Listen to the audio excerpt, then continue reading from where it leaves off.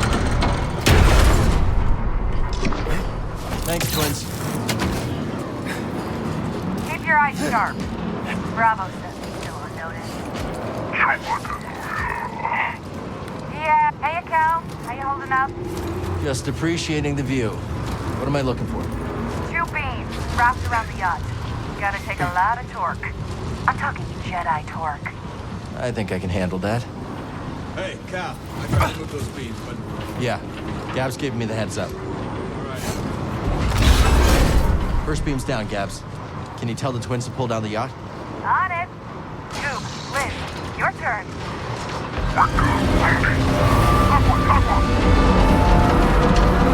Hold on. There's a factory vent that'll cook you medium rare. All clear, Cal. Long way to drop. Be careful. I'm always careful. Karina, saved your ass. You owe me a tip. To the right. So you guys can ignore me jumping down here. I was testing something on another run, and for whatever reason, that just kind of popped in my head. So I jumped down there and was like, that's not what I'm supposed to do. So yeah, you can ignore that. Don't jump down there. And now, time for me and my lovely assistant to show you how it's done.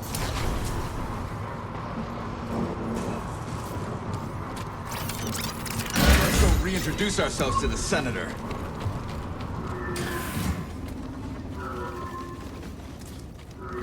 Stay back! I'm warning you! I've got an entire squad!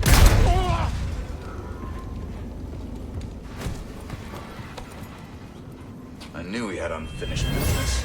Give us your terminal passcode. Impossible! They'll execute me!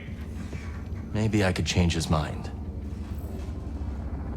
He will give me access to your terminal. I can't. Unlock it and you'll be rewarded. I'll be rewarded. I will unlock the terminal.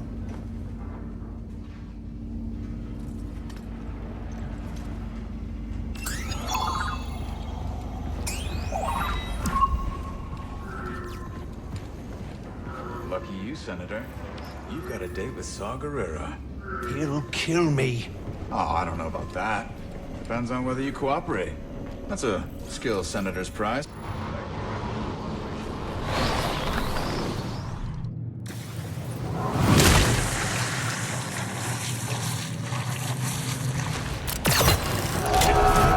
I gotta get to the Mantis.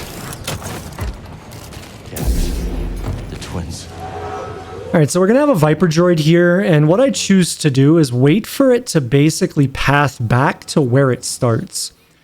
So because of the stealth mechanic, the vast majority of the time I'm able to get up all like at the top of the stairs here and be behind it. So that's what I'm going to do is I'm just going to walk and be basically like in line with it as much as I can, so that as it sees me and it starts to fire, I line them up and it's very direct. There's no he's not going to break line of sight with me. None of them are going to get eaten by a wall or a corner or something like that. So for the 2 Viper droids here, we want to come up here. We want to just do a standard force pull. That'll engage this one. And then we're going to just wait for it to shoot. We'll kill it. And then what I need to do is I need to back up from the area, because if I back up from the area, it actually pulls the next Viper droid forward, as you saw. And then we can just rinse and repeat that same approach.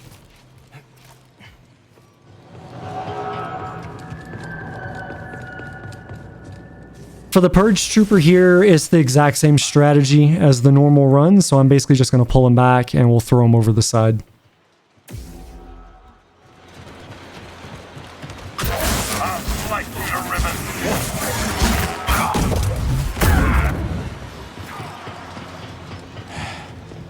Not today.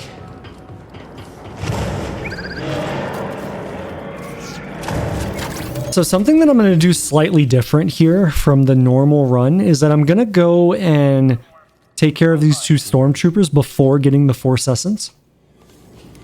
And the reason I decided to make that change for the run, and this is a change I would make for the normal run too, is that it allows me to use all of my Force here. And then I can go back and pick up the Force Essence, and anytime you get an Essence, it will replenish whatever it increases. So if you get a Force Essence, it will give you all your Force back. If you get a Health Essence, it will give you all your health back if you're missing some. So you'll see here at the bottom of the screen, because it's giving me Force, I'll get my entire Force bar back. It's just a way to make the run a little bit safer. So instead of fighting the 2 troopers in here like I did on the normal run when I had gotten that one, now I can walk in and grasping pull, as you saw, get easy kills on those guys, and then move on.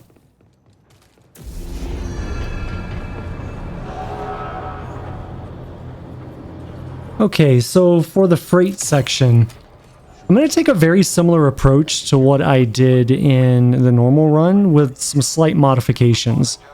And the reason for that is because there is a DT droid in this area that I have no choice but to fight. So we're going to initiate on the rocket trooper. That's normally a heavy assault, so that's the same. We're going to take out the 2 ranged troopers. We're going to move over to this section, and we'll take out the heavy trooper and the last ranged trooper. That's all unchanged from the normal run. I'm then going to reposition over. I need to give my guard some time to regenerate because it was almost broke there.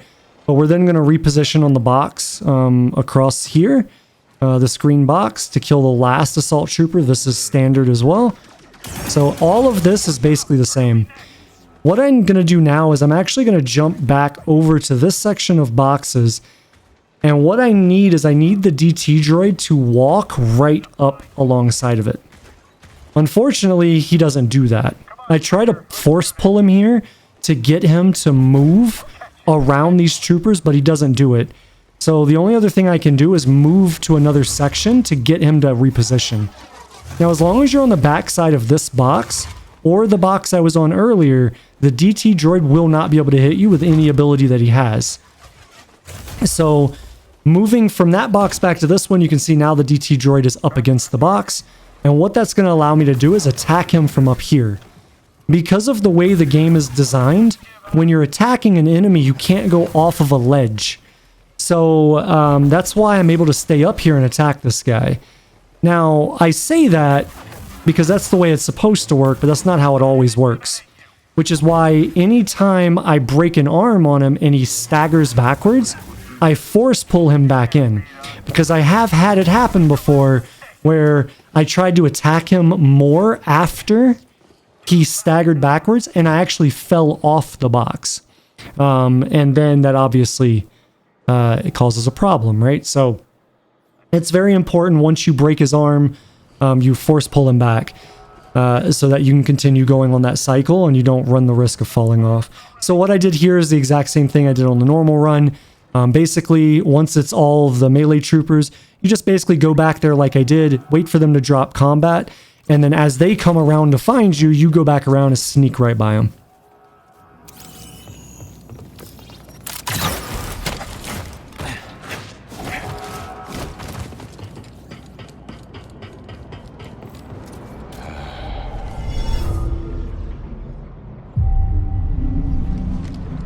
Ready to go?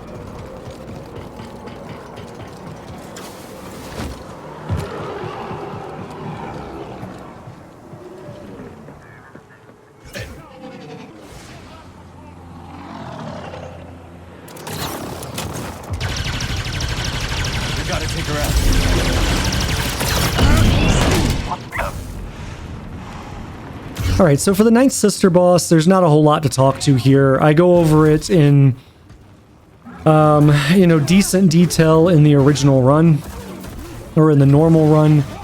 I will be making boss fight guides for all of these bosses, so I will refer you to those once they're released for a very detailed breakdown of how to do these fights and the mechanics therein.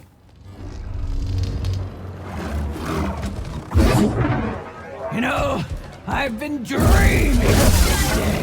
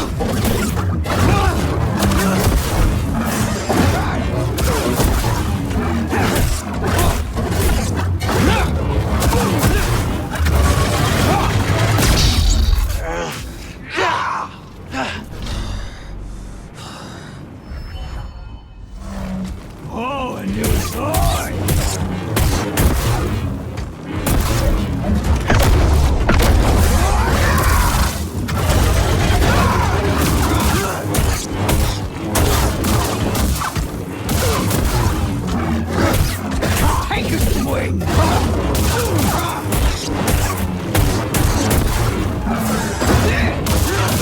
Not quick enough!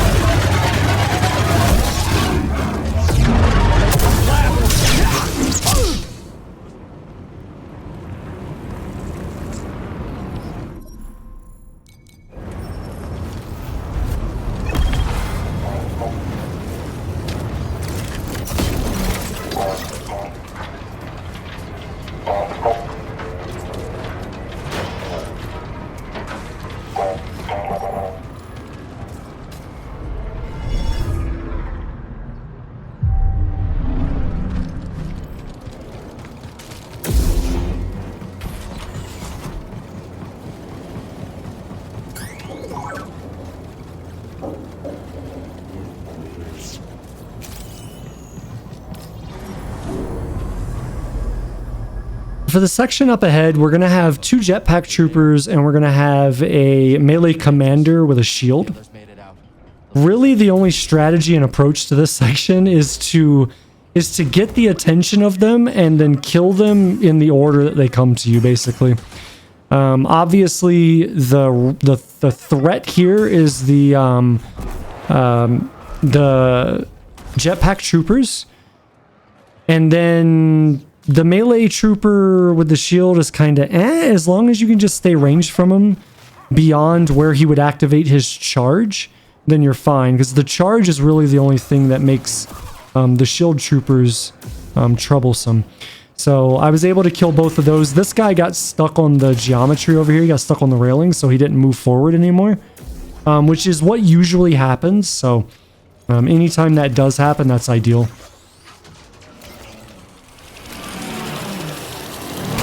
So for this next section, this one is kind of an RNG section, and that's going to be a recurring theme on Warrior, is that there, because of enemy compositions, several sections are going to come down to good RNG. So we're still going to enter into here and pull the first guy. That's like the normal strat.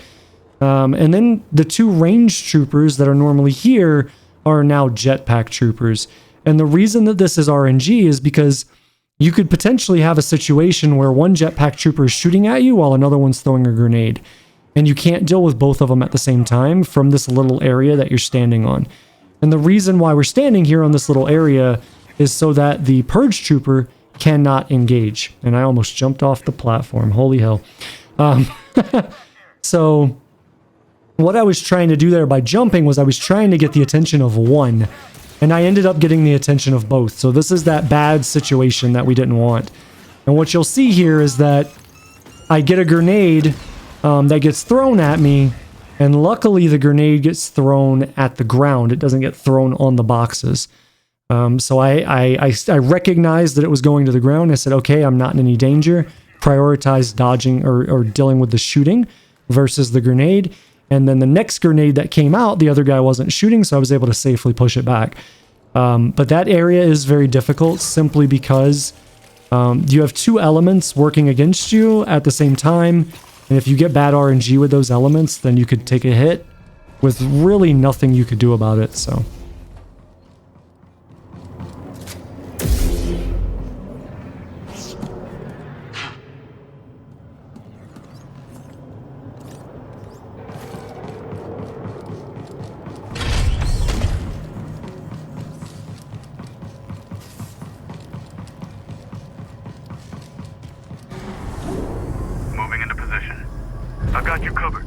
Let's do this.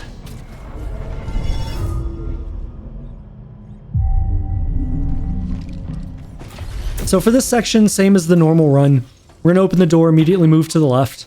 This should keep everything from aggroing to me. The problem is I didn't move far enough to the left. And so I messed up the strat here. So this isn't the game's fault. This is Hayete's fault. What would normally happen here is you would stand there and Bravo would kill everybody but the Purge Trooper. However, that didn't happen, but regardless, we ended into the same state that I would want to be in, which is now we just have to fight the Purge Trooper. The problem is that Bode should be here helping, and he's not because he's behind me. So I had to kind of finagle his AI a little bit to get him to engage. The other thing is I don't want to walk too far forward or get out into the area because then we start the next phase of enemies, which obviously would be bad. We don't want to deal with all that stuff at the same time. So I have to be very, very careful of how I keep this guy engaged to finish him off. But once we get him finished off, it's again just like the normal run. I'm going to sit here and let Bravo pick everything off except for the last guy. We'll try to get Bode to do some stuff. And then I end up pulling all the way back here. Trying to get Bode to kill him so I can reserve some force. I don't want to pull his shield there and dump all of my force into it because I need force for this guy. So this area from the normal run gets completely changed. You get a bunch of rocket troopers and flame troopers. So in the normal run, I can just stand here because melee or range troopers would run up to me. But those range troopers are now flame troopers. And flame troopers, I can't deflect shots and I can't just stand there. So if these guys walk too far forward to attack me, I have no choice but to run away. So I'm keeping an eye on that very, very intently. And I'm trying to get Bode to deal with them. And as soon as I see that guy walking forward, he makes me nervous and I just decide to bail from the position. And to back off and deal with them on the ground. That does bring in the next phase of enemies. So I did get shot at a little bit there, but I saw it, I was ready for it, so it didn't feel too scary. But once everything that could harm me is dead, I can just jump back on the box, and then it's business as normal. I'm basically just standing here. Bravo will take care of every single enemy in every one of these ships. So we're just going to wait until all ships are dealt with, and then we'll move forward. Now, because I had to dump all of my force on the flame troopers, because of how they were aggressing, basically I don't have the force I would want to deal with these guys. So I'm trying to get Bode to deal with this guy. If I remember correctly, he's like his AI is just being a pain in the ass. So I decided to just drop down and deal with him, if I remember correctly.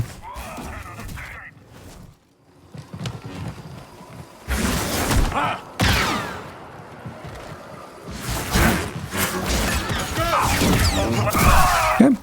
So now that they're dealt with, we're going to go back forward. And we'll have one enemy that'll round out from here. If I remember correctly... 2 enemies. There we go. 3 enemies. Just kidding. So we're going to wait for Bravo to kill this assault trooper. Then we're going to jump up into the high ground. And then from the high ground, I'm going to deal with the jetpack troopers. And then once the jetpack troopers are dealt with, I'm basically just going to wait for Bode to deal with this Electro-Baton Purge Trooper. And then after that, Coruscant is done. We'll go into the dialogue, and then we'll head to Koboh.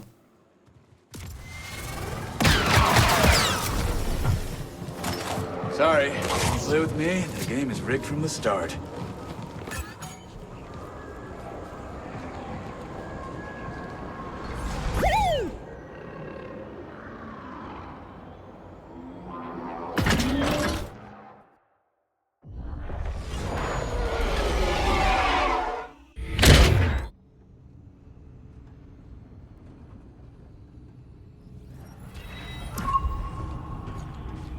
We should tidy up before we visit Grease.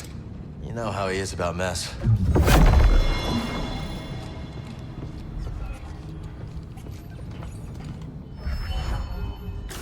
Let's get this back on the workbench.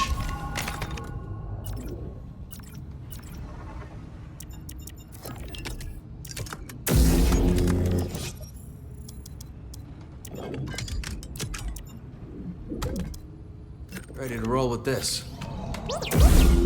We're almost there. Let's head up to the cockpit.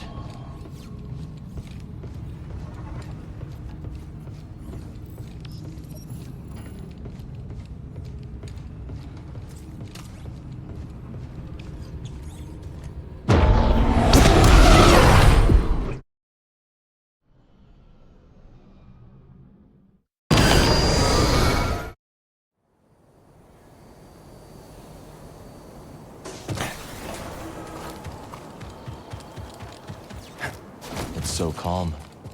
Bravo would have liked this. Come on, buddy. Long way to go.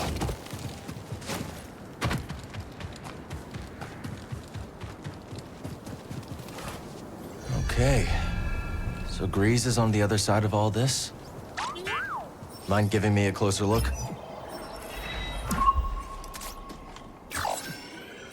That is one big beast. We have our target. Now let's reach it.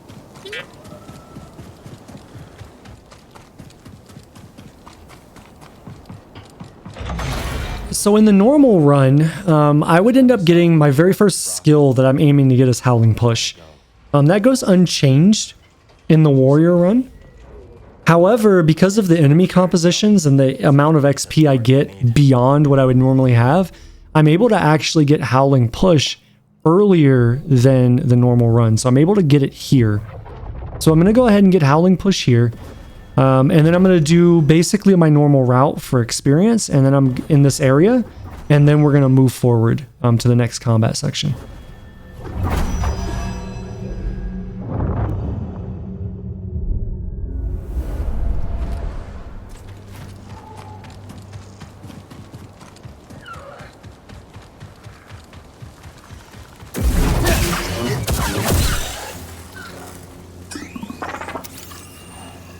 Look at that.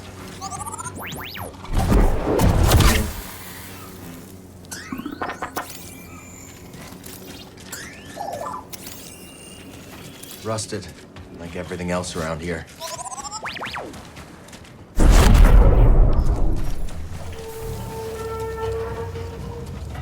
Hold up! Wait, stop!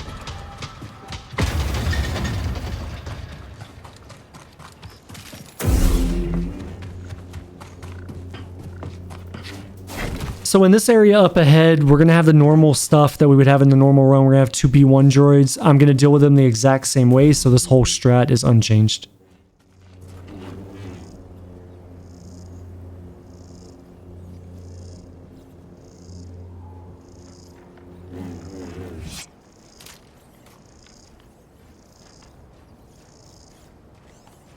Halt, trespasser.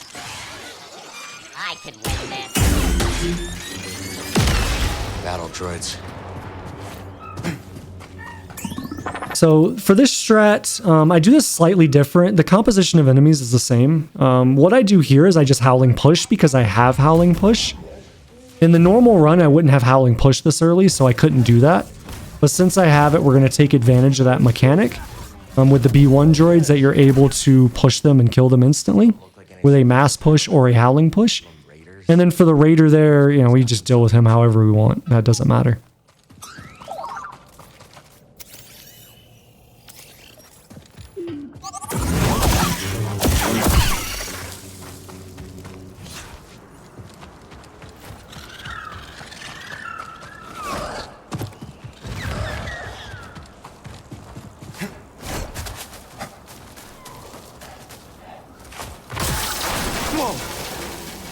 Take a look at that view.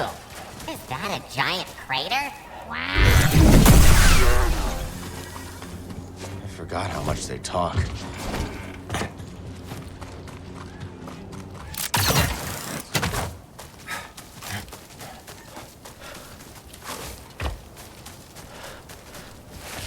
All right, so for the section ahead, we're going to have basically the normal composition. However, the Raider here is now a veteran, and the veteran I can't insta-kill like I can on the normal run. So what I choose to do is basically jump into this position where I land in the area behind this rock using it as cover. And then I'm able to climb on top of that and use that to defeat the B2 droid.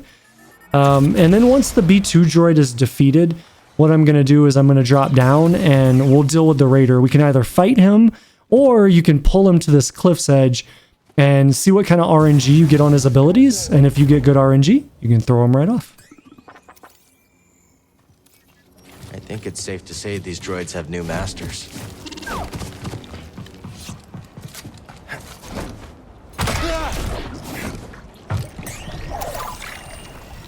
That is a lot of tar. Be careful. Okay, so they explode. Good to know.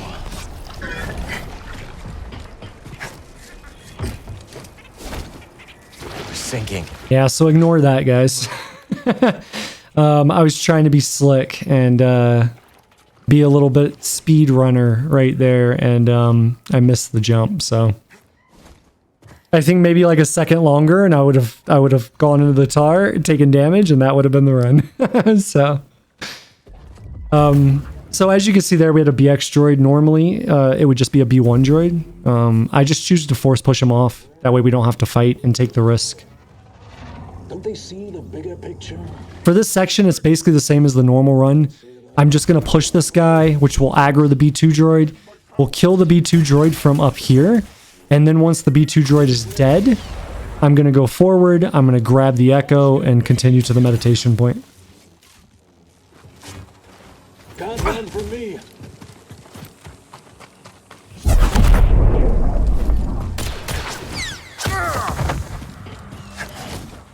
These raiders are nothing but killers.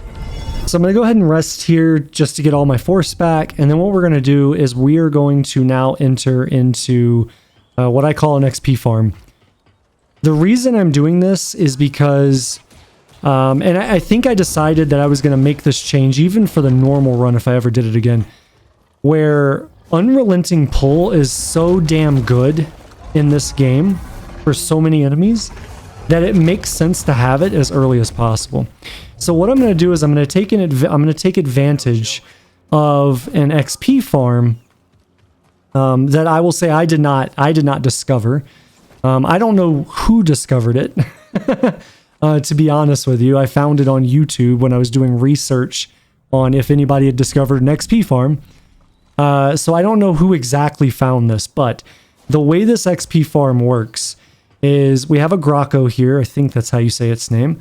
And we're basically going to use and abuse either a mechanic or a bug. And I'm leaning more towards it's probably a bug.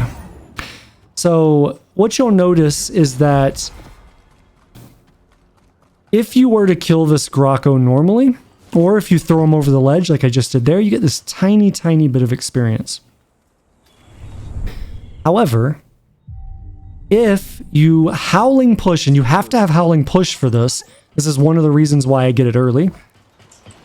If you howling push this Grocco into the wall and then throw him off the ledge, you get a massive amount of experience. It's basically double. So look at the experience bar. That is basically double what you would normally get if you just killed it. And again, I don't know why this works. I don't know if it's for every enemy in the game, or if it's only for Groccos, or if it's only this Grocco. I don't know. But for whatever reason, this works on this enemy. And because it's this early in the run, I'm going to use it. There is obviously inherent risk to this, right? I have to be able to dodge these attacks. I have to be able to execute this perfectly, blah, blah, blah. So you could argue, Hayete, why are you taking all of this risk? Because what I need here is 5 points. I need 5 points before I can move on. I want to basically get 5 points, get Unrelenting pull, and then continue. So Hayete, that's going to take you about 10 minutes. Why would you do that? Why would you take that risk?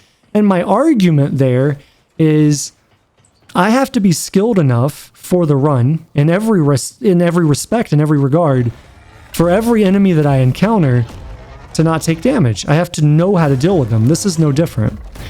However, the risk versus reward here is that the reward part of it is very, very high. I get Unrelenting pull immediately, which in the early game makes massive, massive impact on enemy encounters. It basically makes it where I can take enemies and throw them off cliffs instead of actually fighting them. Which means they can't, there's no risk there. I can pull them, throw them off a cliff versus having to dodge their attacks and do a normal fight. So that's what we're going to be doing here. Basically, I'm going to be doing this, I think I mentioned it a second ago, for about 10 minutes. Usually it's like 8 to 10 minutes, somewhere in there. Depending on RNG, if things happen that kind of spook me, then I won't stay in the area. I'll just leave and reset. at the meditation point and go back and start again. Or sometimes, you know, we don't get the push on the wall. I end up pushing them off the ledge, and we don't get the increased experience, the double experience. So anyways, there's some variables there, but generally, on average, it takes about 10 minutes to get the 5 points. Once I get the 5 points, then I'm going to grab Unrelenting Pull, and then I'm going to move on.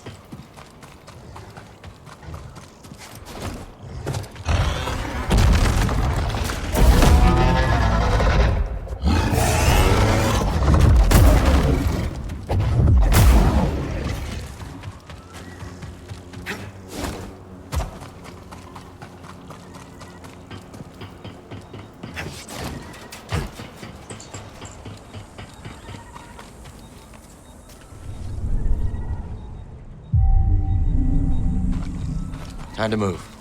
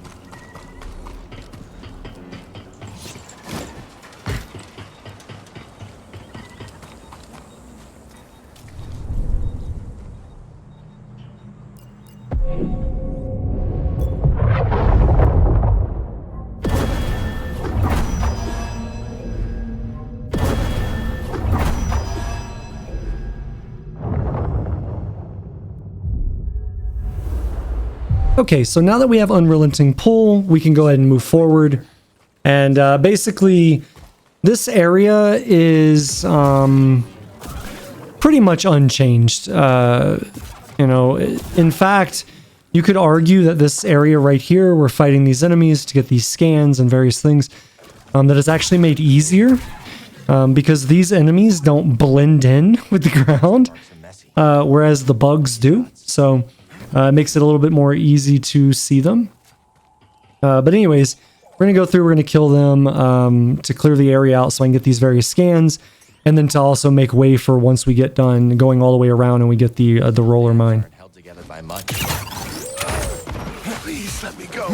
We won't prospect in the gorge again. Now, as we get to the top of here, this is where you're going to see the first return on Unrelenting Pull. So I'm going to do this the same way we normally would. We'll kill this guy, but instead of fighting this raider, now we can just grab him and throw him into the tar. For these enemies here, nothing changes. We're basically going to let the roller mine kill that B1 droid. It'll also kill this raider.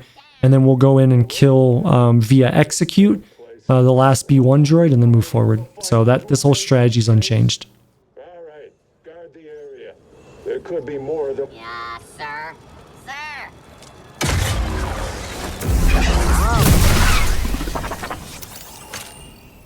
Nice job.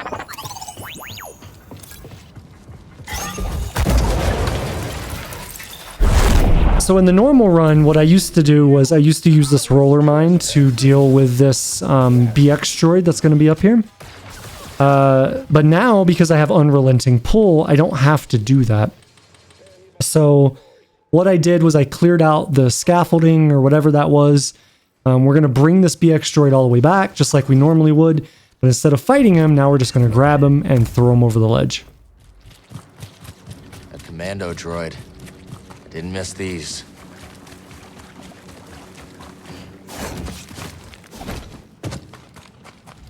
Now again, because I have Unrelenting Pull, I have more options. So something I can do now is I can pull this raider, throw him into the wall, and get some real nice, good damage on him for free. And then we can just go aggressive into him and then finish him off once his guard breaks. Hey, what have you found? You want to press it, right? Those things pack a punch. Okay, now let's find a way out of this tar pit.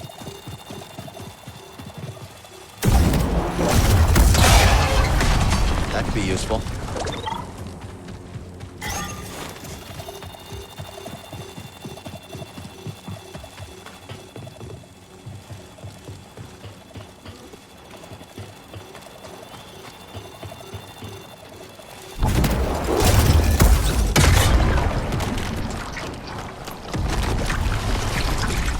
There. That should do it.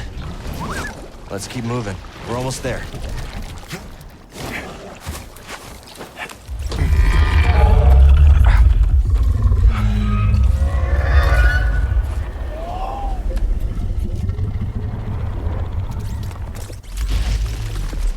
Tar nest.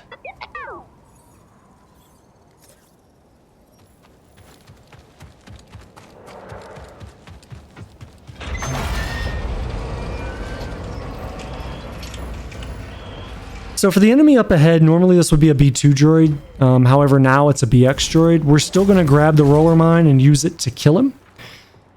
So once he's taken care of, I'm going to move forward. We're going to have a B1 droid come out. We're going to kill that. I'm going to pull the bug off the high ground here. Kill that. And then I'm going to go to the high ground after I throw this roller mine. So I'm going to pick this roller mine up, do some damage. What I'm aiming to do is do damage to the B2 droid. On Warrior, there's only one B2 droid in the area, and there are 2 BX droids that can shoot at you. Generally speaking, the BX droids will only shoot at you if they're super far away from you. So what I need to do is I need to get this B2 droid dead. Once I have the B2 droid dead, a strategy that I stumbled upon pretty early on in routing this run was that I could get these BX droids that could shoot close to this box, and then I could just pull the crate that I need basically into via pulls and pushes into a position to then do the wall run and skip all these enemies, so I don't actually have to fight them. So what I'm doing right now is I'm trying to pull this in such a way that they're not obstructing the movement of it. And then once I get it into position, we're going to jump over via sprint. And then we're going to sprint jump onto the wall, and then we're going to go across. And the reason why I'm emphasizing sprint jump is because whenever you're sprinting, if you jump out of that sprint, you'll still continue to maintain the agile deflection passive, which means that the enemies, like, you'll auto block their shots basically. So as I'm making the jump over to the crate or over to the wall run, you would want that agile deflection to be active in case any of the BX droids decide to shoot at you. I've never had them shoot at me, but you know, safety blanket and all, right? Just in case it happens, you're prepared for it.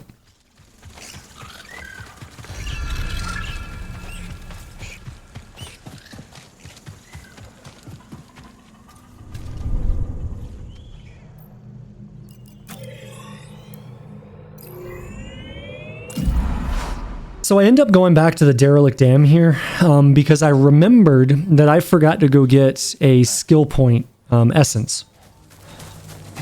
Basically right after we got Unrelenting Pull from the XP grind, I was supposed to come down here and I had forgotten for some reason. So I had to come back and do this. Really only because this is part of the XP routing. So the XP in the early game for this run is very tight. Very, very tight. So I have it routed in such a way that I'll always make those breakpoints, just barely in most cases. So had I not come back and gotten this, this would have kind of thrown off the whole run. At least in the first third of the run for skill point acquisition.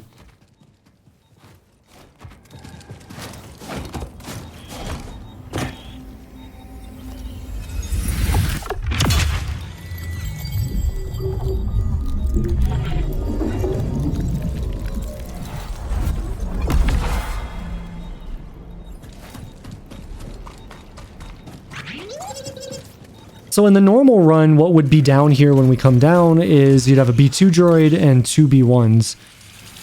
On Warrior, they change it to all Raiders, which is actually easier from a risk standpoint than the normal run. And there are quite a few areas, actually, that, surprisingly so, are easier on Warrior than they are on the standard run. So as you can see there, I basically pull off the weak ones. I can't pull off the Raider veteran. So what I do is I just push him back to stagger him, which displaces his distance from me and buys me time to climb up and then get ahead of him and move back towards the meditation point. So now that I'm back here, I'll just go back to where we fast traveled from before, and then we'll continue on.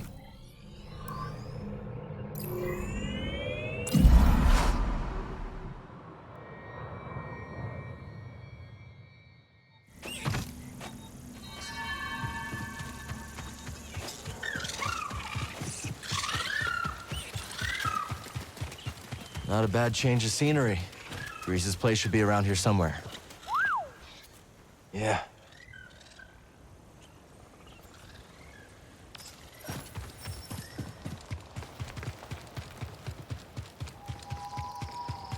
Okay, so as I make the turn here, because I have Unrelenting Pull, I'm able to pull these little lizards. So I'm going to go ahead and kill both of them that are here. That's for safety, that's also for a little bit of experience, that's also for the scan. And then what you're going to see here is pretty much unchanged from the normal run. So I'll go up here and I'll route around. I'm basically moving towards a skill point essence. And then from there, I'll route all the way down to Rambler's Reach. So all of this will occur the exact same as it does in the standard run.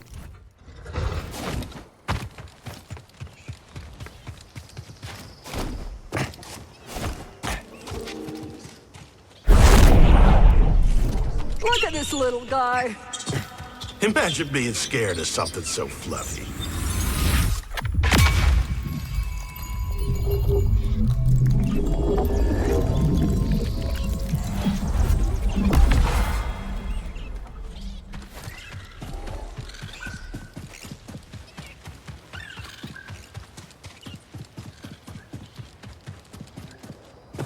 Sometimes I just want to watch it all burn down, you know.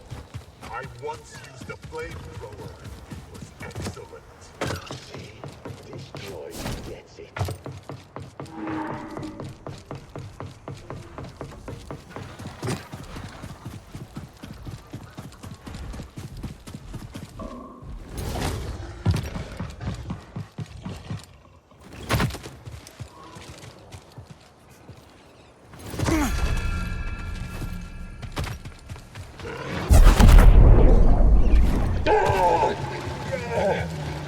Let that be a lesson to y'all. You come into my outpost, I'll hunt you down and kill you myself. Let's stop here.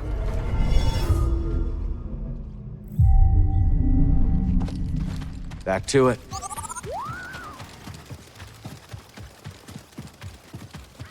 We made it. It'll be good to see Grease again. Been a long time. Maybe he knows where the others ended up. Cere stuck in the past. Marin wandering. Ancient history. All right, so for Zeik, there's really nothing here. This is all normal stuff. Exact same approach as the standard run, so if you want an explanation on that, or the way that I fight it, definitely go check that out. However, I will say that after I got this run, like a day or two after I got this run, one of the other guys in the challenge community found out you can kill this guy for free on top of the roof of the cantina or the saloon. So I haven't tried it myself, but he showed me a clip of it. So in the future, I suspect in future runs, that's how we would kill Zeik. We would never actually fight him and allow him to attack us, basically. So that fight right there would be much, much lower risk. Granted, it's just a normal like Raider veteran attack profile anyways, and we have to fight those anyways. So, you know, you could make the argument, well, you have to fight it. You know, you should be able to fight it. Just fight it. But for a run that's this long, you know, 7 to 8 hours, really anywhere that you can reduce risk, anywhere that you don't have to take the risk of damage, you want to do that. That's kind of the meta strategy. So, in the future, I suspect I'll never fight that guy again. So.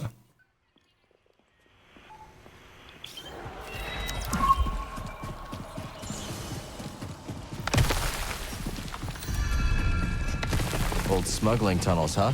Grease always kept a few secrets. So in the normal run, because I didn't have Unrelenting pull this early, I never came down here to get the essence until I came back from Jedah with the blaster. But because I have Unrelenting pull now, I'm able to pull all of these lizards.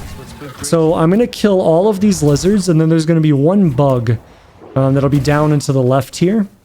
I'm going to kill that, and then we're going to go ahead and get this essence.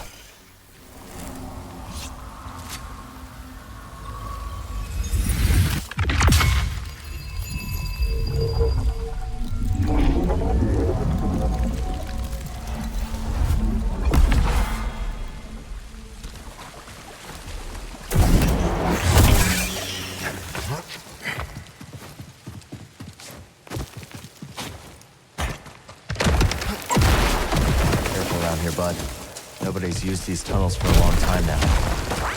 Dusty and abandoned. So I didn't realize I ran out of force here. And I really don't like fighting these chickens straight up. But I didn't have a choice, so. Normally what I would do is instead of pulling that bug, what I should have done was just hit the wall run. And hit it low on the wall and then jump up on the wall run. And that would have gotten me up the ledge. Instead of routing how I did. And then I would have had enough force from attacking the bug to then pull the what we call in the community murder chickens, I would have had enough to pull the chicken and kill it.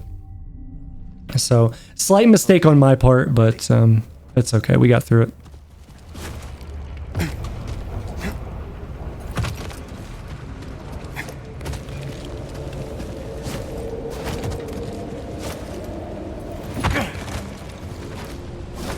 So one thing I'll note on this wall run is as we hit the second wall, you want to keep jumping up and up and up until you basically are at the level to run right into the vines here. And the reason for that is because if you don't run right into the vines, you can, once in a blue moon, you'll enter this state where Cal will kind of hit the wall jump in a weird way. And then right after you do the first jump, you'll be at an angle that will not catch the wall and you'll fall straight down and take like fall damage.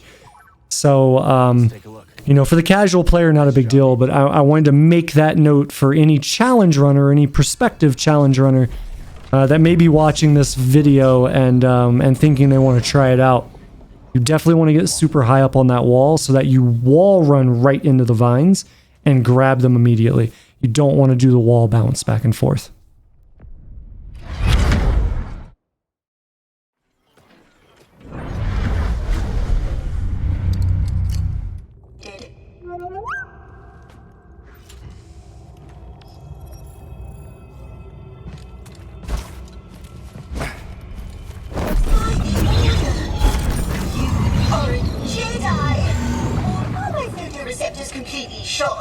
Not completely, Z. I'm a Jedi, all right. But you're not even wearing the proper robes. I'm more of a poncho guy. Use the orbs to activate the bridge. Then you can reach the crane controls. I think. After so many idle years, who really knows? This droid's got more than a screw loose. What was that? I said, hold tight, Z. I'll have you free soon, Z. Take your time. I've only been pinned here for a while. I don't have your name in my databanks. When did you pass the trials? Never took them. I was knighted in the field. And what was the reason for this flagrant breach of protocol? It's a long story.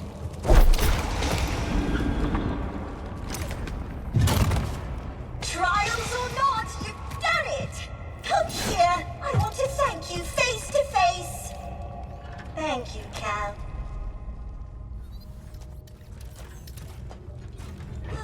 Now I see where we are. A meditation chamber. Master Kree designed these to train Jedi. I remember this. Don't recall what it does, however. Master Kree had a brilliant mind. Do you know her, Cal? Can't say I do. No matter, but I think she would have liked you. The exit is this way. I am very fortunate you came along. Did. Yeah, we could have been down here forever.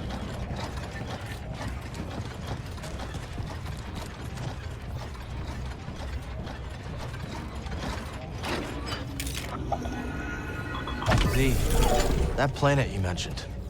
What's it like? Panel? Oh, what a wondrous place. How do I get there?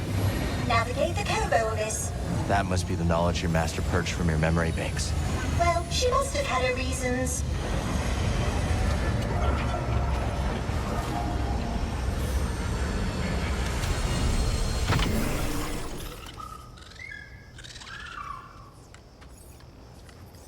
I'll be there in a moment, Cal. Don't wait on my behalf. Oh, such strange buildings. Max!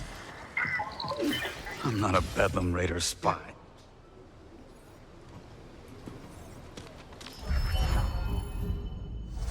Tell me more about this. So, bartender, where's this oil bar you mentioned? Coming right up.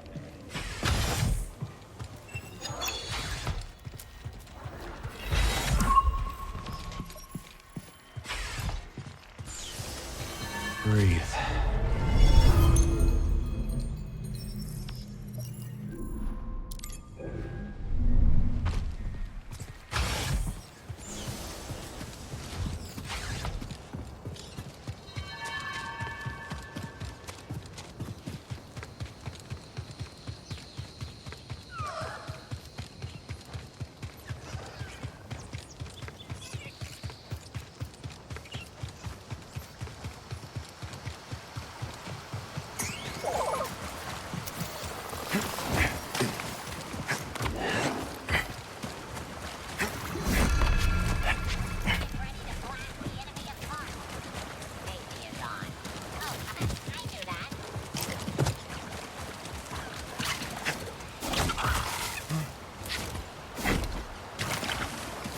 so I'm going to go ahead and head over to something I did not get.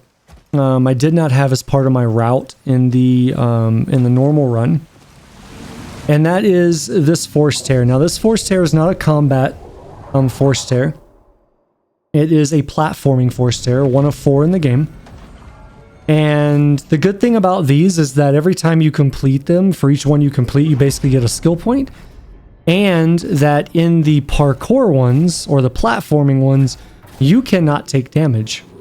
So even if you fail it and you fall off the map, or you get hit by, say, this red laser gate, you do not take damage. So right there, I messed up, right?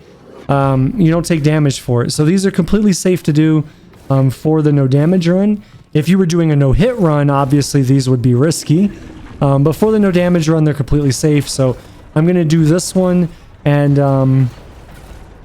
just for early skill point acquisition purposes. And hey, I did it the right way that time. So this will just further boost the ability for us to get the skills that I need later on in the run. And yeah, so once this is done, I'm gonna move back and we'll keep going. I don't know, BD. It was an echo in the Force, but wounded, fragmented, like it was missing something. Whatever I did, it seems to have helped.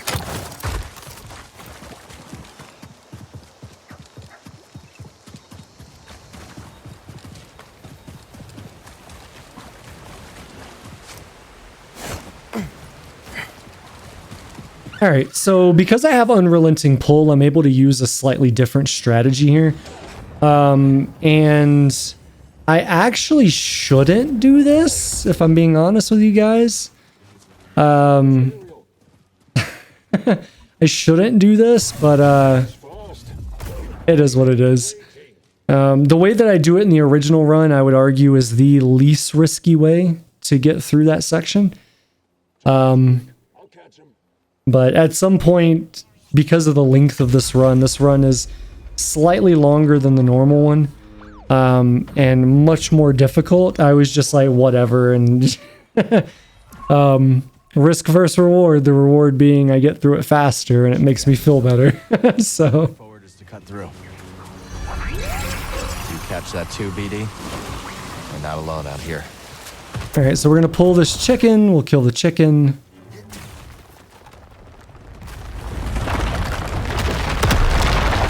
And so up ahead on the normal run, you would have a chicken in this next area. However, on Warrior, you have a Viper droid, and this Viper droid shoots at you and engages basically while you're still on the zip line. So it's very important that you get off the zip line before you go all the way to the end of it. And then basically it's just kind of like a butt clincher. You're trying to stay ranged so that it shoots at you and it doesn't get too close to drop a mine on you. And because of the area and just the way the AI operates in this area, it makes it feel so risky and scary. So that Viper droid is always like hold your breath type of encounter. At least for me it was. What do you think this array is, buddy? Centauri Kree said it held the key to Tanalorr. Z seems to think so too. Only one way to find out.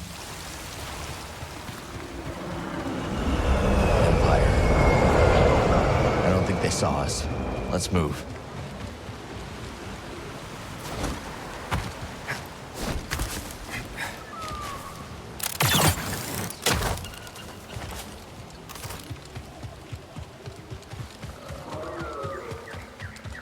Need to center myself. Alright, so for the enemies up ahead, nothing really changes here. This is the same enemy composition as the normal run, so I'm going to approach it the same way. Ideally, what I would want to happen here is I would want them to kill the B1 droids.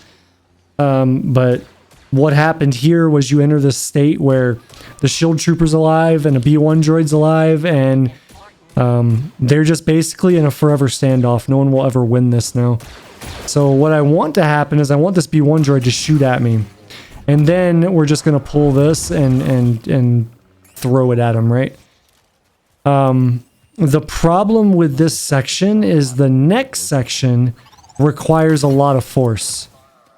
And I think something I would change in the future is that I would just skip the shield trooper and just like run past him and jump on the wall. Because what's going to happen here is you can see all the way in the back to the left of Cal's hip, there is a purge trooper that is walking away. He's walking into that cave area. So when he walks away, that's when I execute and enter the area. And then what I want to do is I want to pull these guys and kill them. And I didn't need to push him there. I didn't need to force push him there, but it's okay. But anyways, you want to kill these enemies before this guy gets back. And then if you're lucky, what you can do is as he turns around, you can kind of like dodge, like do dodges going in to basically stab him in the back. For whatever reason, I decided not to do that here because I didn't have force.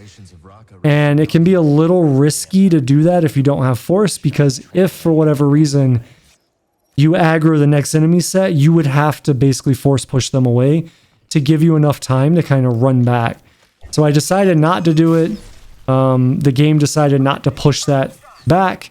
But this is generally how I would fight him as long as we don't aggro the enemies beyond this area. Is that you basically get him to stay in this little like narrow path. And so every time he tries to do a charge shot, you just kind of walk to the left and line of sight it with the geography. So just like that. Otherwise, we're just looking to deflect shots back at him until he's dead, so...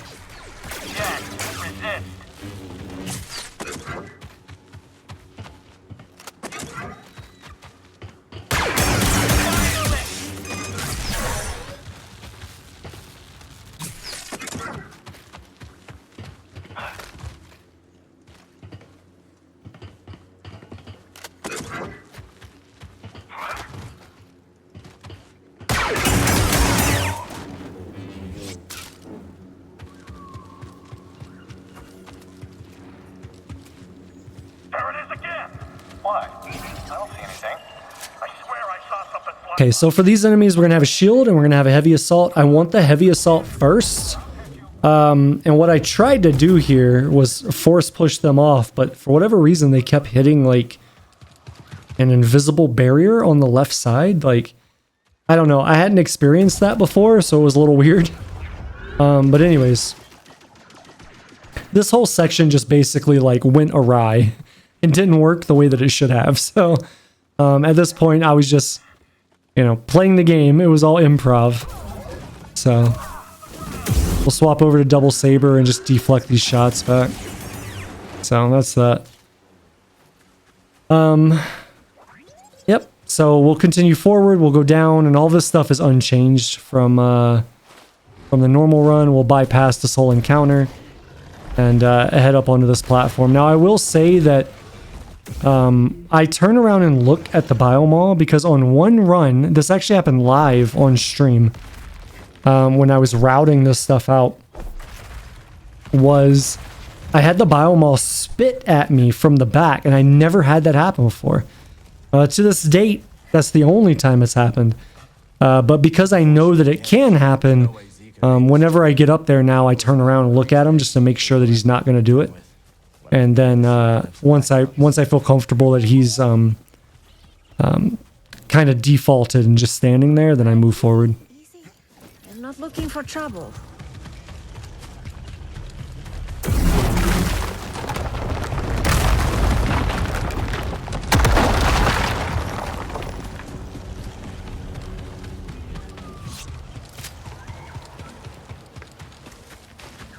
I need to clear my mind.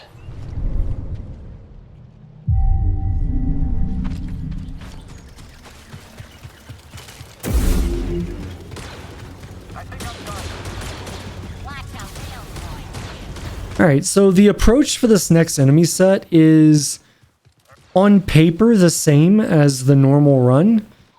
However, because of the enemy composition, it gets much more technical.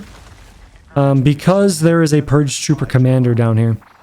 So what I need to do for the Purge Trooper Commander is I need to basically prioritize deflecting shots on him. The problem is that he can enter a state where he'll drop combat. And he'll drop combat in such a way that he'll never see you again. So if that happens, then what I normally will do is go and reset.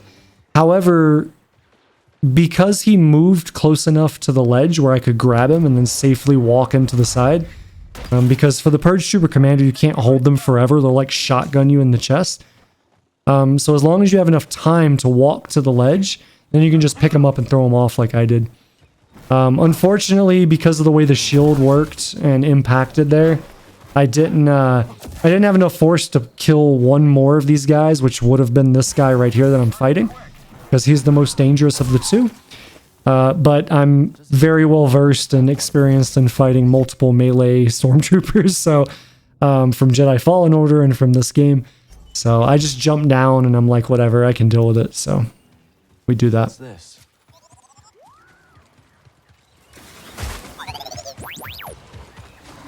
For this section, nothing changes. Really, the only thing that I changed from the normal run is I use the stealth mechanic to walk up here now instead of sprinting. So if you sprint from that high ground and drop into this area, the Biomall will actually activate and aggro onto you way faster than he did there. However, if you just walk into the area, you get the stealth mechanic, so he doesn't know you're there until you initiate the pull on the rock or that's whatever that is that comes out. But once you pull that, that's when he's gonna then activate. So Another data disk.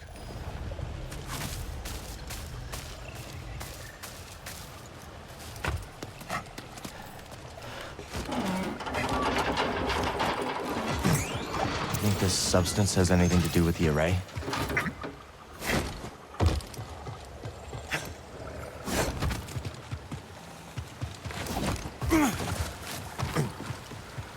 So this is the work of Santari Khri. If the rest of Z's story is true, the key to Tanalorr should be around here somewhere.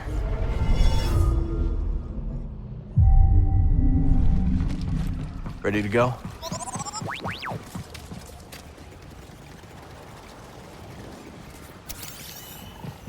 No cutting through this stuff. Power's out. This place must have been abandoned and forgotten. I guess C didn't forget.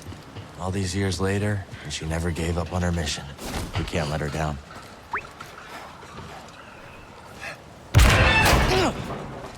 Whoa.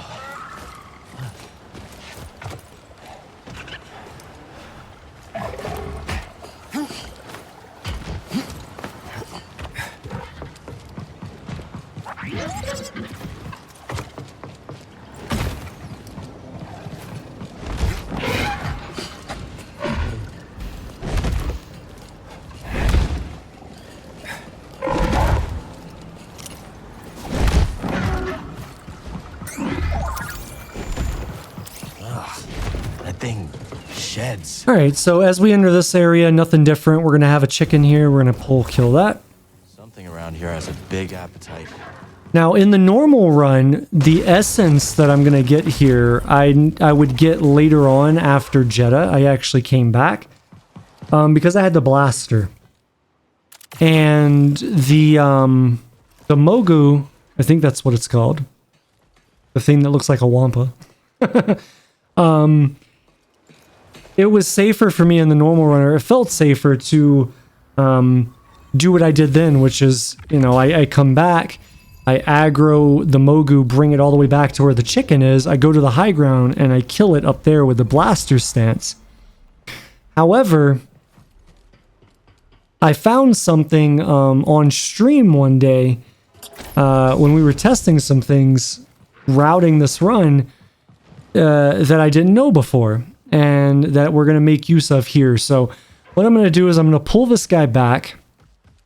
And we have to be very, very fast because these things go really, really quick and they can actually catch up to you very easily. So I'm still going to go to the high ground, same as I did in the normal run. But what I'm going to do now is I'm going to push it to basically stun it for a second so that I can jump over and get to here. And what you're going to see is I'm going to turn the camera around in a second, and it's going to be in combat with me, but it's not going to be attacking me. So for whatever reason, if you jump onto either ledge or raised surface on either side of this bridge, the Mogu will not be able to attack you. It will see you, but it won't come after you. So what I do is I take advantage of that by keeping it all the way back there and basically outranging it. I enter it into a state where the AI drops combat, and then I can get my scan, I can climb up, and it's completely safe. So that was a really, really good find during routing, and something that I would definitely apply to the normal run if I ever did that run again. Let's stop.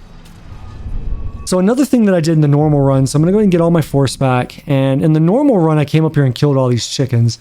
What I do now is I basically just run by these guys.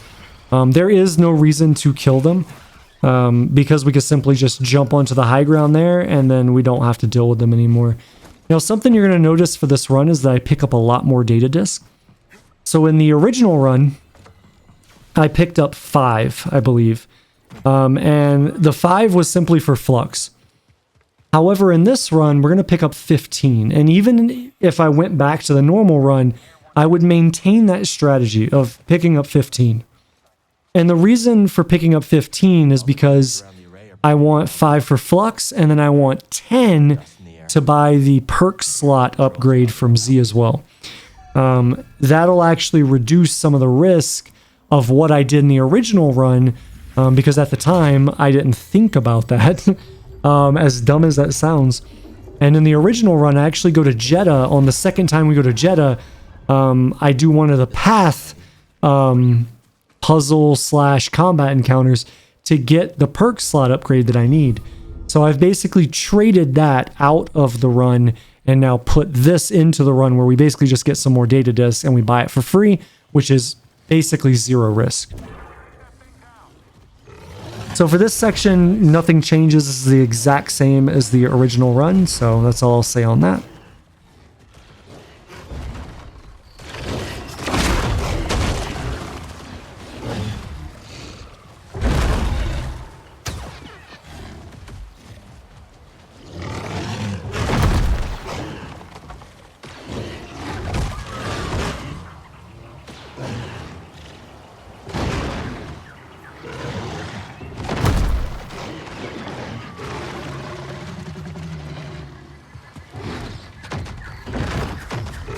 Trouble.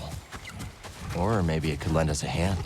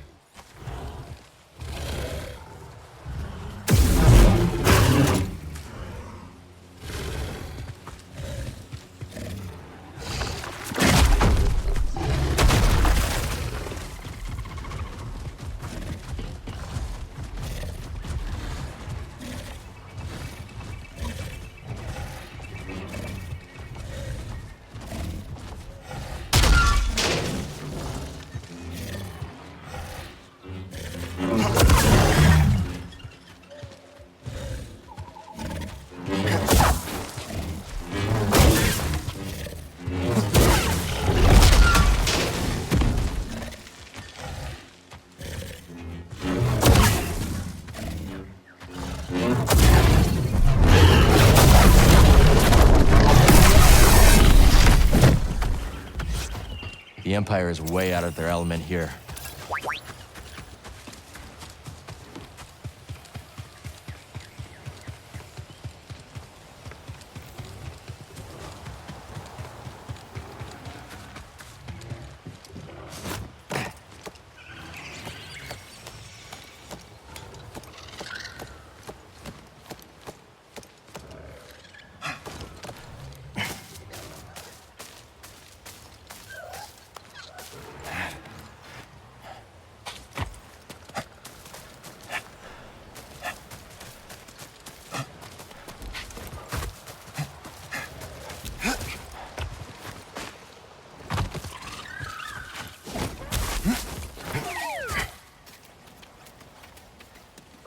Careful, BD.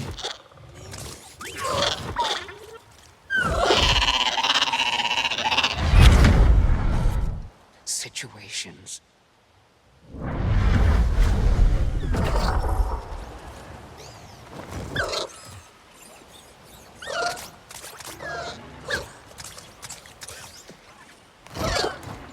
This isn't the time to fight.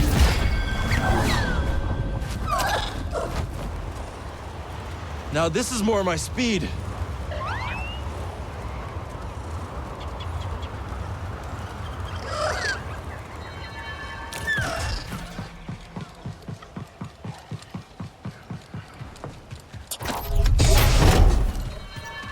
I need to focus.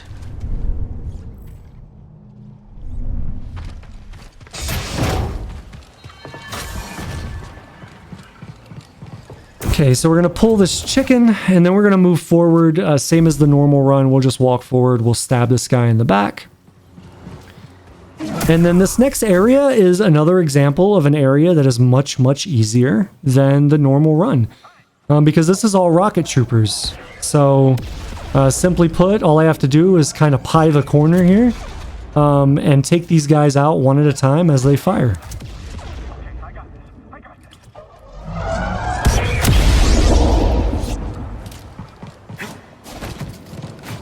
So everything else that follows here is going to be fairly standard until we get to the biomall, so that's all I'll say about that stuff. Why did they post me here? Don't even know what this thing. Where did you come from? Only one way to find out.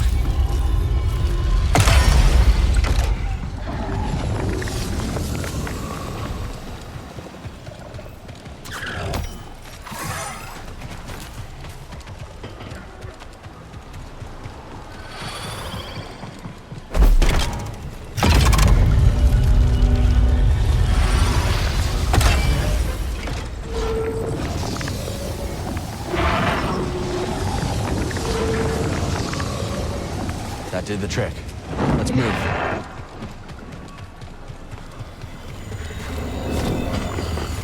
Wonder how long they were stuck in this stuff. Looks like that weird matter around here can take on various forms. Let's hope that tower at the top of the array has some answers.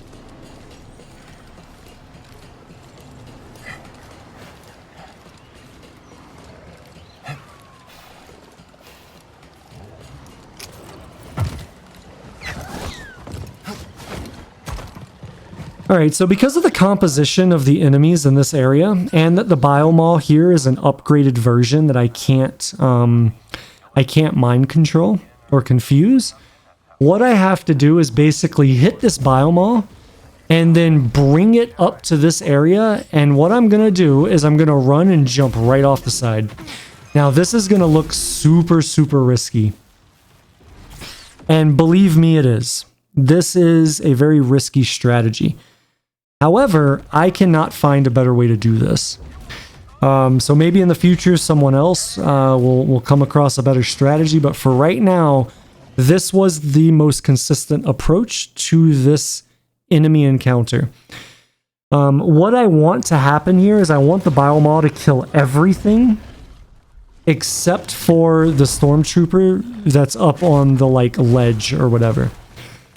What happens 9 times out of 10 here is that the biomall will kill everything except the purge trooper commander and the stormtrooper that's up on the ledge. If I remember correctly, what happens here is the biomall kills everything except for the stormtrooper on the ledge, and then stays alive. And actually, it might kill everything and stay alive. I can't remember. I know this was... I remember this being a unique situation. But what I'm looking for here is I'm staying close enough for the biomall to kill everything.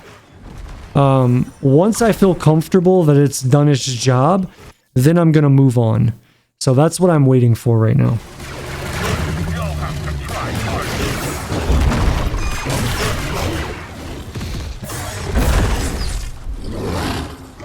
And I think one of the reasons why the biomall works better here than it does in the normal run is because this is the upgraded one, so it has like more health and stuff. All right, so I'm just looking to see, okay, it's not moving, it's done, it's not attacking, no, there's no shooting. Okay, so now what I have to do is I have to make a very, very, very precise jump into the nanites here, like into the Koboh matter. And if I do that and I make the jump properly, I will always have enough time to jump up onto the sledge. And then once we jump up on the sledge, we basically just route back the same way we came into the area the first time.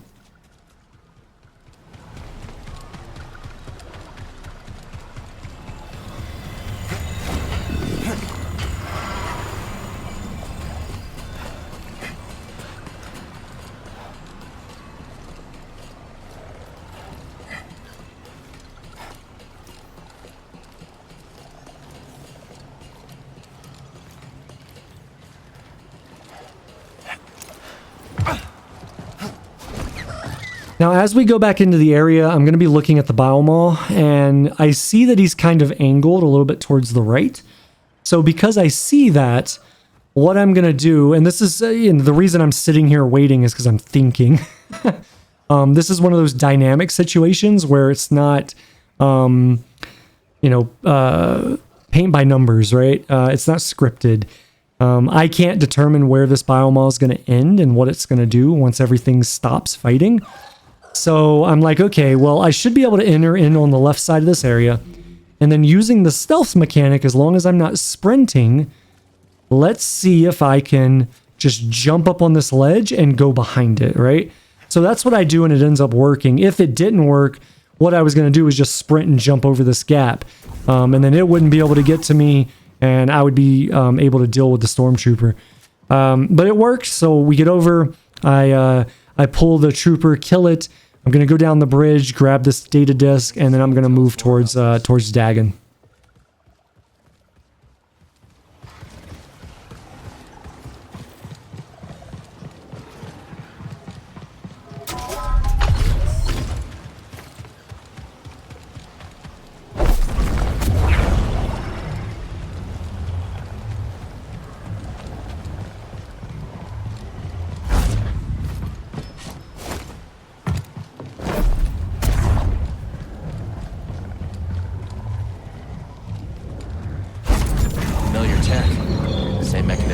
Zeik's chamber. We're getting close. There's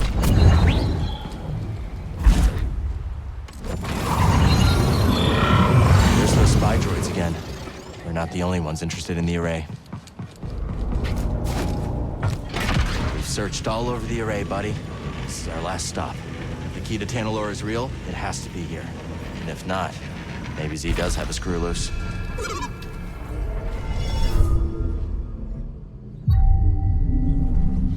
That seal looks familiar. This must be where Centauri Kree intended to send Z. The key to Tanalorr was sealed away. For centuries now. That did it. Sounds like the array is powering up. Time for some answers.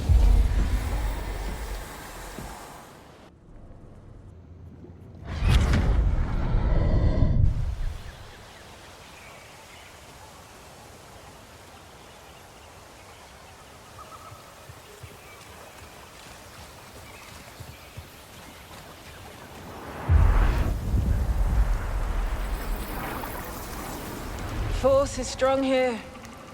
It's just as I told you. We'll build the temple here. Yes. My thoughts exactly.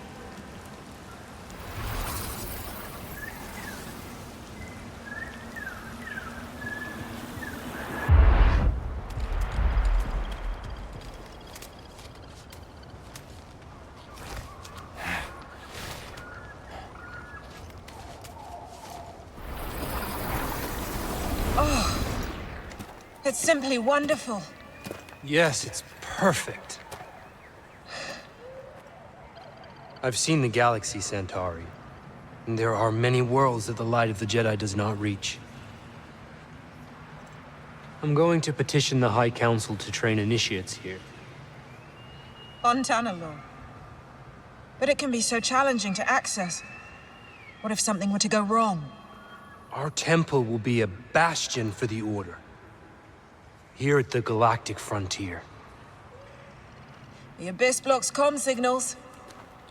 We'll have to invite a member of the Jedi Council to visit in person.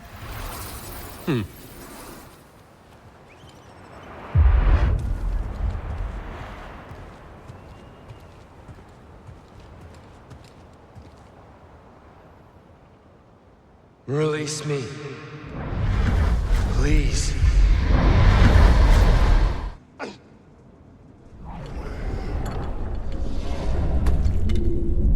So for the Dagan fight, or the first Dagan fight, this happens exactly the same way as I did it in the normal run. Definitely check out that video if you want a pseudo explanation on how to deal with it. But again, I'm going to be creating the boss fight guides following the release of this video. So when those come out, it'll have much more detail and explanation in those. So I'll leave you guys to look to those to fully understand the strategy, the approach, and just the fight in general.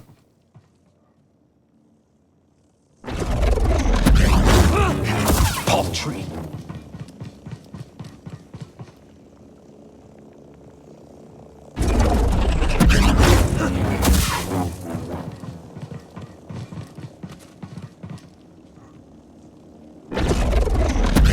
You're scared.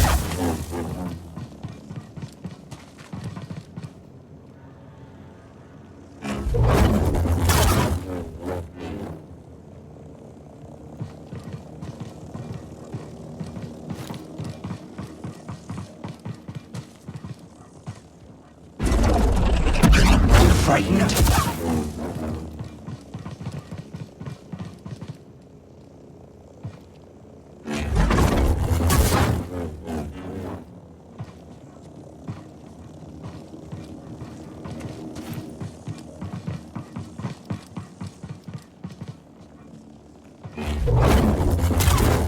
Meager.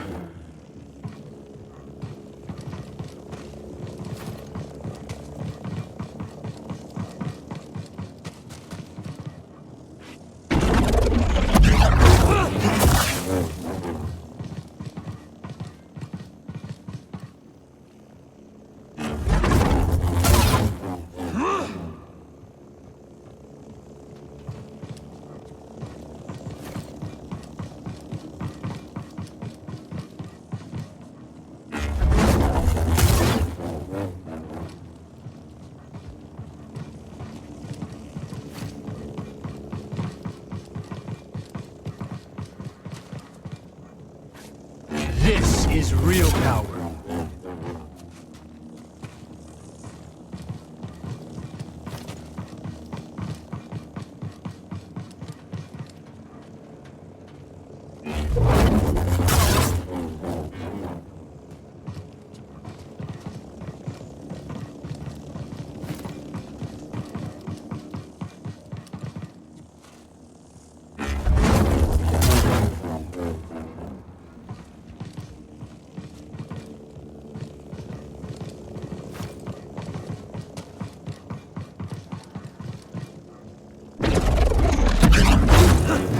Trivial.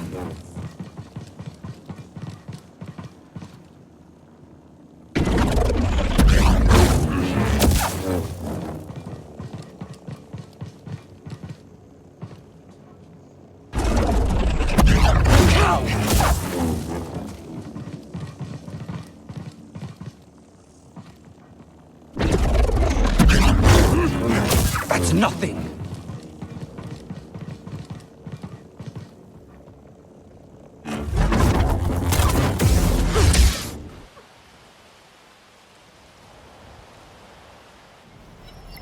To Tanalor. Could Kriya have meant Dagan? How could she entrust Tanalor to someone like him?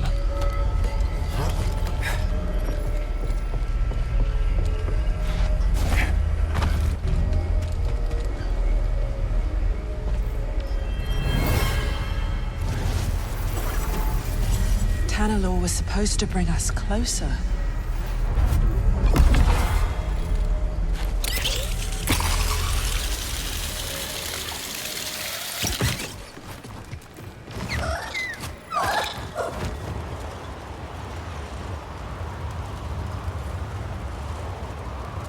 Not a bad view, huh, buddy? Wonder if Grease and Bode fixed the Mantis by now.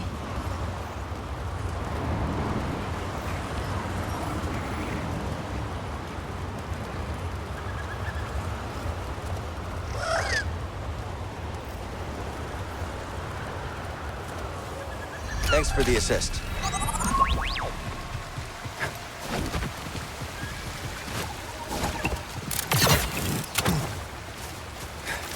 Tanalorr is real. And it may be the last corner of this galaxy that's safe from the Empire. I wish you could have seen it too, BD.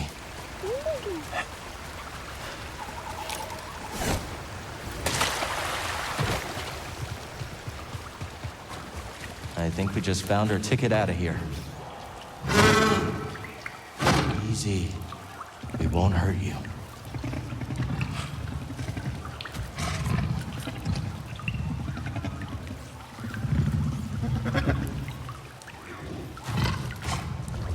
Mount up.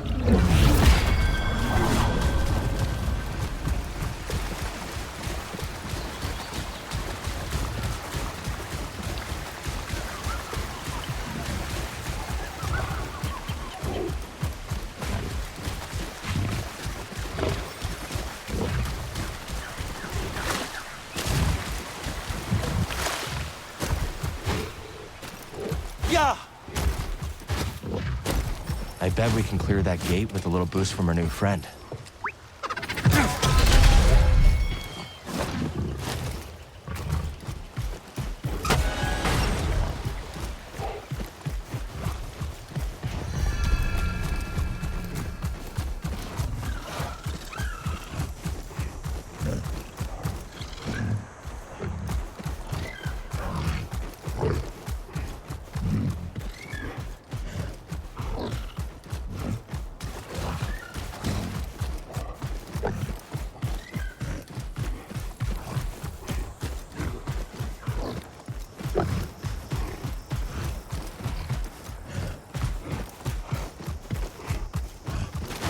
Come on!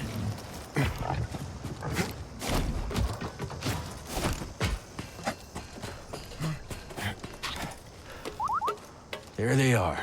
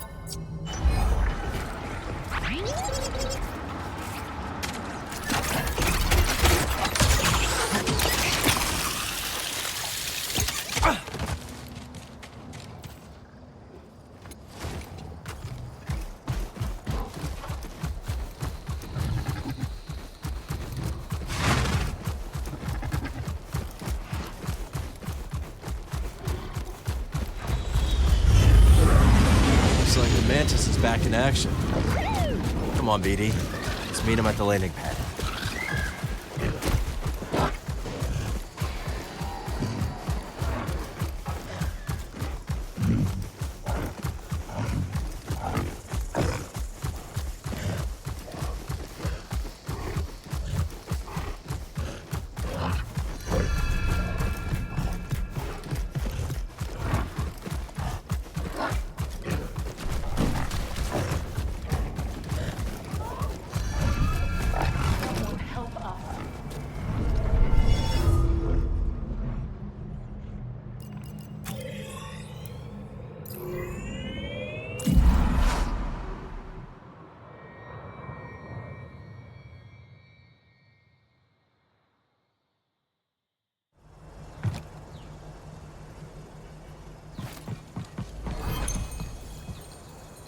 Z, you're looking good as new.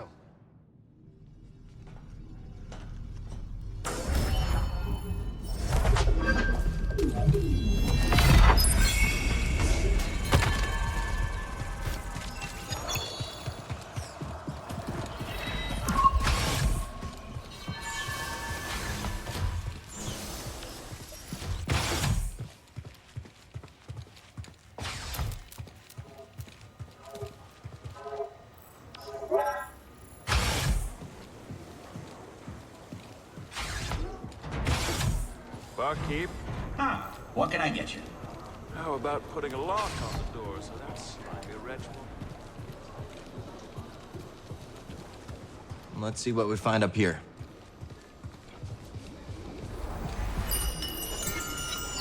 Not a bad selection. That could be a favorite.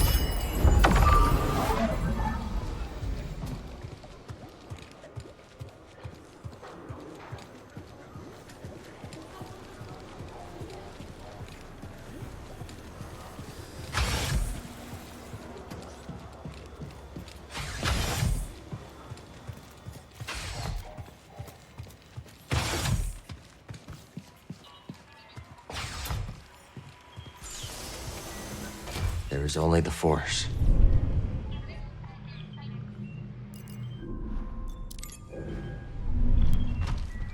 Ready to go.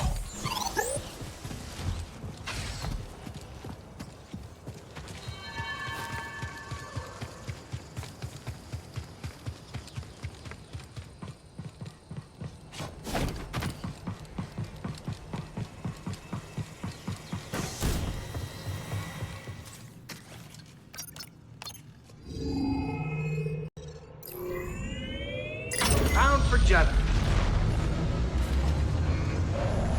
Must feel good to get back in the cockpit after so long. Fine. Just getting used to things. Never been to Jedah. We headed to the city? Nah, last I heard, Cere was holed up in the desert with some weird hermits called anchorites. I just wish he'd pick a more lively cult. We're getting a signal from Jedah. That's Cere. I sent word ahead that we'd be visiting. Let me put it up on the holo projector. Hey, Gal, check the holo projector. We got a call from Jedah.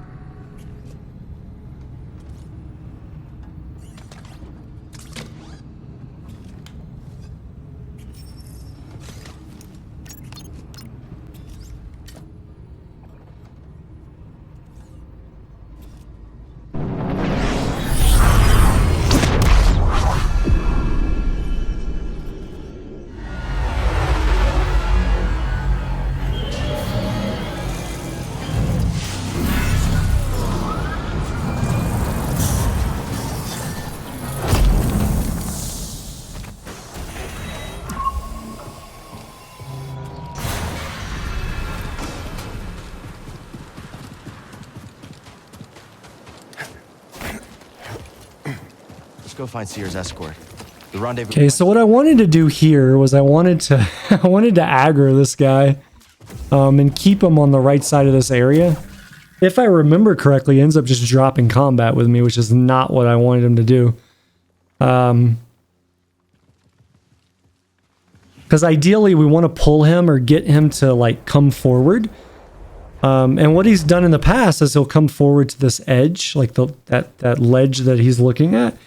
And he'll stand there, and what that does is it creates an opening for me to do this wall run, and then I kind of slide into the area and then move to the left and go up and do the wall bounce. However, that's not what happened here. He started pathing back, and then burrowed, and it was kind of nonsense. But if for whatever reason that happens, my backup strategy is to run over there, howling push. Usually I'll connect with both of them. He won't burrow. But that displaces their movement, staggers them for a bit, pushes them away from me, and then I can go and safely do the wall bounce.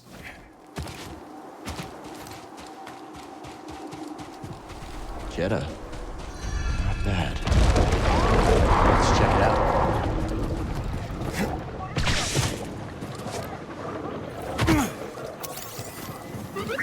Let's stay off the sand, buddy.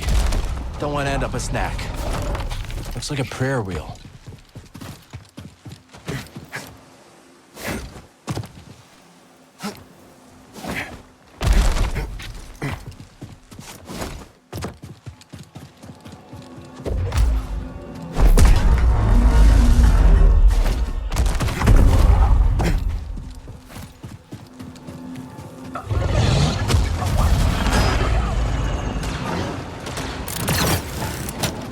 Gunship's heading towards the rendezvous. They're gonna beat us to Cere's escort. I see him.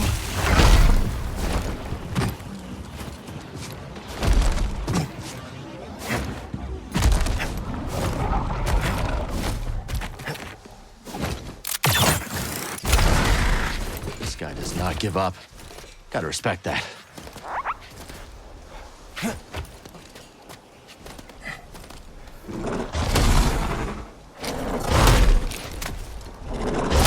So for this area ahead, it's basically the same enemies. There is a Pseudobon, I think is what they're called. It's basically a Nidak from the first game that's in the back there. But the enemies that I'm actually going to have to deal with are right in front of me.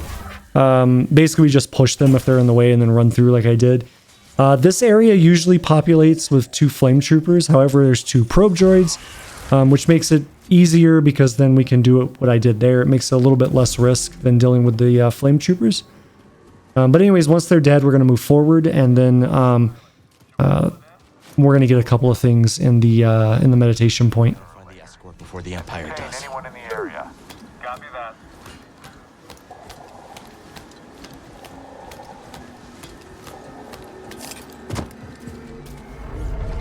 Okay, so for the next section, we're going to do the strategy very different than what I did in the original run. So we're going to go into the Force and the Confusion skill tree, and we're going to go all the way up to get Superior Confusion. Now, what Superior Confusion is going to allow me to do is it's going to allow me to confuse jetpack troopers, which is going to be very, very important for this next area. And so one of the things that we found out is that when you confuse, for whatever reason, when you confuse a jetpack trooper, as it's spawning into this little arena or this area down here, it basically bugs their AI out. So as they hit the ground, they will attack enemies for you. But then once they're done attacking enemies and the confusion wears off, their AI breaks and they'll never attack you again. So it's a way to minimize risk by a lot. So it's basically a must now for the run. So even in the standard run, we would do this. So you'll see that I'm going to confuse, and I'm going to round over to the left side here. And I'm going to be looking at now 2. So instead of fighting 4, I'm only fighting 2. And you can see the guy in the back is doing nothing. He's not mind confused anymore, but he's just standing there doing nothing. And then we can walk up to him and we can kill him for free. Now, right after this, we'll get pulled in the cutscene coming out of this. My priority is to grasping pull kill both of the assaults. So we're going to do that. And now I'm just waiting for Merrin to kill the Purge Trooper. If I can get a hit on the Purge Trooper, sure, I'll get a hit on it. But for the most part, I'm just going to stand back here and let Merrin do the work.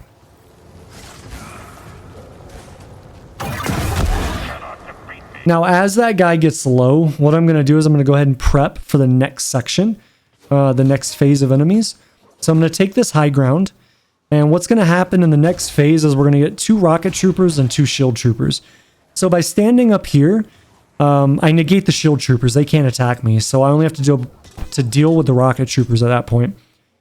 And rocket trooper AI behaves in such a way that only 1 rocket trooper can ever fire at a time. You can never have 2 rocket troopers firing at one time. So luckily here, Merrin kills one of them, so that reduces risk. I force push the rockets. If both of them were alive, I would just force push 1 rocket, kill.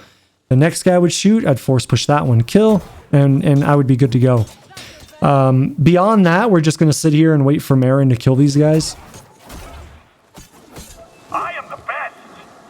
Get back here, coward. You don't get all the rewards. And what's going to happen next is we're going to get 2 DT droids that are going to come out. There is quite a lot of risk with the DT droids because one of them has a gun, and that associated DT droid with the gun can do a charge shot at you, and there's not a lot of room to maneuver up on this ledge that I'm at. So what I found through testing and trial and error and all that is that the best way to handle these enemies is to never touch them.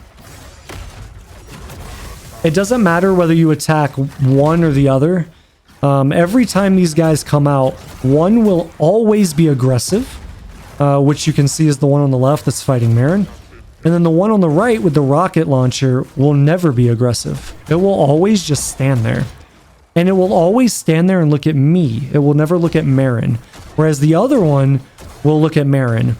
Now, alongside this video, I'm going to be releasing the very first fail compilation. So like every time I lost a run.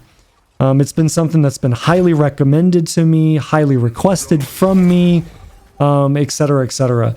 And one of the runs that I lost was right here due to that droid that's attacking Merrin. I'll leave you guys to reference that, but what I'm trying to do right now is I was trying to get Merrin's AI to come back into combat with me, to get back over here and do stuff, because she got outside of that circle, so she kind of like her AI just kind of dropped. But yeah, basically this whole strategy is just stand here and do nothing. Let Merrin do all the work. And again, that's not only from a safety standpoint, it's also to keep the AI from engaging me.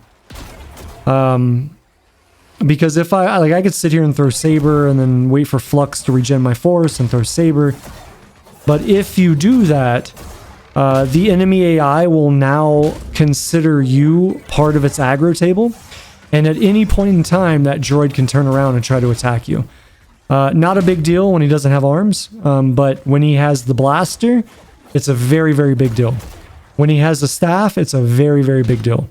Because there are associated attacks that can hit you with each of those arms. So I'm going to reiterate it again. I know I'm foot stomping it here, but the best approach here is to literally not do anything and let Merrin do all of it.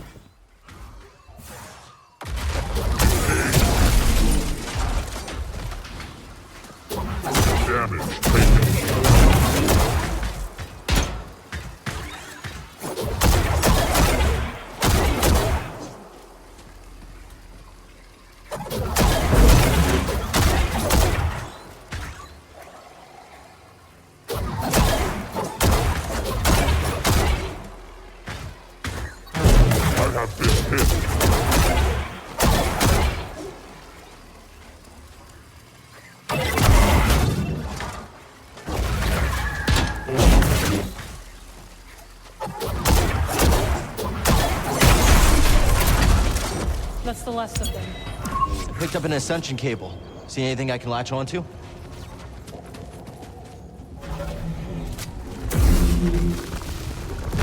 How's this? I thought you were off traveling the galaxy. What are you doing on Jedah? Jedah is part of the galaxy. Good to know. I visit Cere from time to time. When I heard the Mantis was arriving, I offered to guide you. We must get to the other side.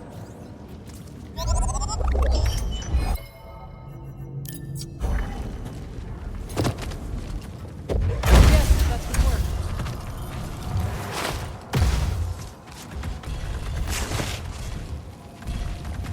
Good. We should hurry, Cal. The storm is coming.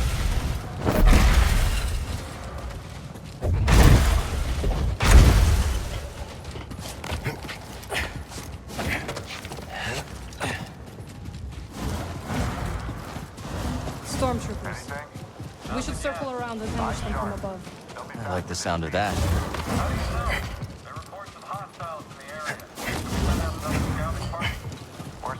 Alright, so for this enemy set, first thing I want to do is I want to throw the rocket trooper to my right off the ledge.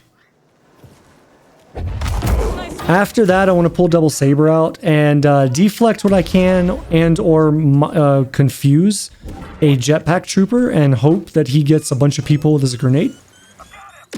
Just like that. And then, because I don't have force, I'm just going to go ahead and poke out and see if I can get one of these guys confused and working for me again. Okay, so we got one. And you can basically rinse and repeat this strat, or you can just try to, you know, peek the corner and take these guys one at a time using deflex. So that takes care of that guy. I'll be looking for the second one. Well, the last one, I guess I should say. So now I'm just going to go ahead and use the camera mode to confirm that the Purge Trooper is the last one. Once I see this, I'm just going to jump down, move towards this edge here, grab him, and throw him over the side.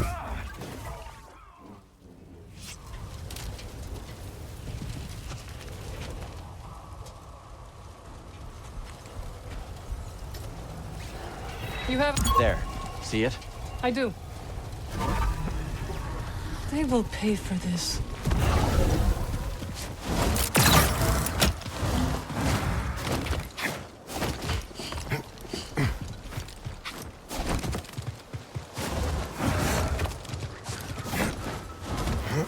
You haven't lost your edge. BD seems a step slow. Learn to take a joke, droid.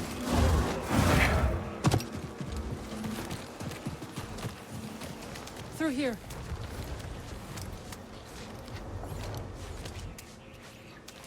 You're not stuck, are you?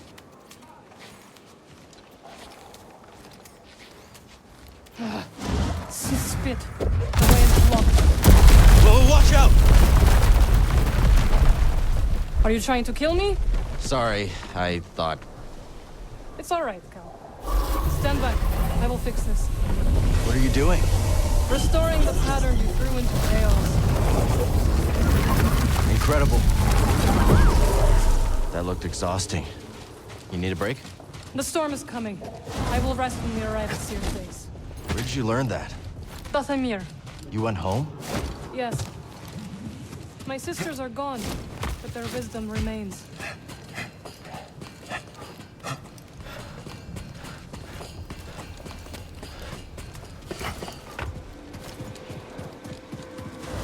Ah, it's Vamos.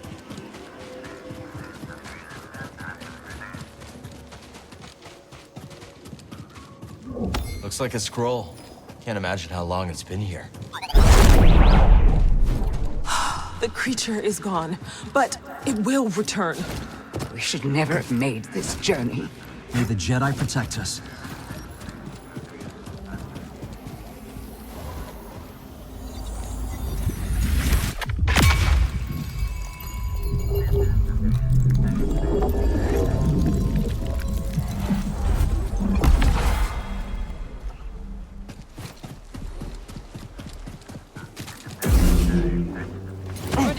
Alright, so for these enemies, we want to go ahead and confuse the flame troopers. Those have the best chance of killing many things like at once. So that's what we're hoping happens. It didn't work out so great here, but it did get the droid to the edge so I could push it off. So that was a good bit of RNG. The rest of this is fairly standard to the normal run. So my priority here is to get the ranged troopers dead, then to make sure that the probe droids are dead, and then we can deal with the last guy.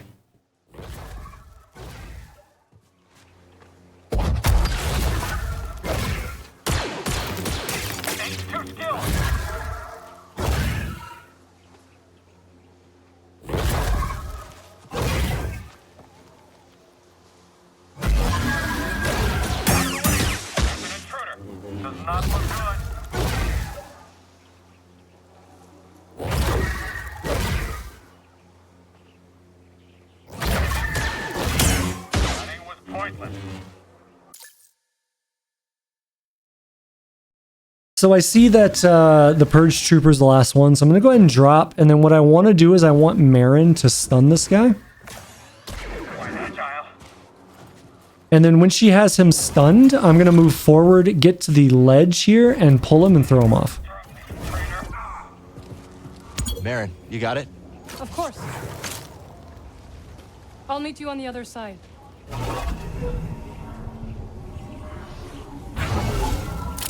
As I take the high ground here, we're going to have a heavy assault, so we're going to pull and kill that guy.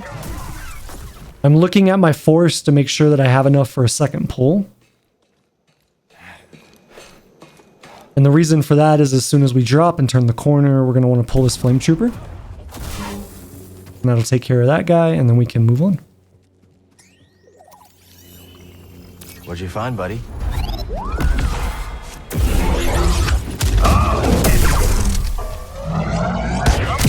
So all standard stuff from the normal runs, so nothing to really speak to there. Where did you come from?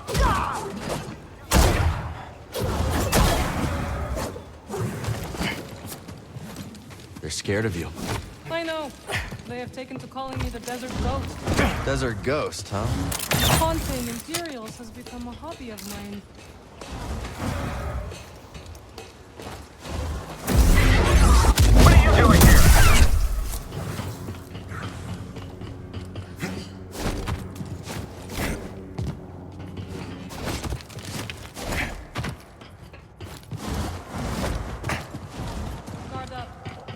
who this was?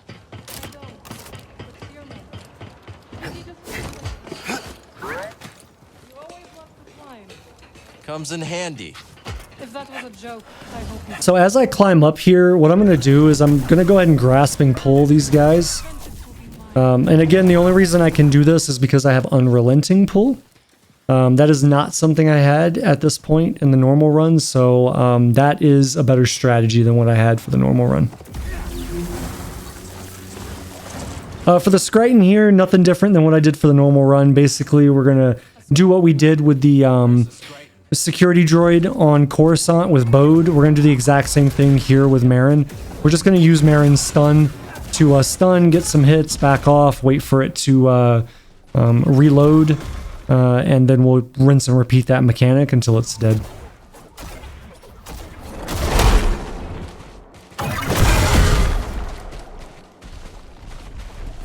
You will break. Give me a target.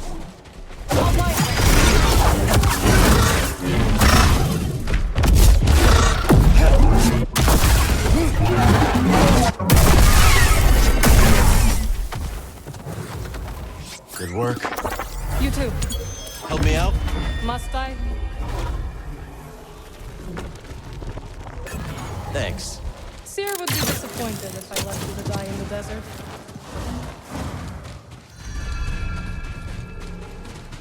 The Spammel. You really think you can tame one? Worth a shot. An oasis! We're saved! Now we have the strength to reach the...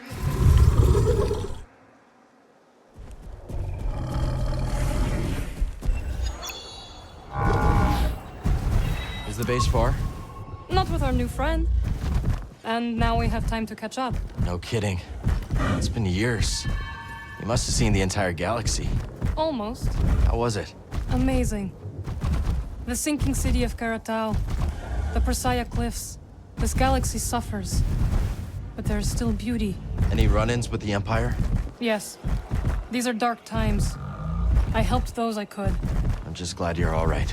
You as well. Wherever I went, you were never far from my thoughts. I've never seen a storm like that. It's hard to tell how long one will last. Let's not wait to find out. My thoughts exactly. You've avoided Cere for years. Why visit her now? I need her help. We're looking for something connected to the Order. Interesting. Are you still upset with us for leaving? I didn't see it coming, Merrin. All of us going our separate ways. I understand, Cal. But we had our reasons.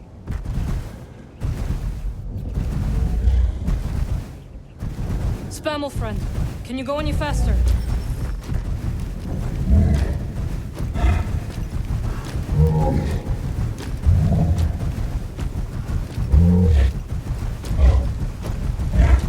We have to hurry.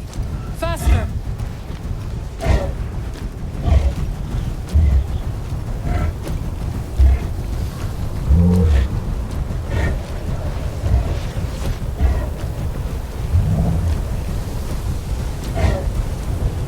We need to hurry up.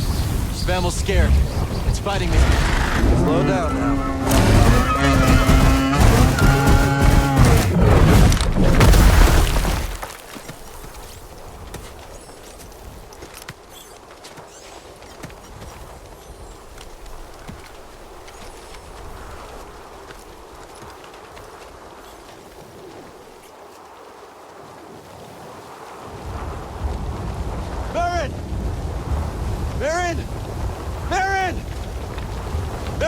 Can you hear me? I don't see her, BD! Cal! Can you hear me? This way! Merrin, we're coming! You're up. What now? We must keep moving!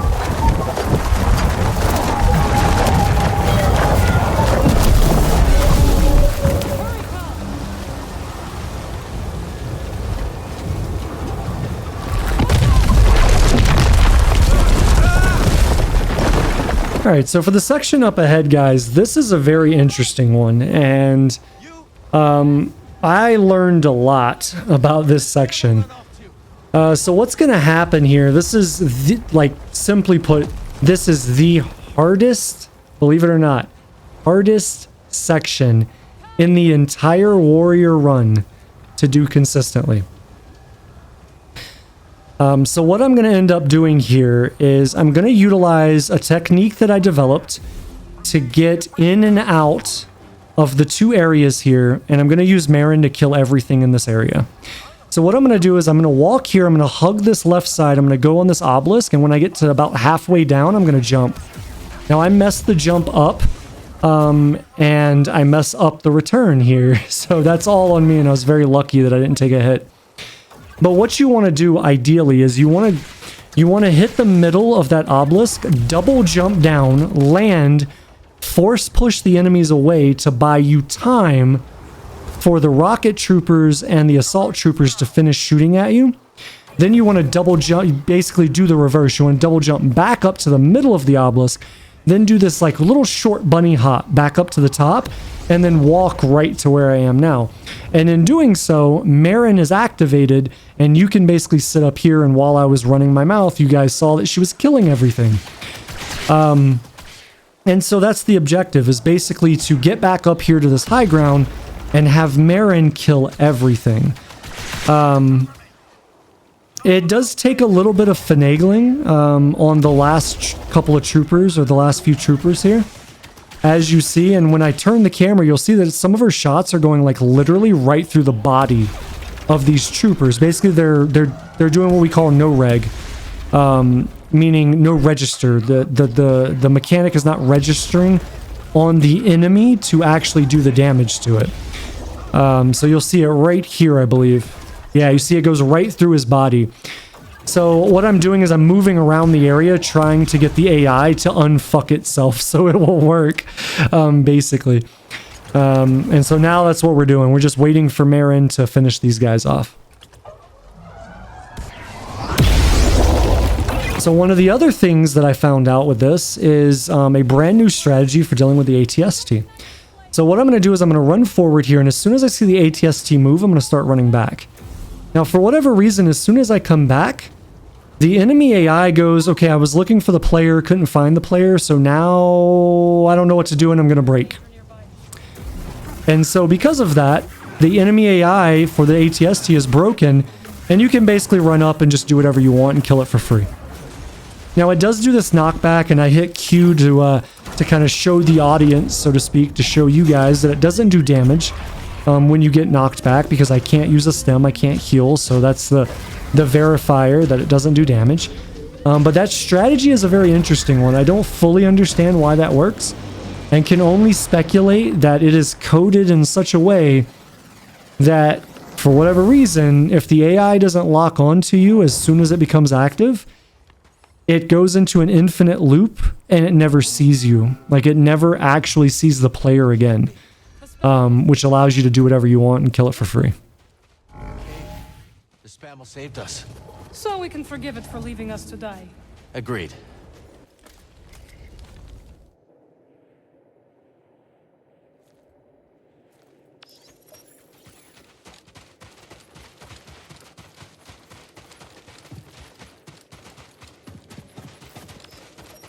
Well, we survived our first storm together. Yes, we did. Glad we got to see each other again. How long are you staying on Jedah? I don't know, but I am excited to see Grease. How is he these days? Not bad. He opened up a cantina. Pyloon Saloon. He named it after his great-grandmother. Nothing's more important to Grease than family.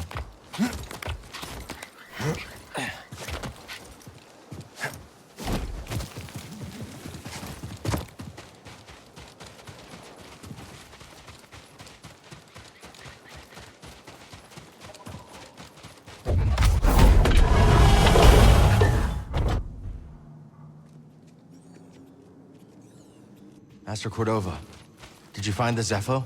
Only faint traces of their passage, heading deep into the unknown regions. Sorry to hear that. As it goes. Ultimately, that failure inspired me to seek out other Jedi survivors. That search led me back to my old apprentice. How have you been faring, Cal? That doesn't sound good.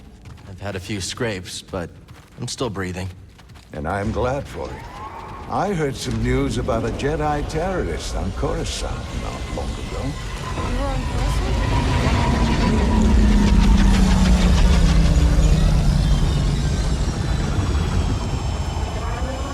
Well, the Mantis looks like it's seen better days. You should see the other guys.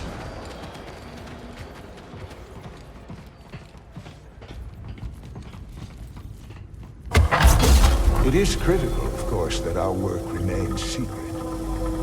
What work exactly? Better to ask Cere yourself. Meanwhile, Merrin and I will greet our new arrival. So, how is that?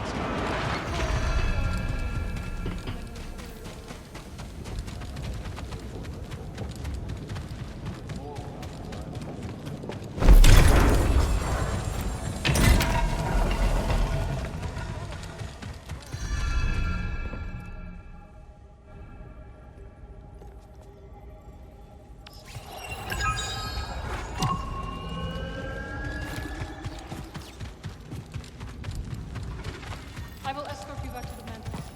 So you're not joining us? It's so good to see you, Merrin. What brings you to Jedah? I came across a group during my travels. Their goal is to hide Force sensitives from the Empire. Have you ever heard of the Hidden Path? Maybe we try some new components.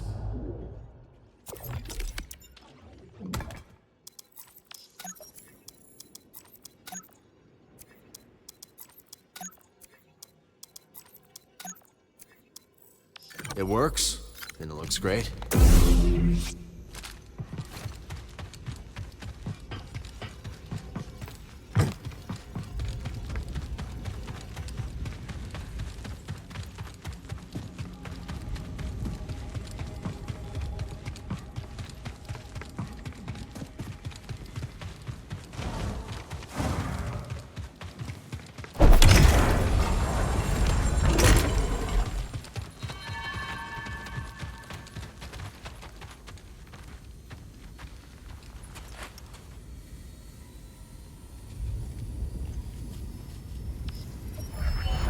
A real stormtrooper won't stay still. Gotta start somewhere. There you go. Not bad. Oh, how long have you been working here? I do not work for someone. My mistake. Impressive. I think you got it, Cal.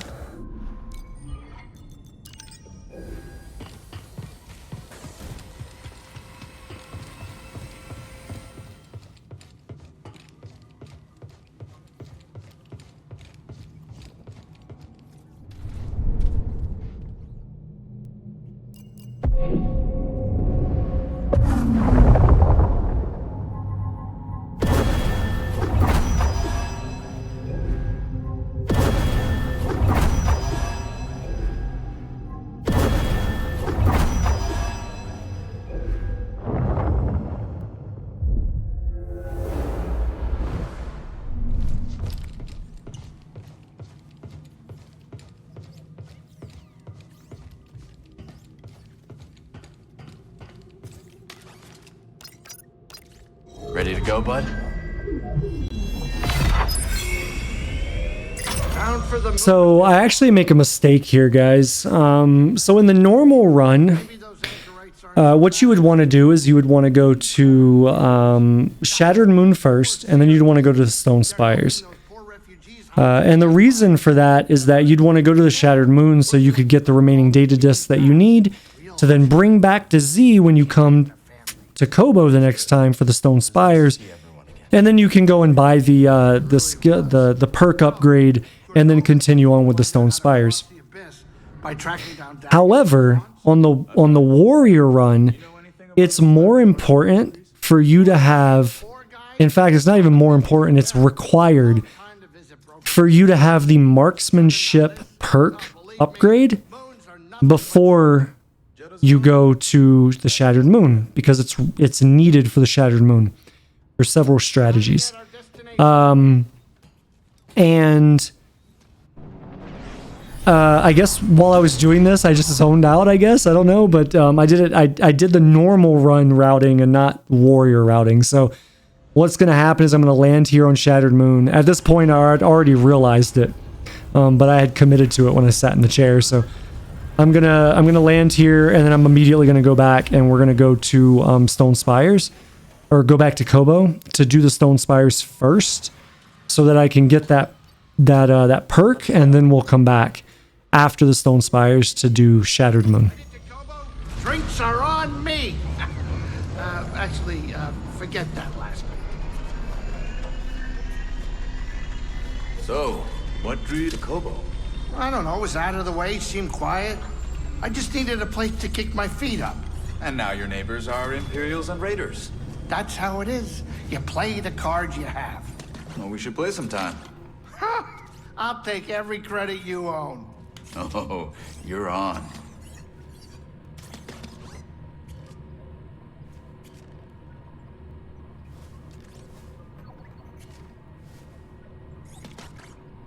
All right, we're here. Get in your chair.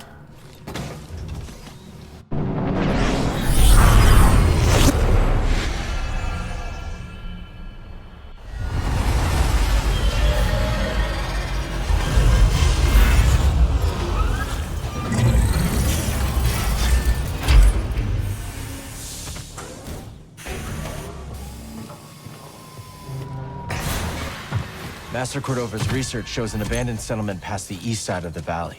Let's go check it out.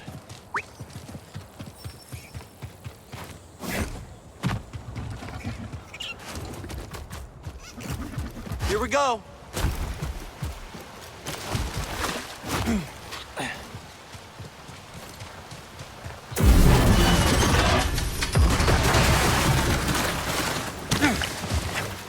We'll get around faster now.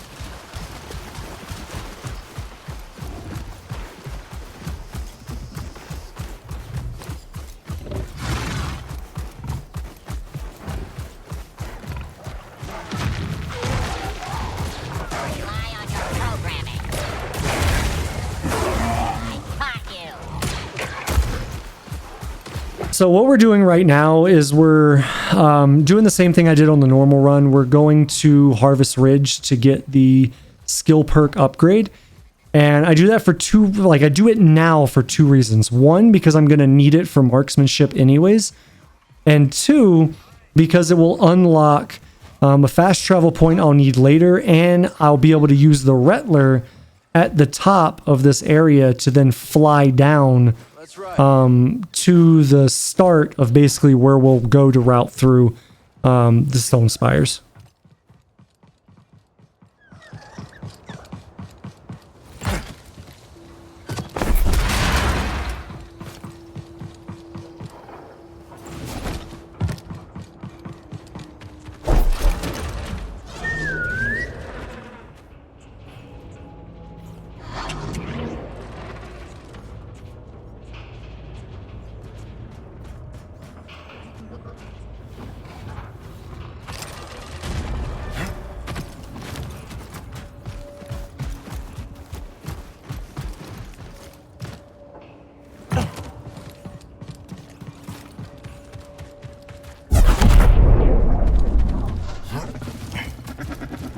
There now, that better?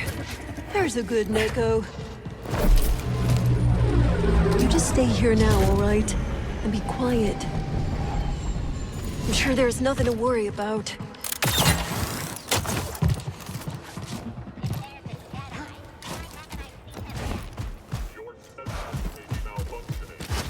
Now!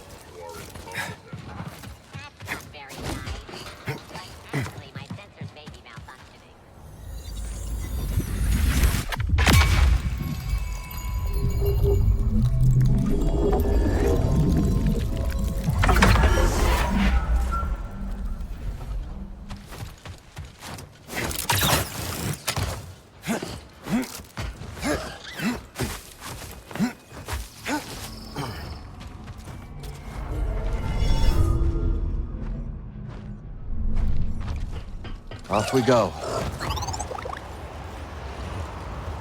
That's it.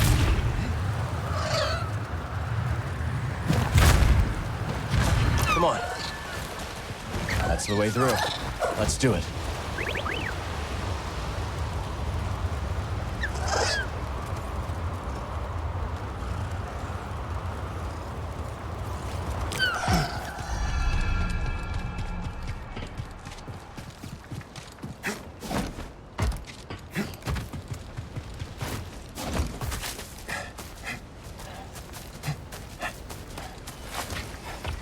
Yeah, let's keep our distance this time.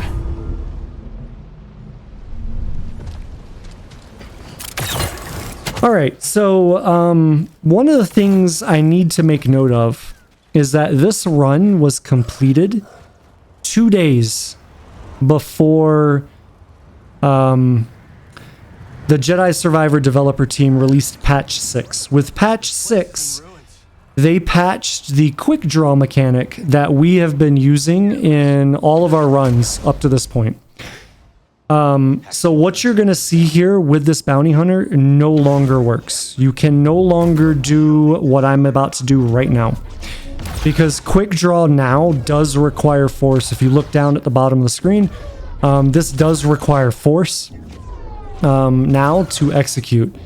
We do have a new strategy for this fight in the challenge community, and I'll be making a guide on that later. But I did want to call that out. This is the first time in this run you guys are seeing this technique being used. This is something you can no longer do. At least not in the same way that I'm doing it here. So at the time of recording, I'm recording... How long this has been here? I think it's like 5 days or so after that patch is dropped. Almost a week since I've gotten the run. So I just wanted to make that distinction to you guys that you are going to see in a handful of spots the quick draw mechanic used in such a way that it can no longer be used in the live game.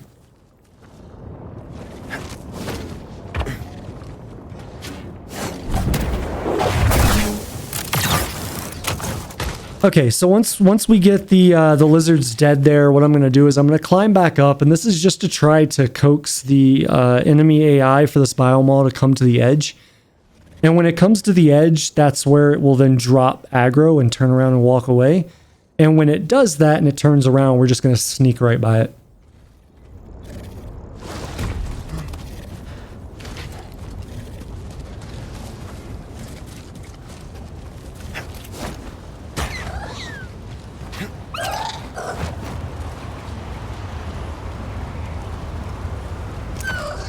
Got to be the place Cordova was talking about. I need to clear my mind.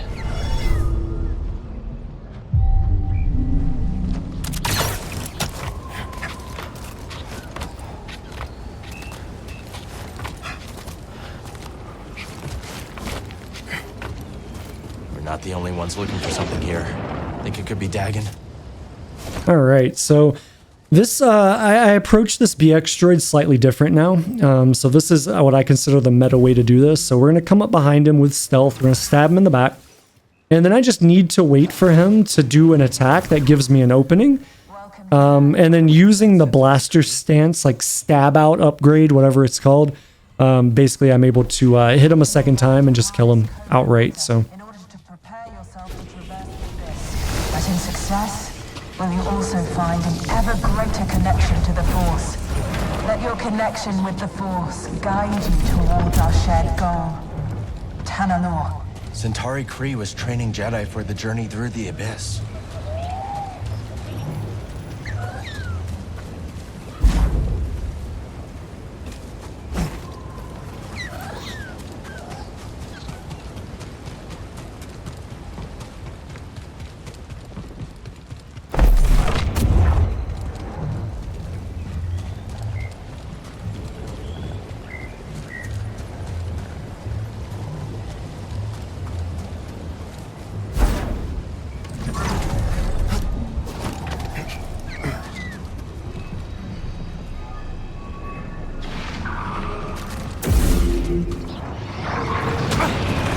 That updraft across?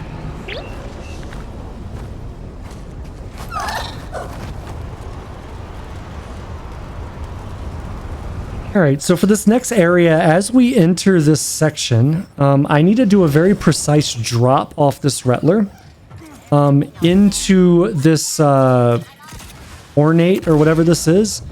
And basically, I'm going to force push or howling push all of the droids except the B2. And then we're going to fight the B2 from back here. And the reason for that is that this area is the only area in this wider area that gives you any kind of cover. To avoid the shots, to avoid the rockets, etc. Alright, so what we want to do here is basically I want to get a shot on this Graco exactly where he is, and one of two things is going to happen. Either the second Graco is going to leap out to the middle of the room, or he's not. On Warrior, because I cannot mind control the Gracos, if the second one, the furthest one away, does not leap out into the middle of the room, it requires you to go back and reset. As a prerequisite, that Graco has to jump to the middle of the room. If it doesn't, then there is no way I can safely get that area done. So that's what we're doing here. We're coming back. I'm going to go ahead and rest, reset. We're going to go back and then give it another go. And if I remember correctly, I don't know why I came up here. But if I remember correctly, this second go around, it does work. Obviously, the issue with this is that there is risk involved, right? Because now I have to fight the B2 droid again and the other things that are in the area. So there is some risk here, but compared to the risk of fighting one of these, like, Gracos, like, I don't know, like super Gracos or whatever you want to call them, right? But the risk of fighting those is much, much greater than doing this, so we'll go ahead and take care of these guys again. And then I just need this closest Graco to move back into the position that he was before.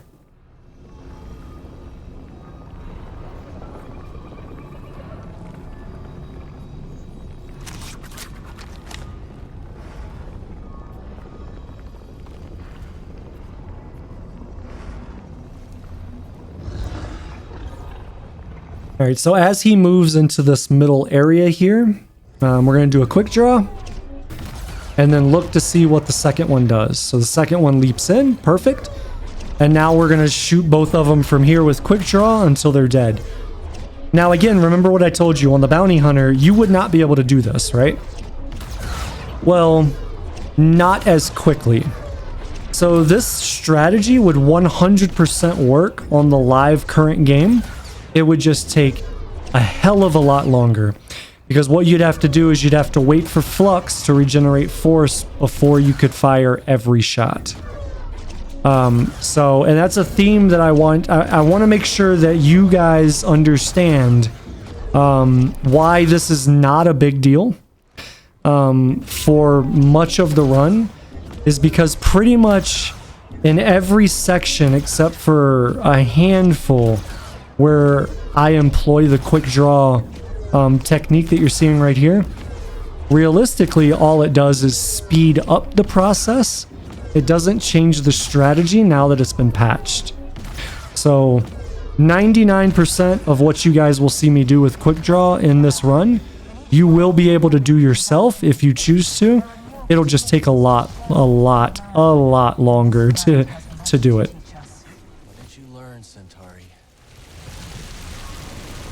Wonder what secrets this place is hiding. Koboh matter. It's overgrown.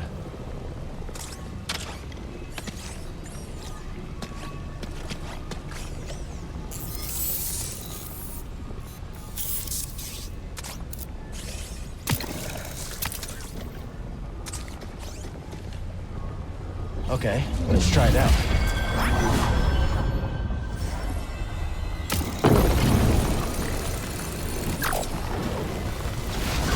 Koboh matter originates from deep Neat within trick, buddy.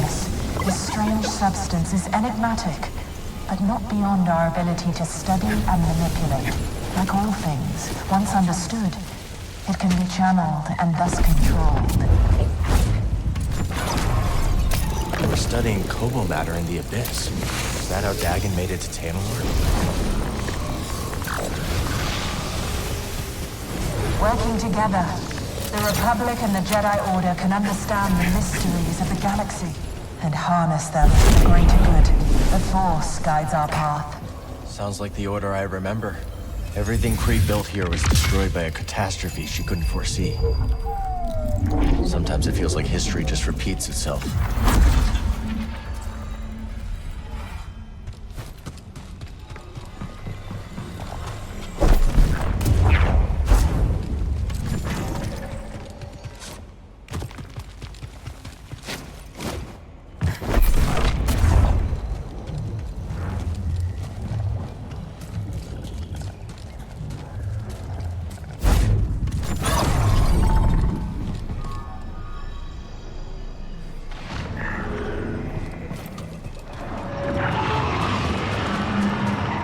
Another one cleared. Okay, so before I go to the final section, well, I guess it's not the final section, but before we go to the next section for the Stone Spires, I need to go back to the meditation point because killing the Gracchos earlier gave me enough experience to get the final confusion upgrade, which I need for the next section because without it, I cannot mind confuse the veteran raiders, which is something that I need to do. So we're going to go ahead and get Confusion Mastery, and now I can proceed and go up to this next section.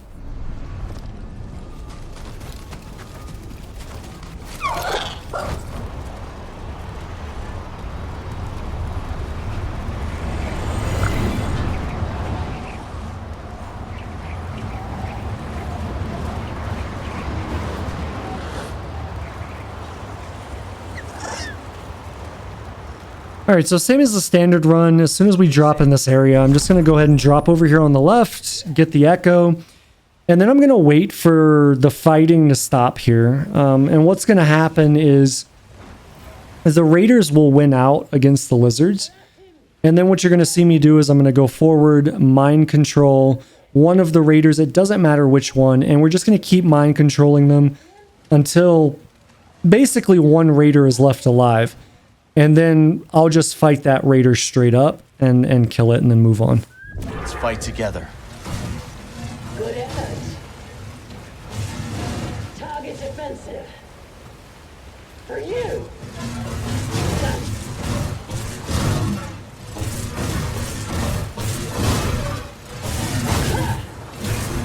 Not the enemy.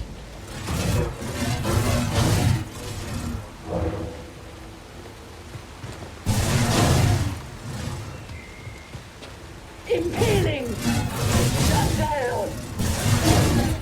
Wow, I'm good. Up here!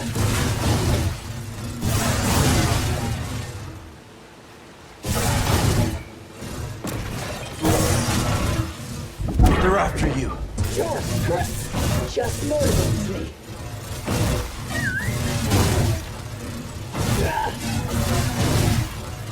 This is quad display. Neutralizing.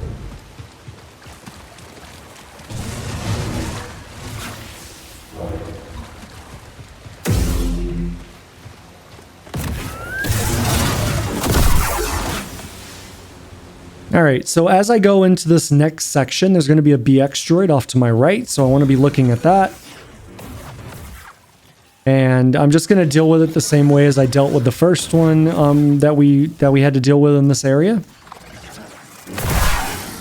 And then once it's dead, that's the last enemy for this area, and now we just have to do the puzzle. Let's see.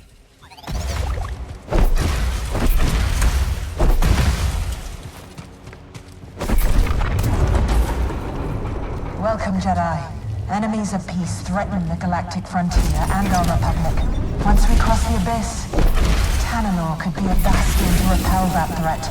A beacon for hope and justice across the Outer Rim. Tanalorr was more than a mission to her. It was a dream of a better future.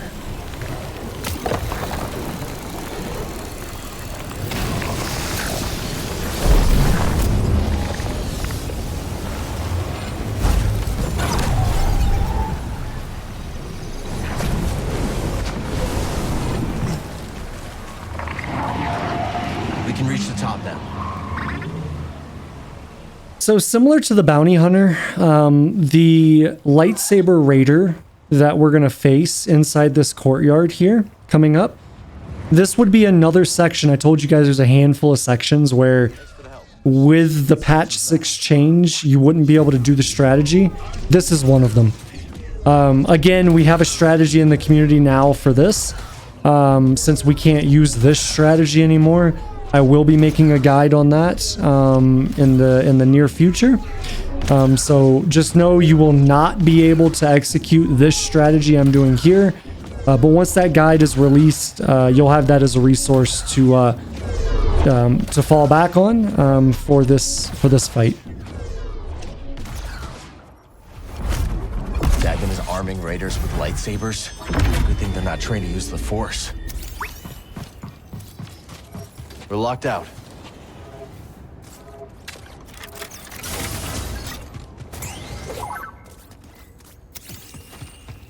No getting through. Strange device. Looks broken. He is coming. Destroy it now.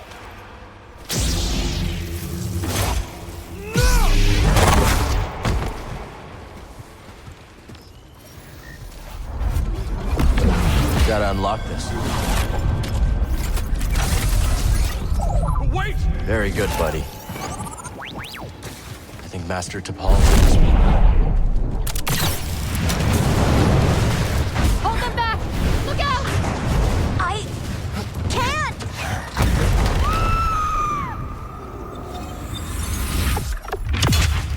Master Cordova said that Centauri Kree had a lab on Koboh's moon. Maybe we can learn more there.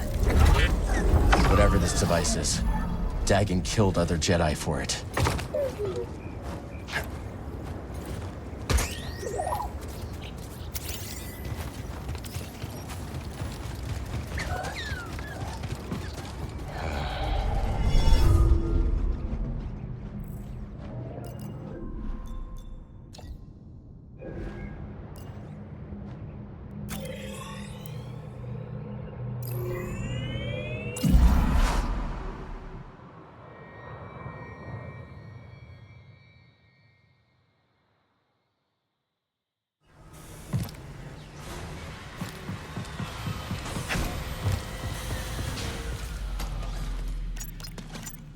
We gotta go somewhere. Heading to the Shattered Moon. Next up, Koboh's moon. That's my line. Know your role. You shoot things. Me, I'm the pilot. So, you give that old tech Cal found in Dagan's place a look? Yeah. Maybe that lab on the moon will shed some light. What do you think happened to it? The moon? Ah, who knows? Who cares? I don't got time for moons. Some sort of natural disaster, I'm guessing. Maybe. I'm surprised the moon's still habitable. You and me evidently have different ideas of habitable. I know. I've seen your cantina. Watch it. Time to land. Get up here.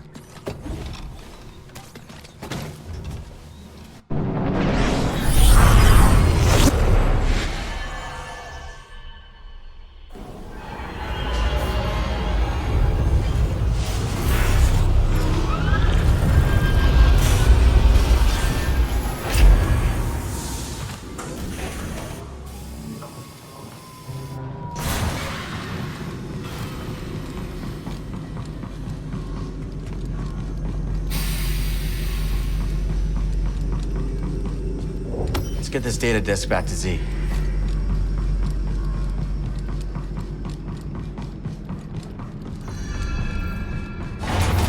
Cordova said there were records of Dagan visiting a lab on this moon. It says Kree written all over it.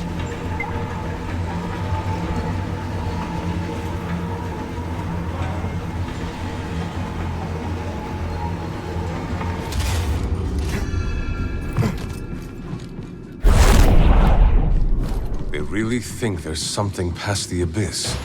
Centauri Kree does. I suppose that's enough for the Council. Okay, so not that way. Didn't expect to see this place operational after all this time. But stay alert. We need to find that lab.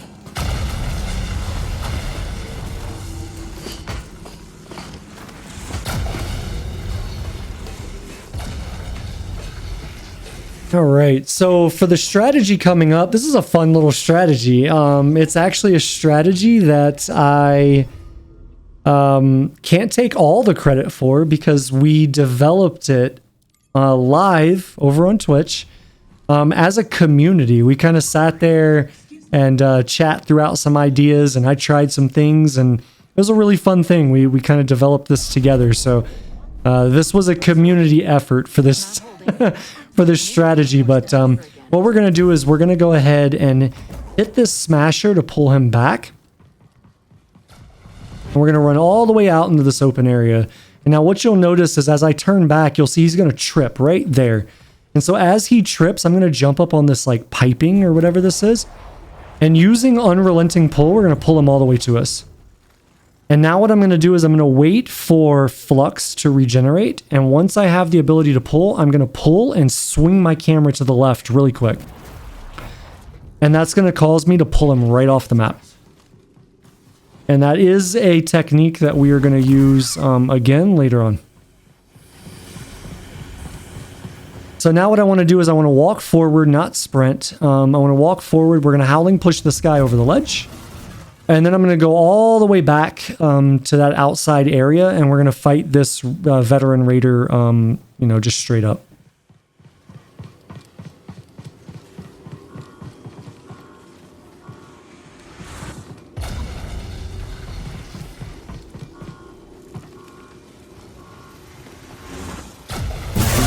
What? Make it count, Jedah.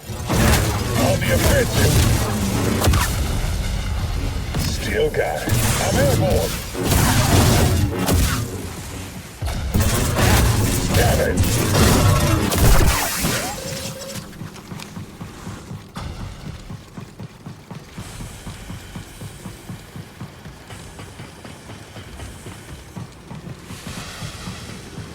All right, so I'm going to poke my head out here and then go back. That's just to get the aggro for this raider. We're going to move to this edge, and as he comes around the corner, we're going to grab him, turn him around, throw him over the side. Just how many more are waiting for us? So very similar to the original run, I'm going to come in here and we're going to kill as many B1 droids as I can. The difference here is that on the normal run, you would have two veterans, or sorry, two raiders here. On this run, we have two droidicas, which are very, very difficult to deal with in close quarters sometimes. So what I'm going to do is I'm going to shoot these droids so that right after I shoot this droid, I can target this droidica. And we're going to quick draw it, and then we're going to shoot it. And that will take care of this first one. That is going to go ahead and activate the remaining B1 droid. So I want to go ahead and move all the way back. This is the same strat as the normal run, so we're going to take care of all the B1s. And then what I need to do for the remaining droidica is I need to walk forward. And what I'm going to do is I'm going to howling push this thing until it staggers. It's basically going to hit a hard surface and stagger. Sometimes you get it on the first. If not, you'll get it on the second. You'll run in, you'll hit, and then basically just keep attacking it, and you'll kill it for free. All right, and then once Cal makes that comment about looking around, you know that all the enemies in the area are dead, so you can move on. Hey, BD, a little help?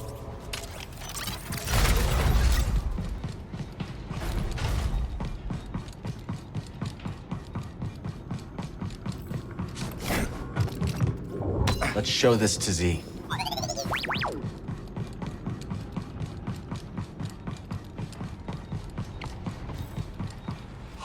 Spotted. So for the Magnaguard, it's basically the exact same strategy as the original run. The only difference is it's a lot harder to get them into the position now versus when I did the original run. I don't know if that's due to a patch or something. But you can simply just pull these guys and dodge backwards as they come in. But you need to have the Magnaguard in this area, this hallway or whatever that I'm in. Once they're in this area, they'll just drop combat, and then you'll be able to kill them. Now, again, you can see I'm quick drawing, and I don't have force. Again, in the current patch, you could do this. You would just have to wait for your force to regenerate. And when the Magnaguard is in that little hallway, it actually is completely out of combat with you, so you will never use force. So once you get Flux to regenerate your force up to that max, where you can use the ability, then you'll be able to use the ability non-stop because the game will no longer consider you as in combat.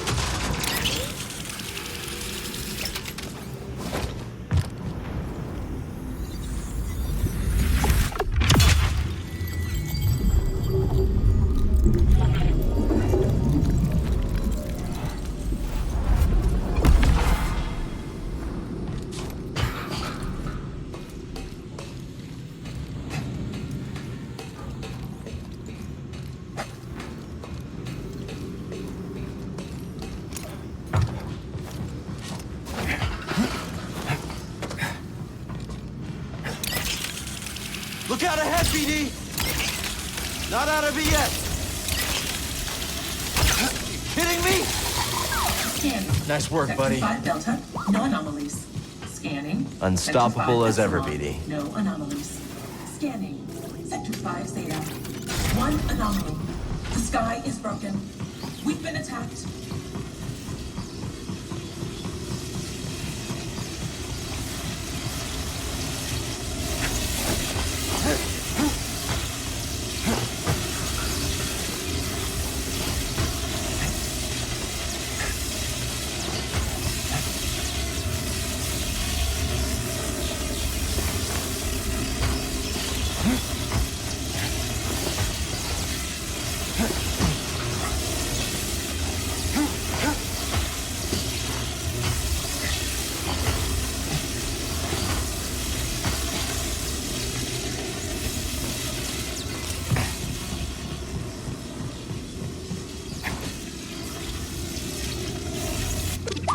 Not done yet.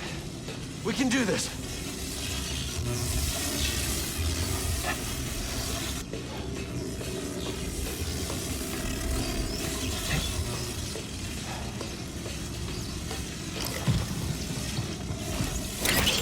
Ready, BD?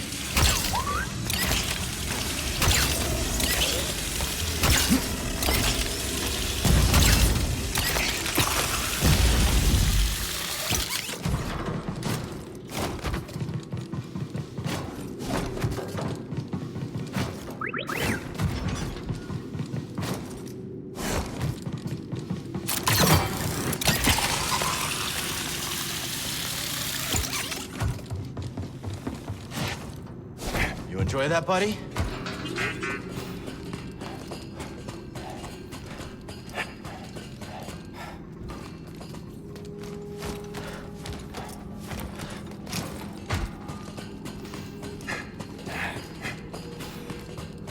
For the 2 droids here, very, very simple. We're going to execute the first one. We're going to grab the BX droid, turn him, throw him off the side. Who programmed Rayvis to talk so much? I'm sure Zeik can decrypt this for us.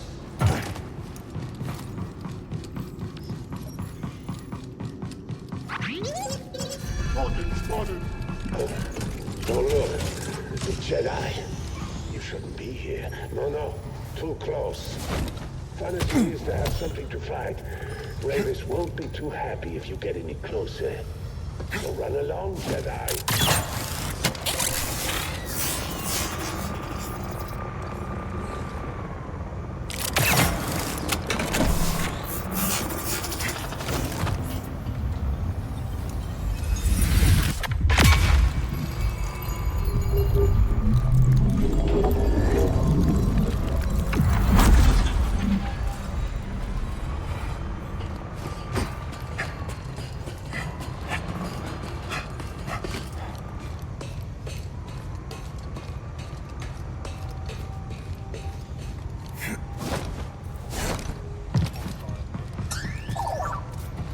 You know just where to look. Nice job.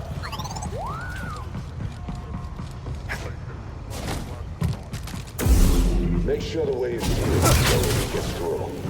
Not even that Jedi scum. So for these enemies, nothing different, guys, from the original run. For the explanation that I gave on that run fully applies to this one, so it's the exact same strategy. Do it. Strike. There goes nothing. You will be bound. Stop them. Just do it. You are nothing. Long range.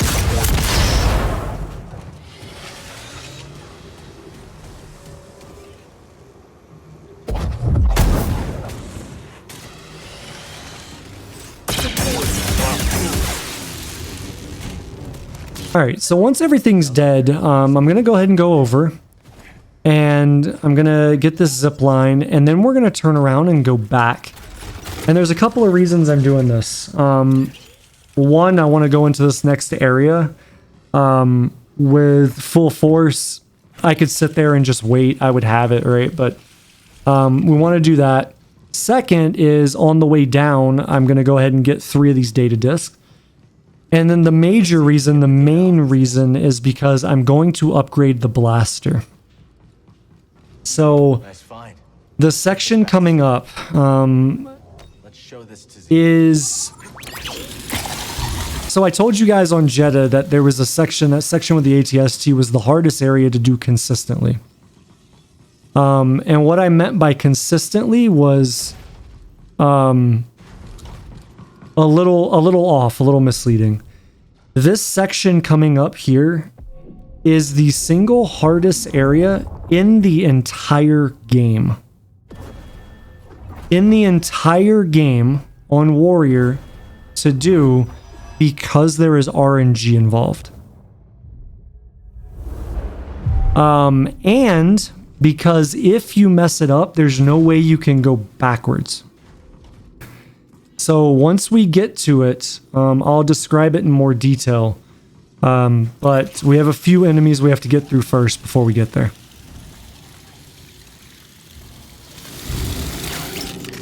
Still here. You have guts. I'll give you that. All right. So for the 2 B2 droids that are going to be here, what we're going to do is we're going to angle it such that when I push, the one on the right goes off the cliff. And then we're going to push the other droid a second time because it does a little bit of damage. And that little bit of damage means that right after this rocket push, it will insta-die. For this, we're just going to go through like normal. There's really no different way to do this. So when we land here, we'll force push this B1 droid, kill it, and then go up onto the platform. I'm going to get the data disk, and then we'll move forward. Let's show this to Z.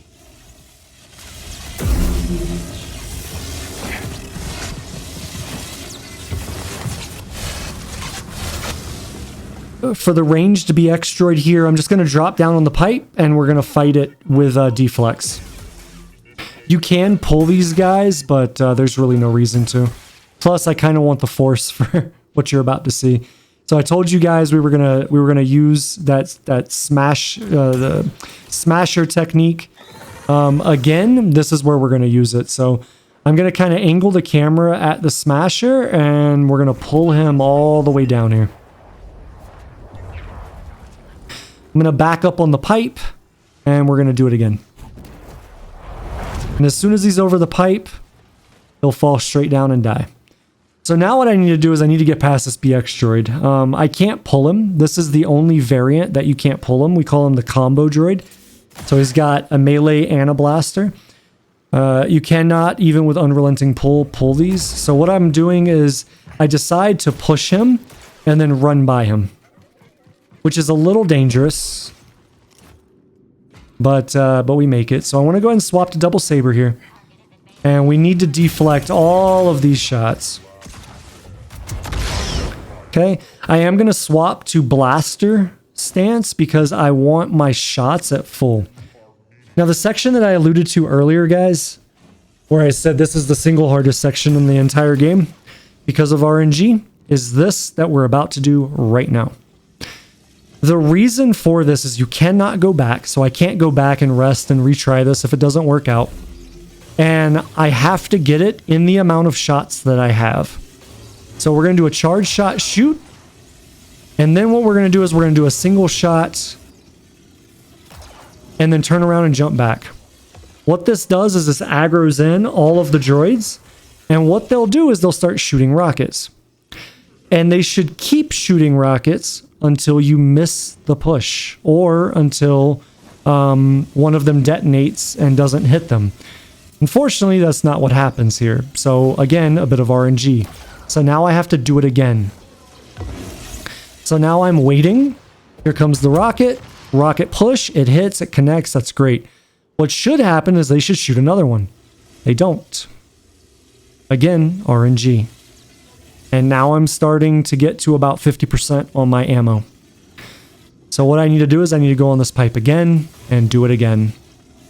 So we shoot, turn around, jump back. And now I'm waiting for a rocket shot, and the rocket shot doesn't happen. So for whatever reason, the B2 AI bugs out and does like multiple volleys in a row, which it should not do. Luckily, I only have the one droid left. So what I decide to do is go down and gamble my shots. So I do a charge shot here. We do a charge shot, boom, and I turn around, go back. I know it didn't die because I didn't get experience for it. And now I have to really gamble with my very last shot and go try it again and pray to God that with this last shot, I shoot it and it dies. If that happens, that's what we want. And if not, then basically the only strategy here is run for your life. So I kill it. I see that I get the XP, so I know it's dead, which is what we wanted. So that's great. If for whatever reason you enter into this area and you run out of all your shots and there are droids still left alive, the only strategy here is to pop slow and run. And just pray to God you don't get hit by the lightning or by the droids. So hopefully that explanation demonstrates why that section is the hardest section in the run to do, because of the RNG involved. And that you cannot go backwards and reset. So once you commit to that, you're committed. And if it doesn't go your way, then you basically cross your fingers, cross your toes, cross whatever you can, pull the lever on the slot machine, and pray to God that the good luck is in your favor. So that's that. So once we get to the top here, nothing to talk to. This is the same thing we do in the normal run. We'll just take care of the droids and then move on. They really don't want us inside.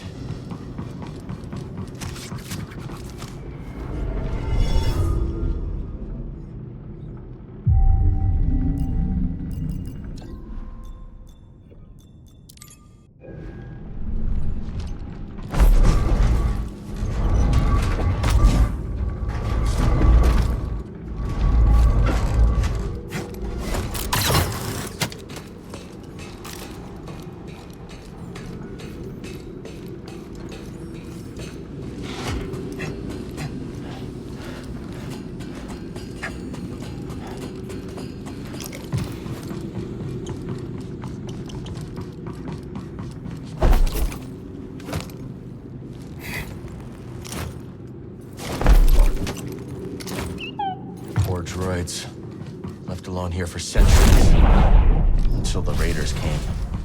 All right, so for the Saber Raider here, I can't remember if I said this or if I even did this in my original run, but as soon as we enter into combat here, we're going to want to force push this guy into the wall.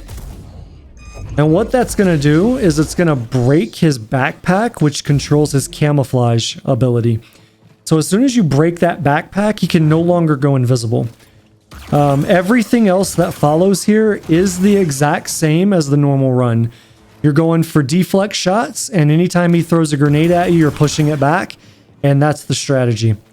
Deflect his blaster bolts back to him, throw the grenades back at him, never enter into melee combat with him, and you can no damage this guy very, very easily.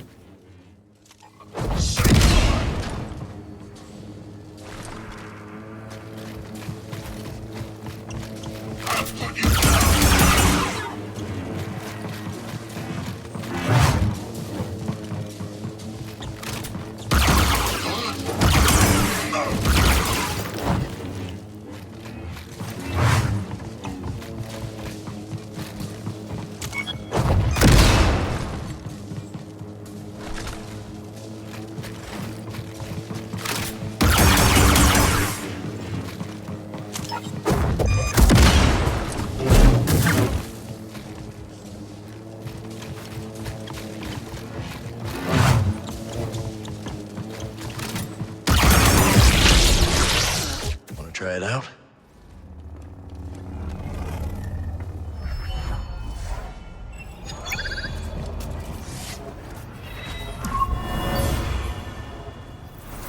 I'll go. I'm the best pilot for this mission, and you know it. Need to slice this. All right, so for basically every enemy here, I'm gonna take advantage of an AI break. And an AI break is basically a wall that they cannot move past. And put simply, that wall is kind of where Cal was standing a second ago. So we're going to have 3 BX droids here, and what you'll see is that I'm going to bring these guys back. They're going to slightly walk into the room, and then they're going to move over basically to the left side here. So what I'm going to do is I'm going to grab them and keep doing the same technique that I did before on the Raider. And I'm just going to rinse and repeat that. I'm going to wait for Flux. That guy almost entered into the... Yeah, so you can see that there's like an invisible wall there they can't get past. So that's what I'm kind of taking advantage of here.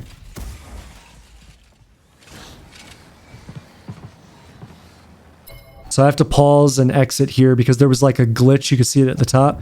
That was the cape from the Magnaguard. So anytime that cape is glitching through the environment, if you just pause the game and unpause it, it makes it go away. So for whatever reason, one of the BX droids jumped on the wall, which allows them to jump over the invisible barrier. So if that happens, it is what it is. You should know how to fight these guys anyways, right? So we just fight them like normal. Not a big deal. Okay. So now that we only have 1 droid left, I can use the force pull technique and throw him into the wall to stagger him, just like we did the the Raider. Okay, so now I only have the Magnaguard left. So I'm gonna do the exact same strategy that I did for the BX droids. We're gonna pull the Magnaguard all the way back there, wait for Flux, force push him into the wall, which will stagger him. I'll walk up, hit him once. We'll rinse and repeat that until he's dead. Once he's dead, that's the last enemy, and then we can leave the Shattered Moon.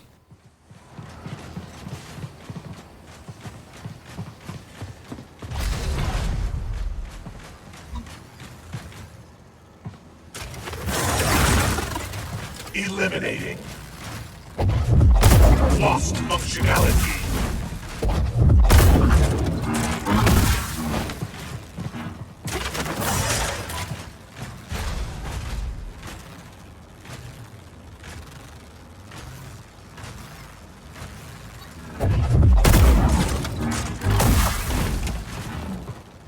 Subduing target.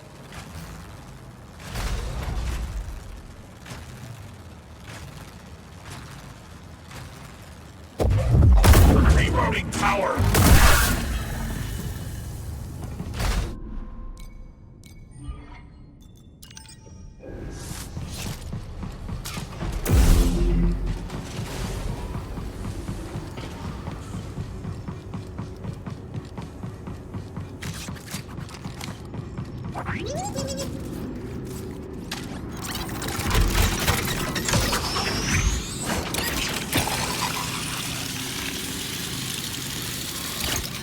We should take this back to Jedah.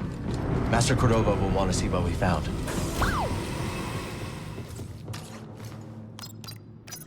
Let's plot a course. Koboh, good. I've been meaning to check up on Monk. Oh, what a day. Hey, let's try to stay in the next place long enough for a nap. If you want a break, I could pilot the Mantis. Give you a chance to get some shut-eye.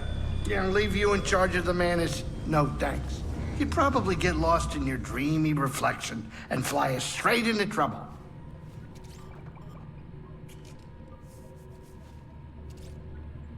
So I mentioned to you guys earlier that on the normal run, we have a certain way that we go through it between the Shattered Moon and Stone Spires. So because I do the Stone Spires first, and then we go to Shattered Moon to get the additional 10 data discs that I need for the perk slot, before I go to Jedah, I have to come back here and buy the perk slot.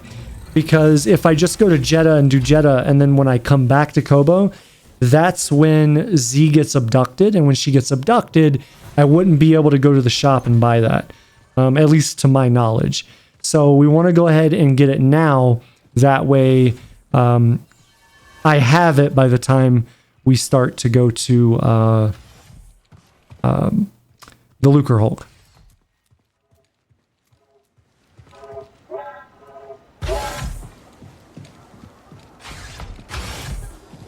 Come on in, grab a spot at the bar.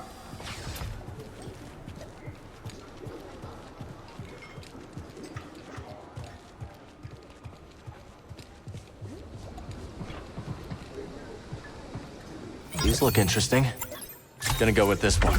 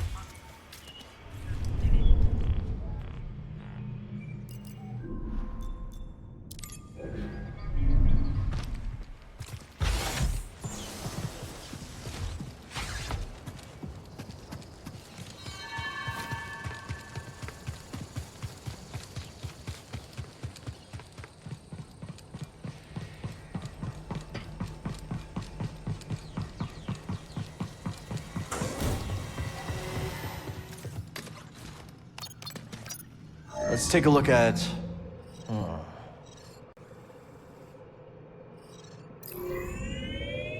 Jedah, Lateros ain't built for the cold, you know.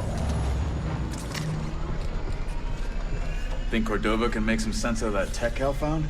Are you kidding me? That guy is as sharp as they come. I can't wait to see Cere again. I owe her big time. She fronted me the credits for Pyloons. How much do you owe her, Grease? 2,000 credits, give or take. Maybe I'll make Granny Pyloon's famous casserole and she'll forget all about it.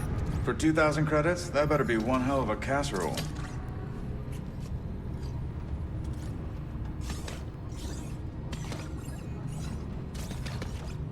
Sit down, kid. It's time to land.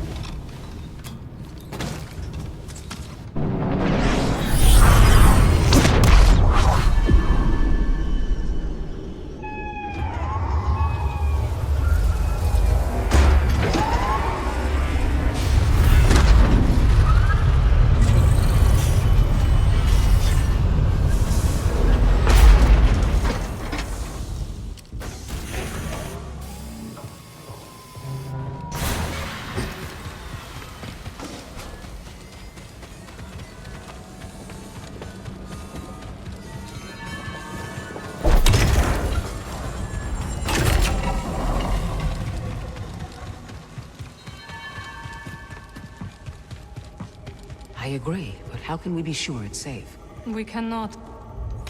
No. Is the safe house far?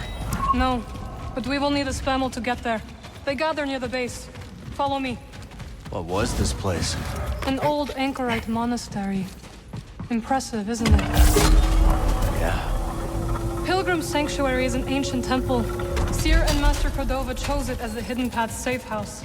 We knew one day the Empire would come, just not so soon.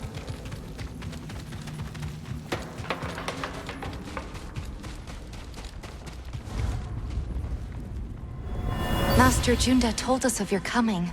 It is an honor to meet one she holds in such high regard. May I escort you? I have never met a witch before, and I have so many questions. Pilgrim's Crossing is on the other side of the desert.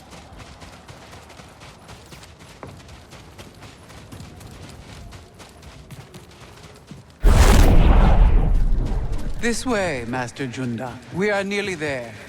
So, what do you think? It's old, abandoned, and in the middle of nowhere. It's perfect. There's our ride. Let's hope this spamel doesn't abandon us. Don't hold a grudge, Cal. It's not you. Let's try to avoid unnecessary attention. Won't be easy when the desert's littered with imps. Then we will deal with them together.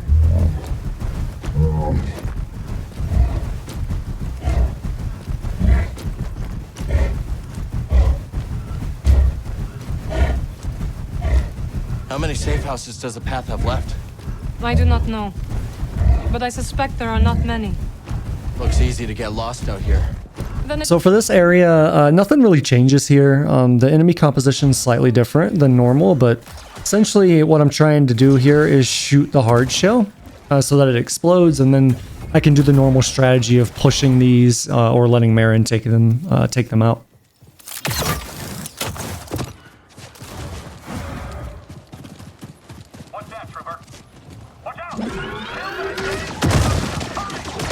Imperial's in the way. Not for long. Alright, so for these enemies, I'm basically going to let them default, and then I'm just going to use blaster shots to take out the troopers that are closest to me.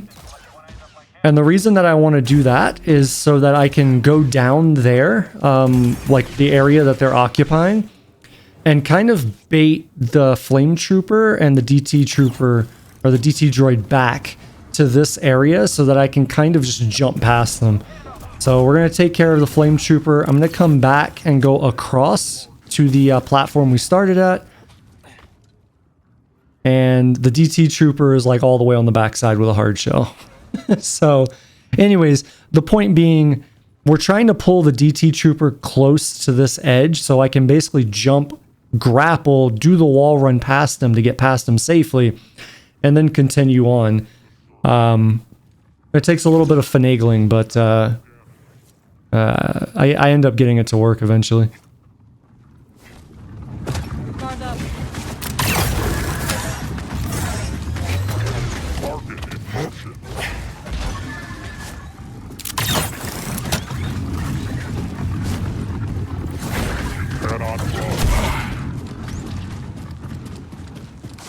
So as I make my way to this next platform, we're going to have a hard shell pop up. And if I remember correctly, this one kind of bugs out. So normally they'll pop up and then bury to get you. They don't just kind of pop up under your feet. But the general strategy here is just to shoot them, initiate the detonation, and then to go. That second one on the normal run, what I do is I usually have Merrin CC it and then I run by it, but it burrowed. So the CC didn't take. So I just jump back to this side of the platform, shoot it, wait for it to explode, and then I can go.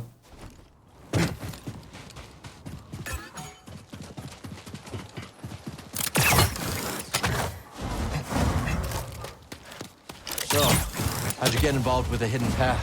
I came across someone in need during my travels and helped them hide from the Empire. That eventually led me to the path. Sometimes I wonder if destroying the holocron had any impact. We protected the children on that list. But there are others. And the Empire's still hunting them down. Just so. We must protect those we can.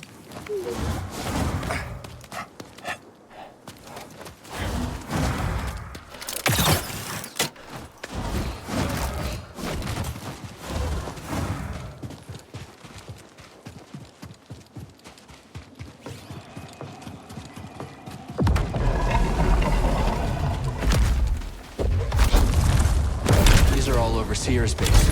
Yes, they are ancient security mechanisms. A remnant of those who came before. When the Empire arrived, the Anchorites began to use these. Old tech is less conspicuous. Exactly. They're headed towards Pilgrim's Sanctuary. The safe house is in there? Yes. The temple is abandoned and well fortified. Perfect place to hide from the Empire. So we thought. We'll find Brother Armias. So for the Skriton up ahead, this strategy is unchanged from the normal run. Essentially, the idea here is just to avoid fighting it. So as we run by it, I'm going to have Merrin CC it. She'll stun it and then just keep going.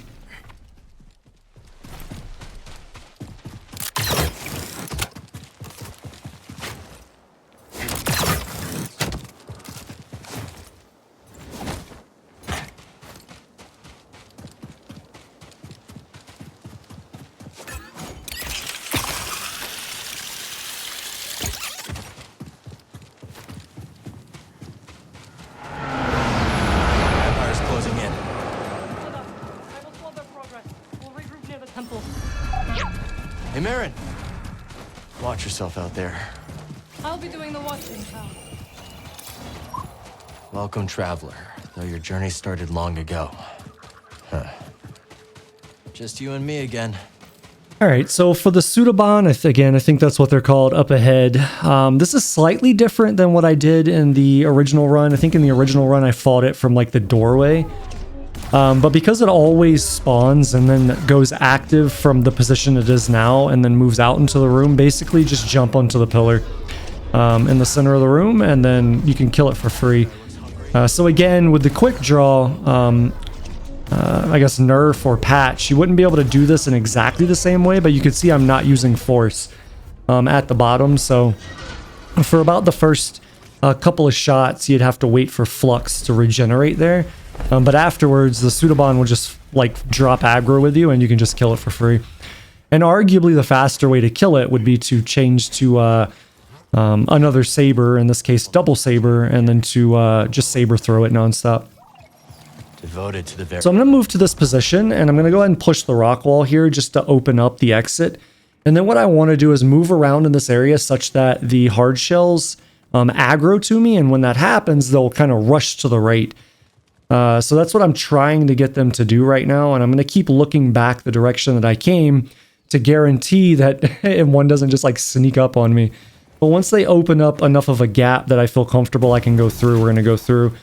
And I always cut the rope now because I had an instance where using this strategy, I somehow failed the wall run or something happened and I fell.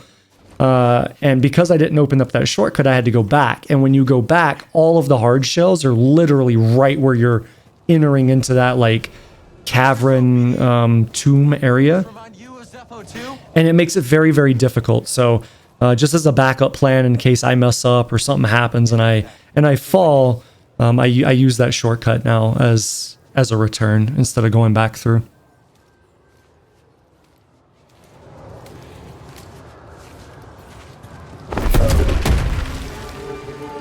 You ever heard anything like that before?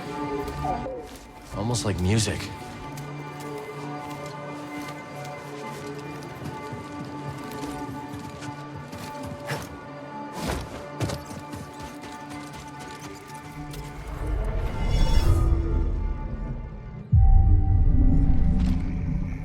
So for the enemies ahead, the strategy for the most part is unchanged. These enemies are a little bit beefier, so even if I get the shots off, what's going to happen is that they're gonna still have some health left. So what I aim to do there, though, at a minimum, is to kill the ranged trooper. Because as long as the ranged trooper's dead, then basically I can run back to this area. I mean, I guess even if the ranged trooper's alive, it doesn't really matter. It's just better to have you know, one thing capable of shooting at you than multiples if you can handle that in that way. So as you could see there, again, I'm just going to keep emphasizing this, at least for a little bit longer, that we're using the quick draw there, and I was using it without force. Now with patch 6, it would just take longer. You just have to wait in between each shot for flux to give you force back. So that strategy would still work, and I'll try and make it a thing to not say that every time. Because really, you're going to see a lot of the strategies that involve quick draw, like I said before, are going to be pretty much unchanged. They'll still work. They're just going to take much, much longer to execute.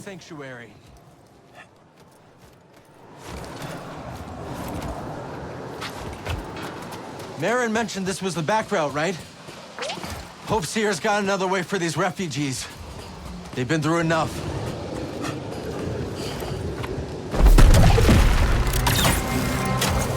That should give us some cover.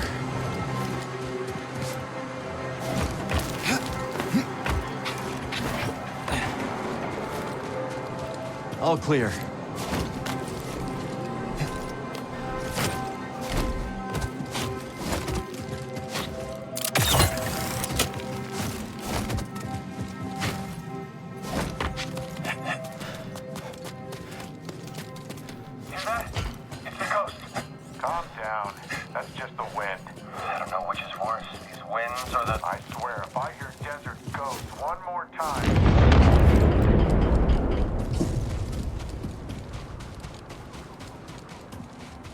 Hear that, buddy?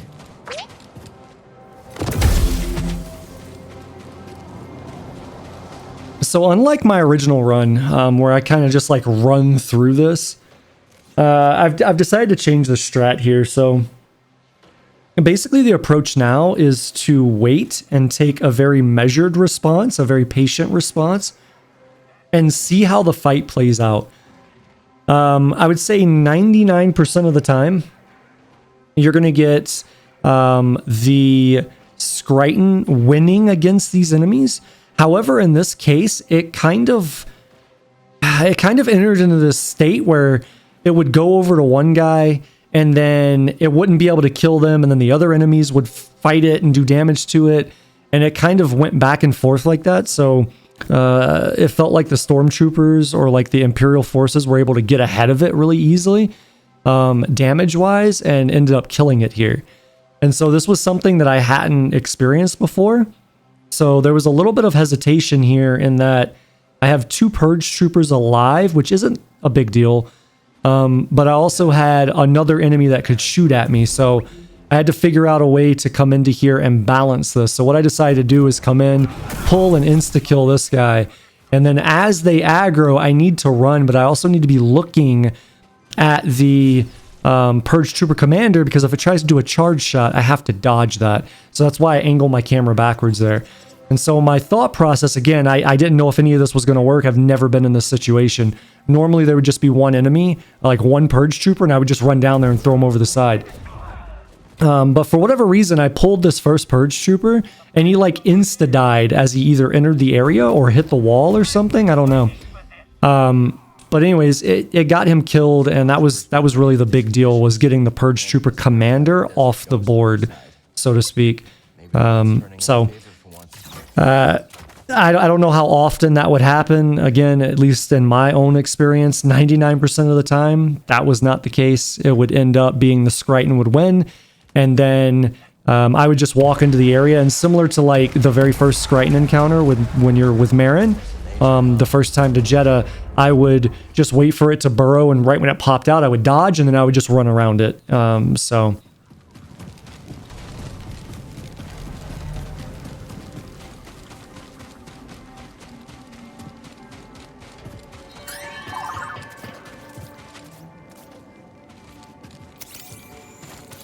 Onwards, traveler. Cross over. Cross over to what?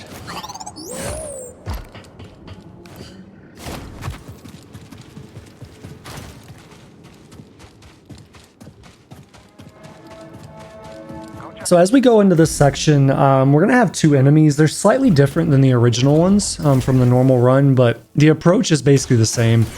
Really just pulling the first and killing the second. Rest, reflection, as we go into this next room, I changed this strategy a little bit from the original. I used to just run through. And what I decided was it was a little bit safer just to go ahead and kill the troopers as I come in. Specifically on Warrior, because on Warrior, the enemies changed from regular stormtroopers to jetpack troopers. And whereas the strategy to just run through works well for the normal run, for this run, because jetpack troopers can go vertical, they still have the ability to fight you. So it's a much better strategy to just go ahead and eliminate them before you go into the room. It's easy to get knocked off course around here. Let's move carefully.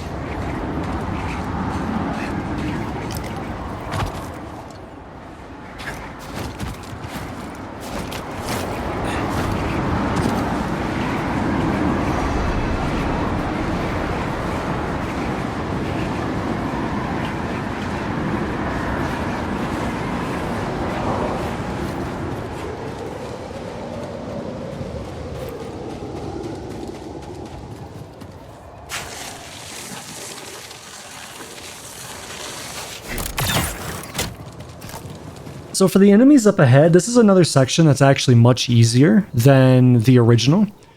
Because in this section on Warrior, you just get a bunch of roller mines.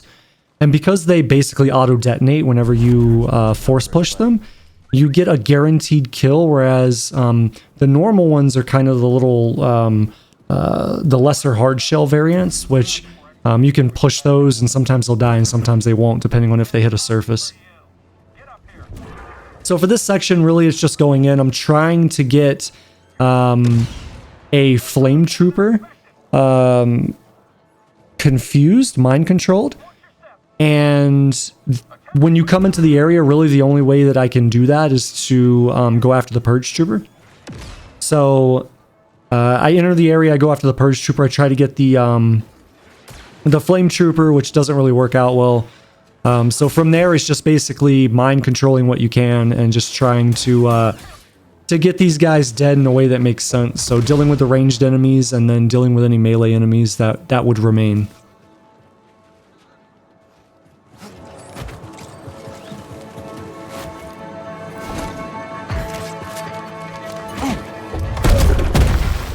That'll give us a boost. So we're going to have two enemies up ahead. These are unchanged from the normal run. So the strategy will remain consistent. We're going to howling push the first one off, move to the left, pull the shield. We'll throw the shield and then we'll shoot once to finish off that trooper.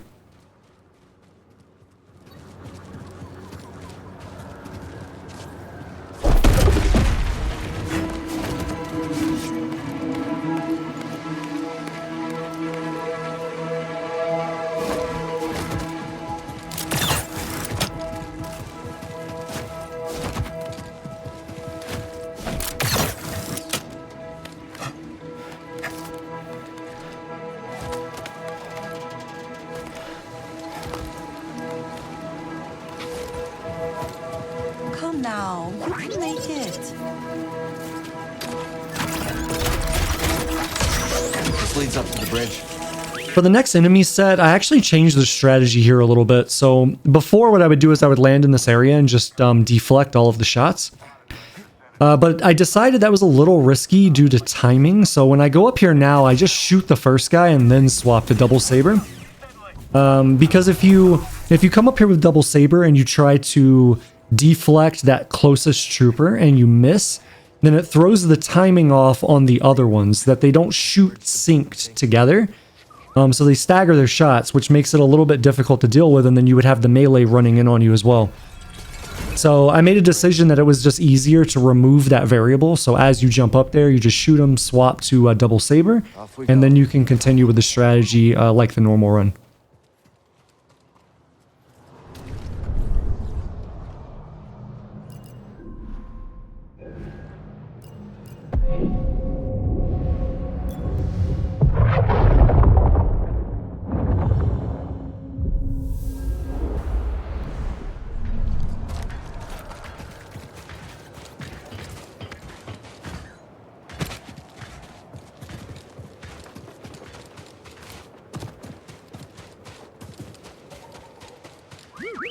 I did what I could. So for these enemies, they're unchanged from the normal run. However, the strategy and the approach has changed. So the start of the strategy is the same, where basically I'm going to line of sight everything other than one trooper, and then shoot them twice to kill them. So we're going to wait for the DT droid to pass my line of sight.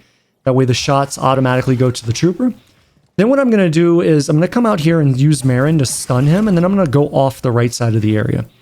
Basically back down to how we entered this area. So what I want to do is basically bring the DT droid to the edge, and then I'm just going to sit here and shoot it until it's dead. So it's the same type of strategy that I had before I would go up onto a raised platform and shoot down to it. But with this strategy, I completely remove myself from the environment, which keeps him from doing or having the chance to do a follow-up attack, which is something that could happen with the other strategy. So it's a slight alteration to the original run strategy, but this one is a lot safer just because you physically remove yourself from the area, and the DT droid has no possible way to get on top of you and do anything. So Still impressive. You have not seen the true extent of my powers, Cal Kestis.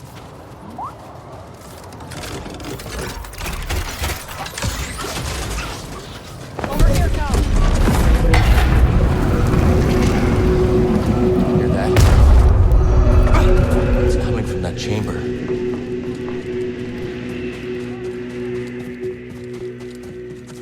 No treasure's worth dying for.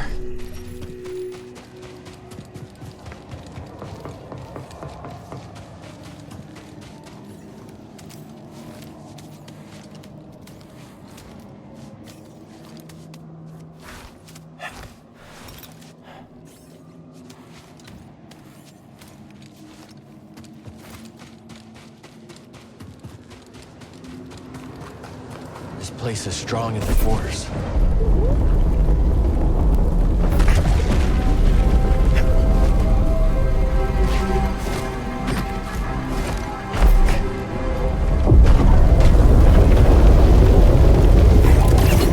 So these ruins do sink.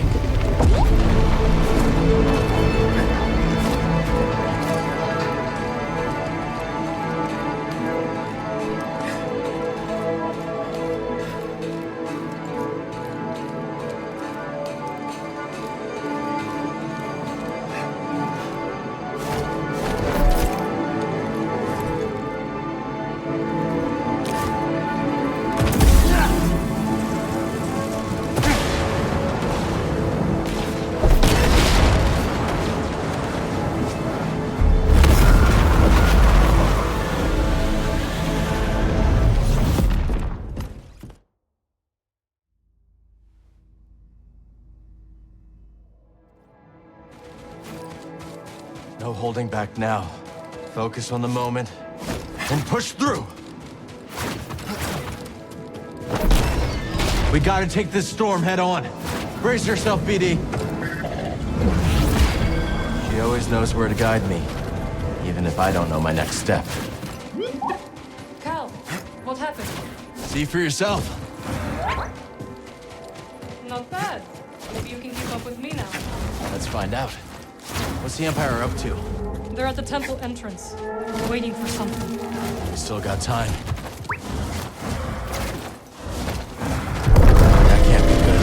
It will tear that temple apart. Ramias is still in there.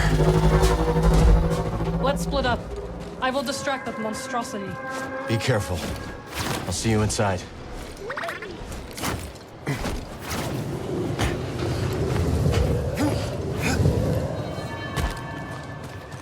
There is only the Force.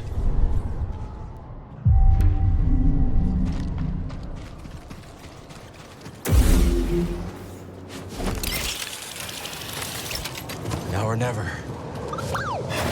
So with the two enemies that I have ahead of me, there's only one that's ranged, so we want to prioritize killing him. So I'm just going to grasping pull kill that guy, and then we're just going to go down. We're going to completely ignore the melee, very similar to the original strategy.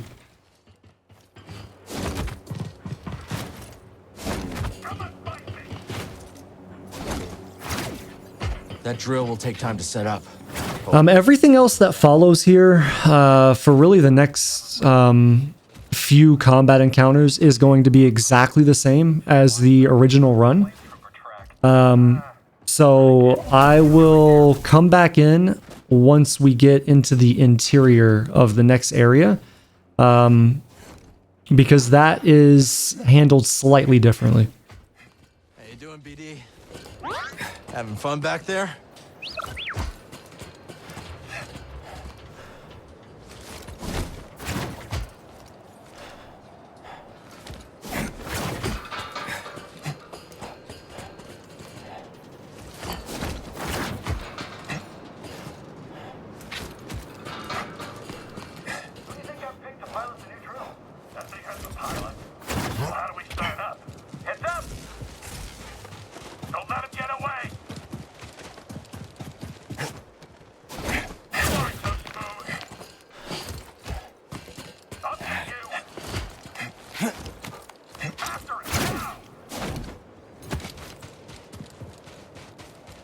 Incredible.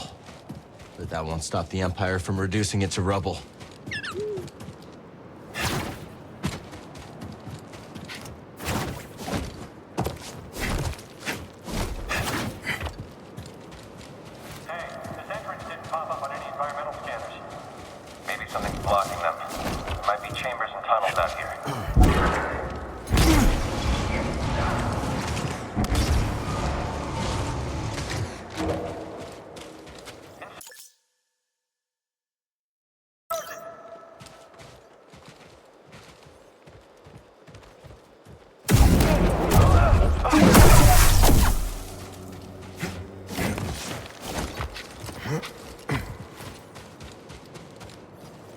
Gotta hurry. Brother Armias can't hide forever.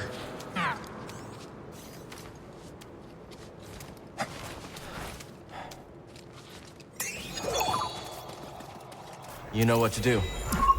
Sanctuary to all who seek it. Sounds too good to be true. Pilgrim Sanctuary should prove a worthy location for the safe house. Its proximity to the Archive is ideal. And with a bit of your slicing, this temple could once again provide safe haven for those who need it most. Pilgrim Sanctuary has some new caretakers. That sentry droid could be trouble.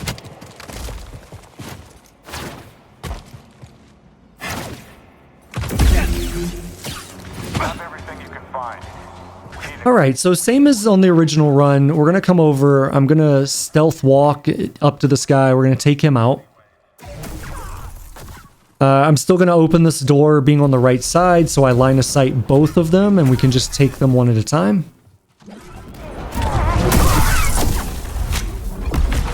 Now, as we go to the next section here, we're still going to wait for this stormtrooper across the way to turn his back and start walking away, and then we'll go over.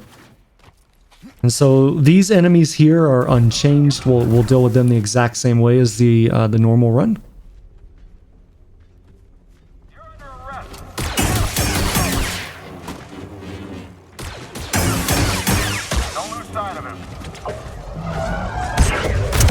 Alright, so now that we've taken care of the enemies up here, where this changes and gets difficult is the enemy composition on the ground. So the enemy composition on the ground is quite a bit, I guess, beefier than the normal run. So I'm going to have to deal with a DT droid and 2 Purge Trooper commanders. And so the approach for that is that I really have to be careful not to have both Purge Trooper commanders firing at me at the same time. And so the strategy difference here from the original run is that what's going to happen is I'm basically going to, at some point, I'm basically going to use a technique to pull up the Purge Troopers, attack them, and then drop them back to the ground. So by utilizing that method, it actually speeds up this area. It's just you have to be very, very careful that nobody can shoot you while you're doing the pull. And so that's where the nuance of the strategy really lies. So, and I believe we'll do it right here. So we'll hit him and drop him down. Now off to the left, he's actually like the stairs, like right in the center of the screen. You see he's running out, right? So this is what I had to worry about. So now, because there are 2 of them, I cannot use this strategy comfortably. So that's why I end up mind controlling one of them. And what I'm trying to do is get him to kill the other one so that there's only one Purge Trooper that can shoot at me. Because if there's only one, then as I'm pulling that enemy, no one else can, you know, get a shot off and hit me during the animation for the pull.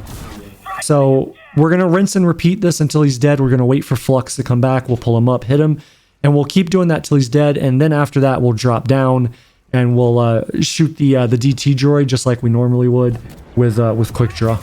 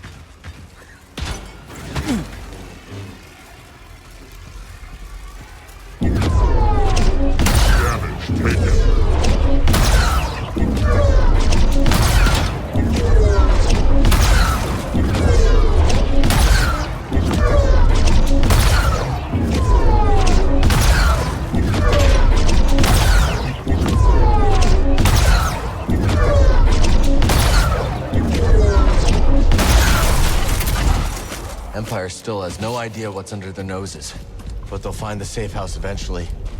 Let's keep moving.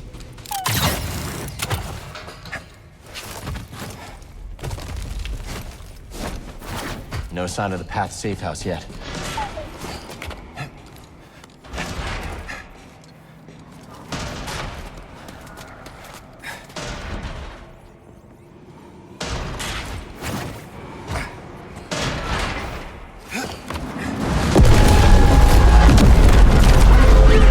I see him, bud.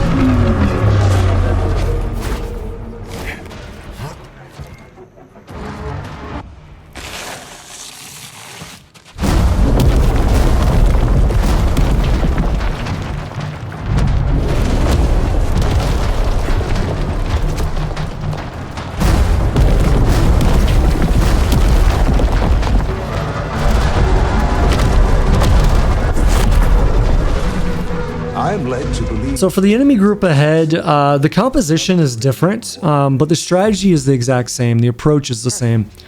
So we're gonna go ahead and kill this this trooper. That will pull the shield up, and just like the normal run, we'll pull the shield, throw it at him.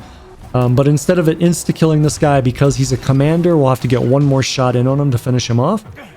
Then we'll walk up. I'll take out this last trooper from the back in stealth. We'll hit the zip line, and then I'll move on. Now, different from the original run, I go up to the right side and I fight the enemies. So you don't need to do that, actually, and I didn't realize that at the time, but now what I do is I come back and we do this, where we just swim past it, we don't take the risk, we don't worry about them, we just move on.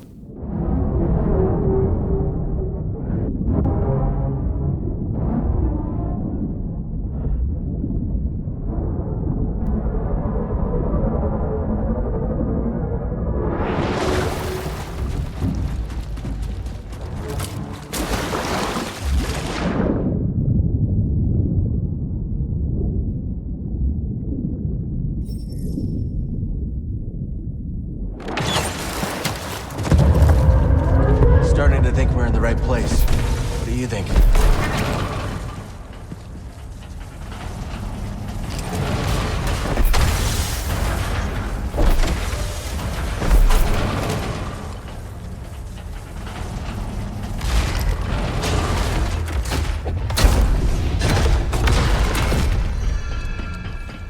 Okay, getting closer.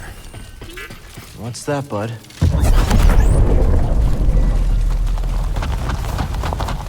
There was a scramble to evacuate. Quickly, everyone! This way! Hurry!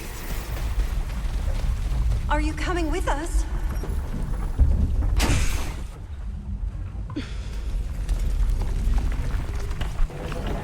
I can't hold this forever! Go! Couldn't save him. He died protecting the path. Come on, Cal! You can do this! What are you waiting for?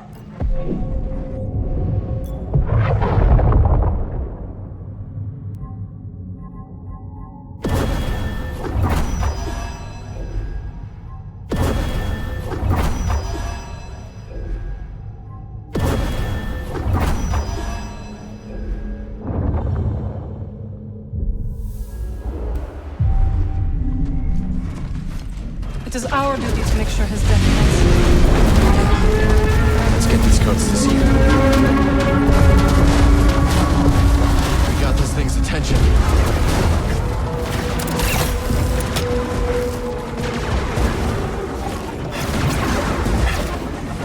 That was close.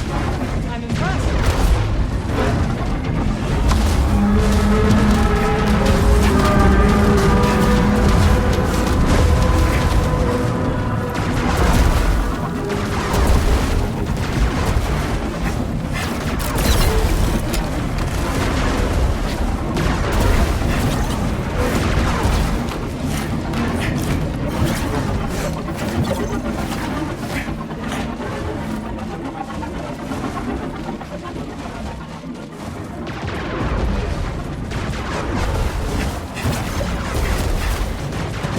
See a way back in. Then let's hurry.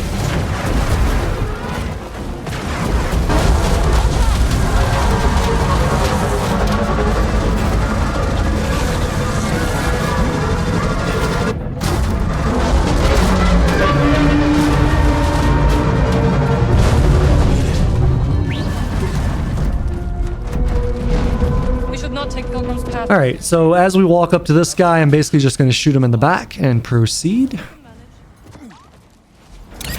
When we come across the zip line, I'm gonna edge forward, and what I want to do is I want to get a quick draw shot on both enemies. If I can't get it on both enemies, then at a minimum, we want to get it on the shield to instantly kill him. So I'm going to move back to this position to deflect shots, and from this position, once the melee gets close enough, I'm actually going to drop back down, because dropping down breaks the aggro of the ranged trooper. And then that allows me an opening to pick up the purge trooper, as you saw there, and throw him over the side. Alright, so once we finish that last guy, we're going to move forward. Our friend is back. Oh, good. Thanks again for the charm. You needed it more than me. Now, whereas like most of the sections or the last couple of combat encounters weren't very heavily changed from the original, this one is. This one is very, very different. So in the normal run, this would just be a bunch of standard melee troopers. However, in this one, you've got flame troopers, you've got a melee trooper, you've got a purge trooper. So this one gets a little complicated if you're not paying attention to the details. So basically, the idea is just to utilize the same type of strategy where you keep them at range and you pick them off one at a time. You just have to watch it a little bit more. So the most dangerous thing in this section is the DT droid. This DT droid has a rocket launcher and will shoot you with it. So what I need to do is I need to pull this guy back. Sometimes he'll enter a state like he is here with Merrin, where Merrin will, like he'll get caught on the geography of the area and Merrin will just, you know, go to town on him. If that happens, I usually let that happen because it does extra damage to him, and sometimes you'll get it where he never breaks out of it. In this case, he breaks out of it, so what I want to do is I want to pull him all the way back. And then I want to get up here, and at the last possible moment, I want to go in through this gap to the other side. Now, if he's not looking at me, then what we want to do is we want to slowly edge down and try and quick draw him in the back as much as possible. And then once his rocket launcher is gone, then what we can do is we can jump up to this rock. If you jump up to this rock and position here while he still has the launcher, he will fire it at you. So you want to really, like, your first break point on this guy is to get the rocket launcher off the board. Once that happens, the rest of this doesn't matter. But what you would do is if he didn't get wrapped up with Merrin there, he would actually come back to you and you would go through that crack in the wall and basically just stand there. And Merrin would just fight him on the opposite side of the wall while you're safe. And then once he gets to half health or whatever, you can be like, okay, well, he shouldn't have the rocket launcher, right?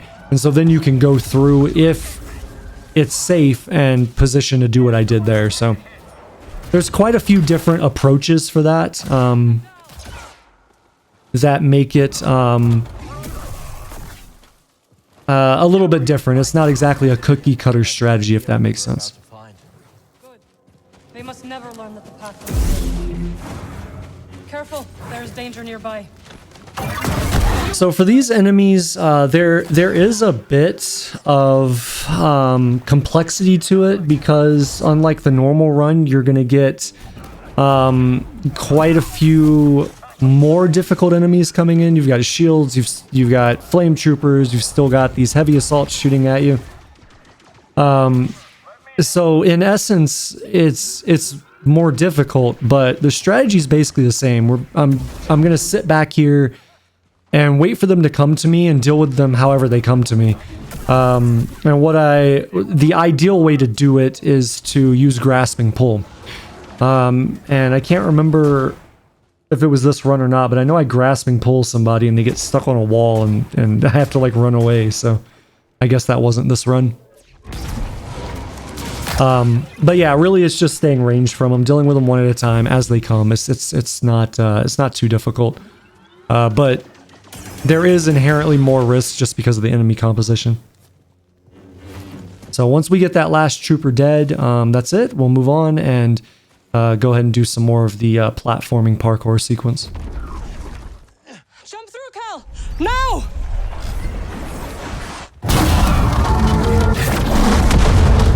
I can't believe this! Believe it! Well done!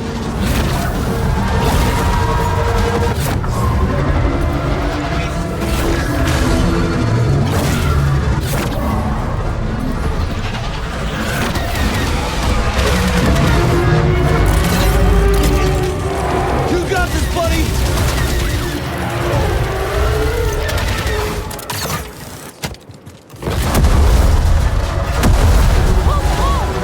No kidding. This thing's gotta have a weakness.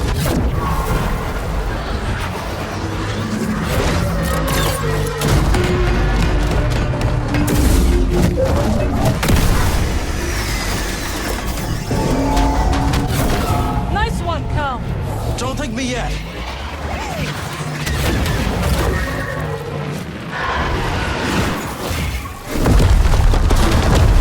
Having fun? What, you're not?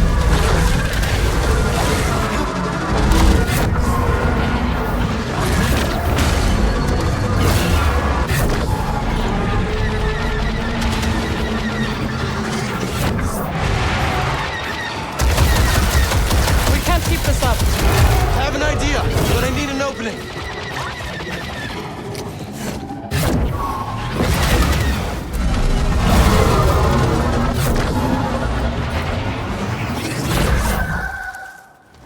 Nowhere left to run. Then we stand together. Now or never.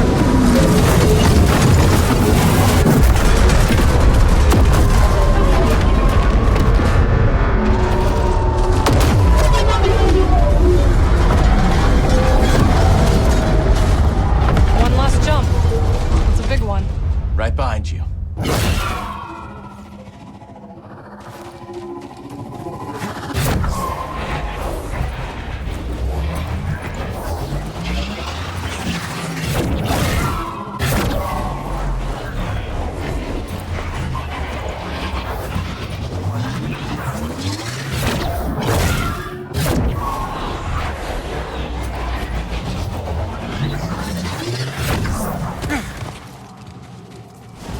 How did you do that?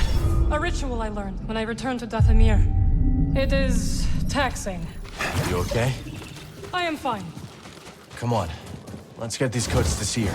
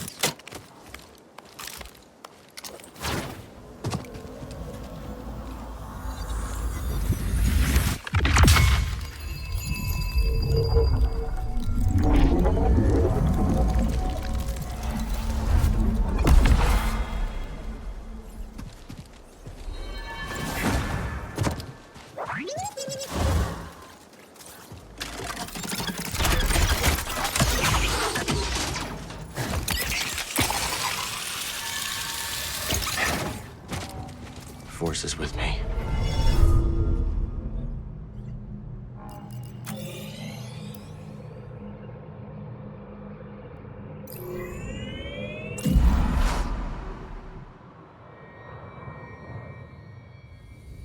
We shouldn't stay here long.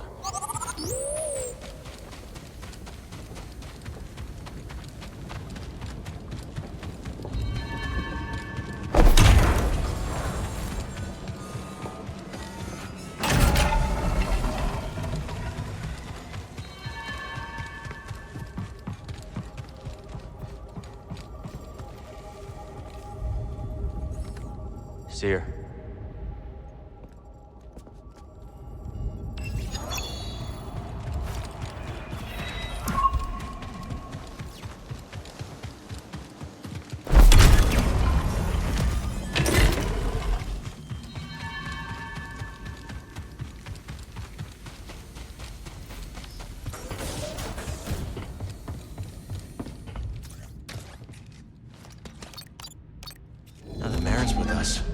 go back to Coruscant. Bound for Koboh. The Mantis has changed. Oh yeah, Cal and Bode, they ain't exactly the cleaning types. I cleaned this morning. Wait, did I? No, I didn't. That's on me. Marin, I didn't know you were coming. Hey, maybe I'll pick up some scat steaks. Why'd you join back up anyways? Cere and I believe Tanalorr could be a refuge for those persecuted by the Empire. Persecuted by the Empire, huh? Gonna get crowded.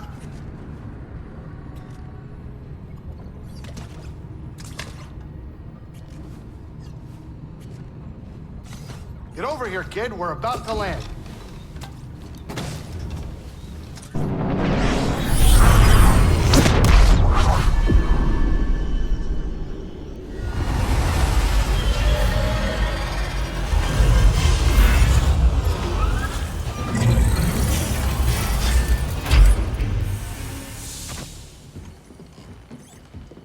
Welcome to Koboh.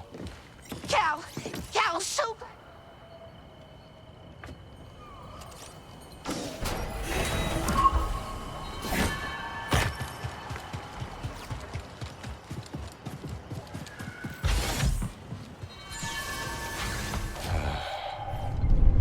All right, so this next section is a huge change from the original run, and I told you much earlier in this run that there were some things that had changed, there were some pathing things that had changed surrounding how we do things, how we get things, and even in the original run I had alluded to this because once I got the run done, we had found better ways of doing things. So we came here earlier and I got this meditation point and then I left. And the reason was so that we could come back here later, which is now. So what I'm going to do is we're going to head up to this cliff's edge. I'm going to kill the lizards that remain up here. And then I'm going to go across to this next area where there's a Mogu. And so as I enter the area, we're going to take this high ground. And then I need to get far enough away from the NPCs here that I'm able to then enter combat again. And what I want to do ideally is I want to get the Mogu pushed off the edge. So I fail it there with that howling push. I don't really know why, but it fails there. So I'm basically just waiting for Flux to regen my force, and then we're going to try it again. So we do it here. We get him. That's perfect. And so now that he's done, we can rescue these two NPCs. For anyone that's not aware of what these NPCs provide, by freeing them or rescuing them, you unlock the Holo Tactics table like mini game. And inside of that mini game, there are items that you can earn. And one of those items is going to be a bounty puck. So in the original run, I got 2 bounty pucks because I wanted to get the stun shot for the blaster. And I even said in that run that we would never get that again, that new strategies have come to light that made it obsolete. So this is showing now what we do with those 2 bounty pucks instead. So in the original run, I didn't know about the Holo Tactics table. And so what I was doing was I was taking a bounty and I was going killing a bounty hunter to get the second puck. Well, once I found out about the Holo Tactics table and that you could get a bounty puck from there, that's great, right? Because there's no risk involved with that. So I'm able to basically remove that element from the run and make it that much safer. So that's what we're going to do in a little bit. What we're doing right now is we're going, same thing that I did in the original run. We're going to get another skill perk upgrade. And it's a slot upgrade. But we're going to go get that, and that should round out all of the ones that I need for the run.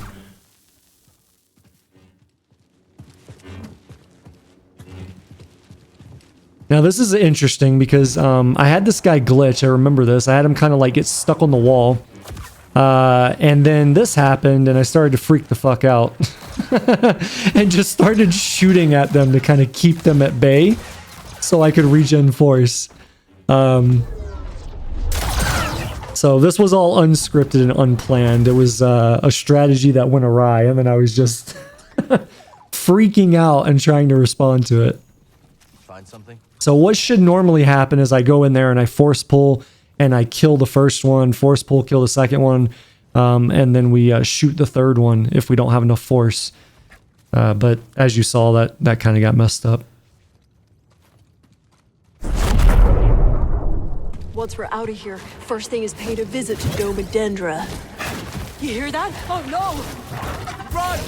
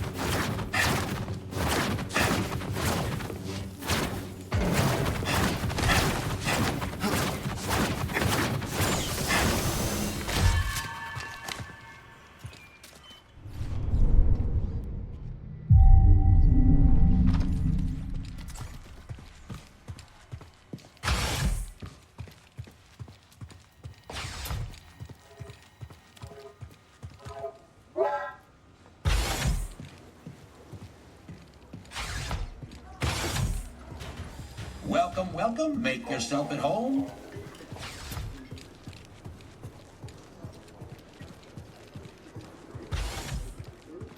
Okay, so what we're going to go do now is what I told you about. We're going to go get the bounty puck from the holo tactics table. There's really no... I mean, I guess there is a wrong way to do this, but basically there's no way to fail this. You can fail it, and then you'll just have to restart it. But you can do it as many times as you need until you're successful, so there's really no way to fail it. Eventually you'll get it. The units that I use here are just the ones that I chose to use. There are different combinations and configurations of pieces, enemies, allies, whatever that you could use here. This is just what I chose to use, so feel free to use what I use here to get through it, or come up with your own composition. Nice try, Hotshot, but not today.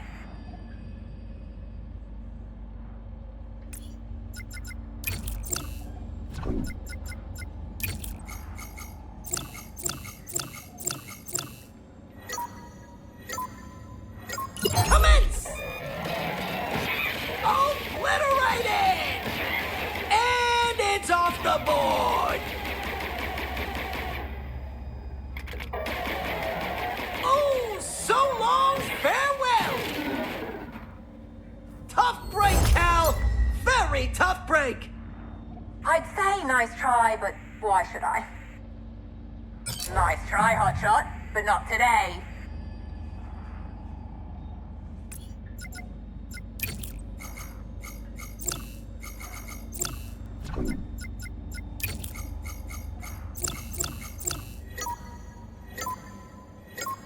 Hollow tactics! That unit is toast! Oh, it never stood a chance! Now that's a hollow kill! Some smart moves from Cal see him through to the next round!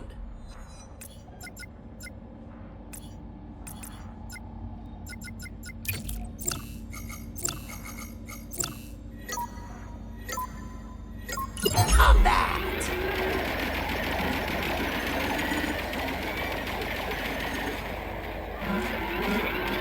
And it's a corner!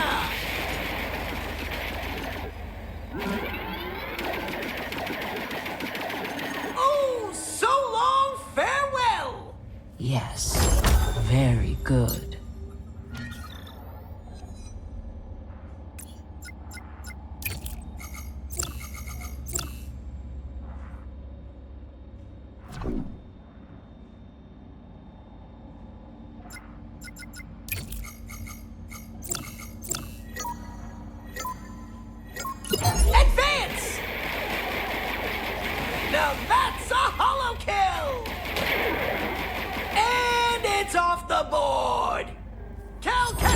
proves himself superior in the final play! Your stinking game is rigged, you little gronka! So long for now. I've got opponents waiting for you when you return. So now that we have the second puck we need, we're going to go over to Cage and we are going to buy the B2 droid hack from her. Now this hack does require, for the way that we're going to use it for this run, this hack does require you to have the Electro-Dart ability for BD1, which is the next thing we're going to go get.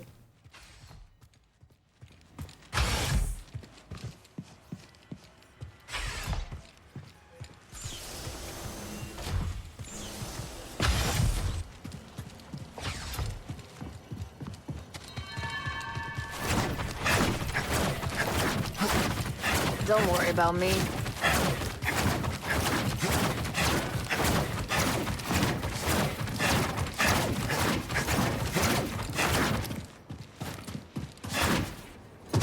Well, hey there, traveler.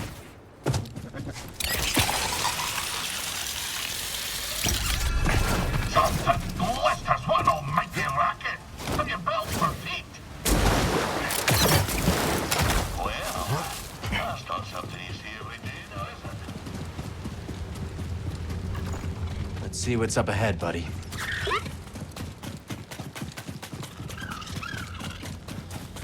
So for the two stormtroopers through the gate here, nothing changes. Same strategy. We're going to dash through, kill the first, shoot the second.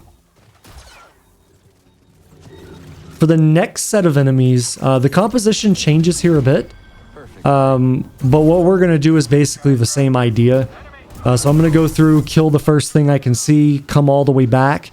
And what I want to happen is I want the droid to get up against the ledge so I can push him off. That's the same as the original run.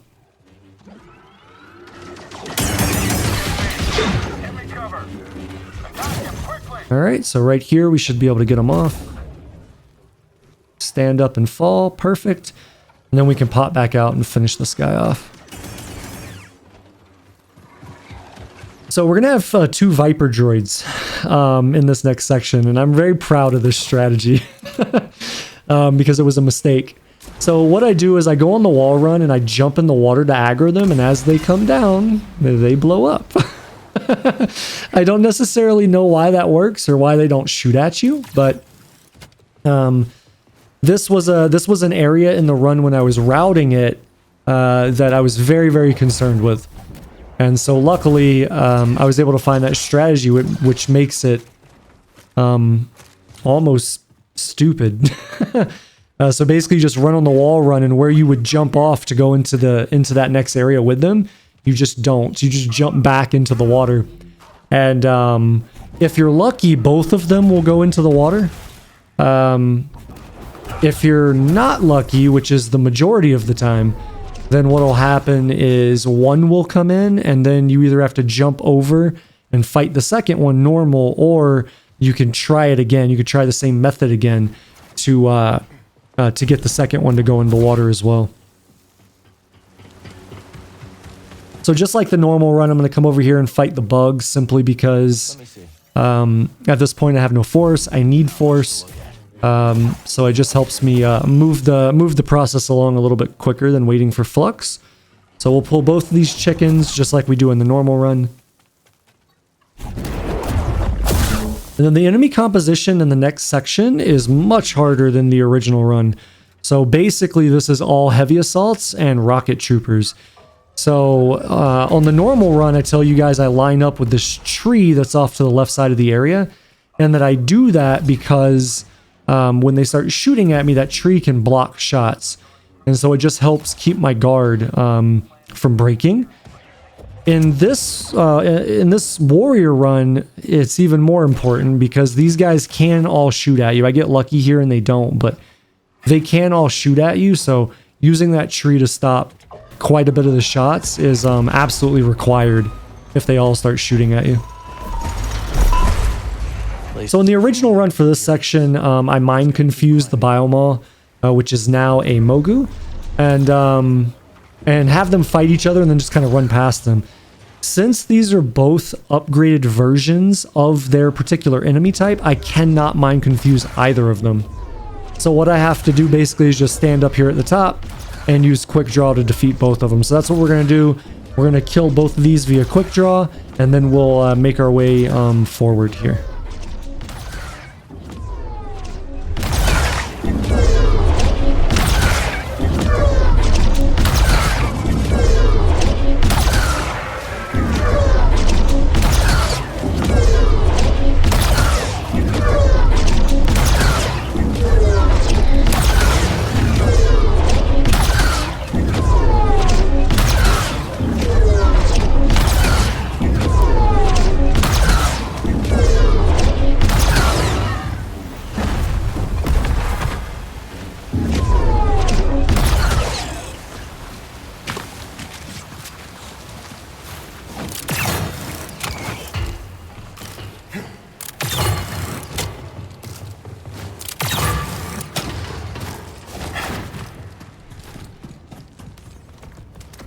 The Empire's really cracking down around here. How long before they set their sights on the outpost?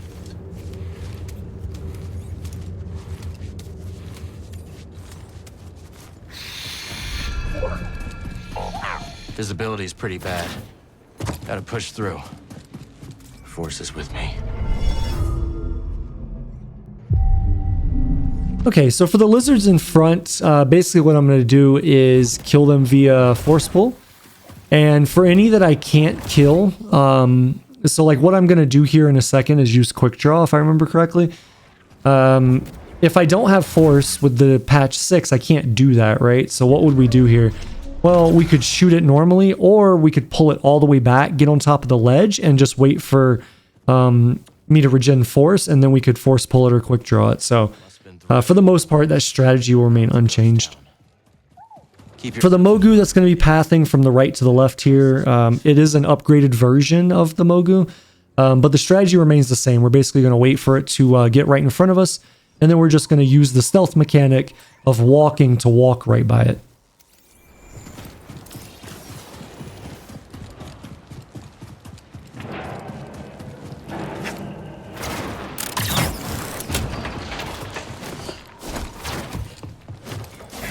Okay, so at this point, we need to go get Fortitude.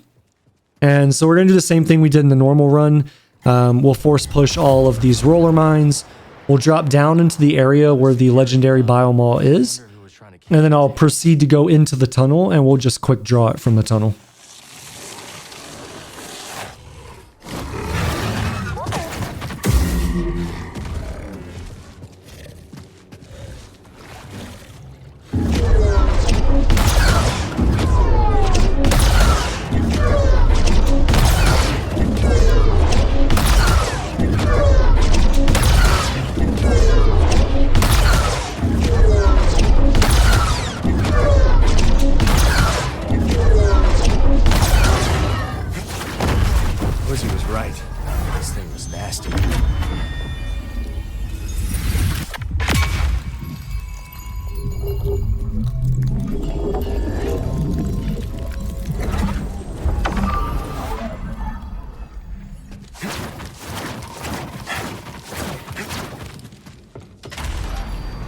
Prospectors move out, and the beasts move in.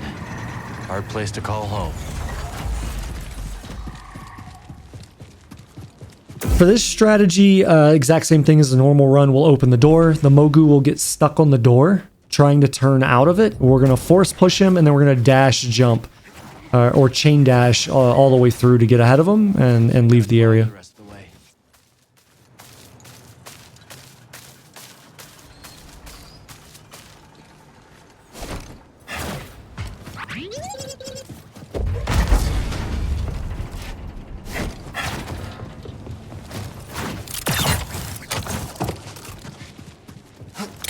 For the two stormtroopers here, same thing as the normal run. We're just going to get behind them, force push them off the cliff. And then the enemies in this next section is a slight composition change. They're jetpack troopers here now. But aside from that, everything else is the same. So we're going to do the same thing. We'll aggro them via the confusion on the purge trooper. And then we just have to deflect all the shots, and obviously make sure that my guard isn't going to break here, so. Once that's done, we can go ahead and go into the next area. And basically just jump, dash, grab, and that'll take you up without you touching the ground. We'll fight together. You don't have to confuse that guy, I just do it, because why not? maybe they'll kill each other while I'm in the ship.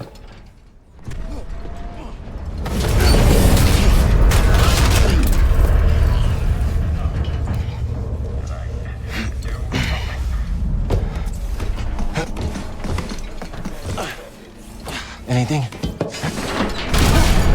Watch out, bud.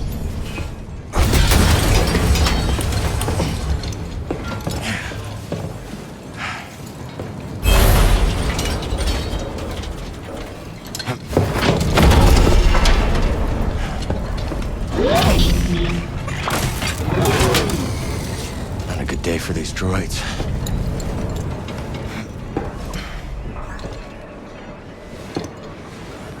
Purge trooper. Got what was coming to him.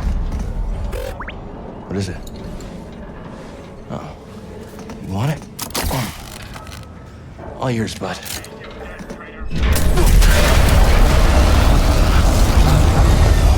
BD. So for the next section, we do have a new strategy in the community for this, and this is like literally the best way to do this. So we're basically just going to grapple up here and then stand here. So before I was mind confusing these guys, but now when they touch fire, they insta-die. So since we know that, there's no reason to mind control these guys and quick draw and do all that. Basically, we just let them walk into their own death and then move on.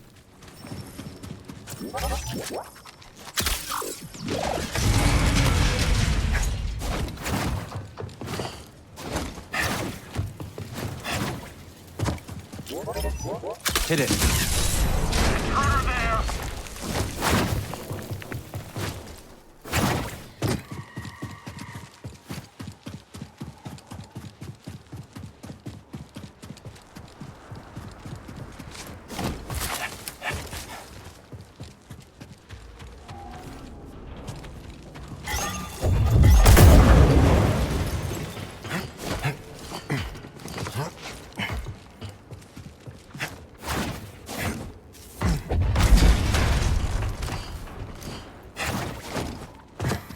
Alright, so as I land here, I need to turn around and look to hack the KX droid that's in this area. So in the normal run, that enemy type is just a melee trooper. Because that enemy, the KX droid can shoot at you, and we have a heavy assault here that can shoot at you, you don't want two things shooting at you at the same time. So we want to make sure that we hack that guy before we go over to the area.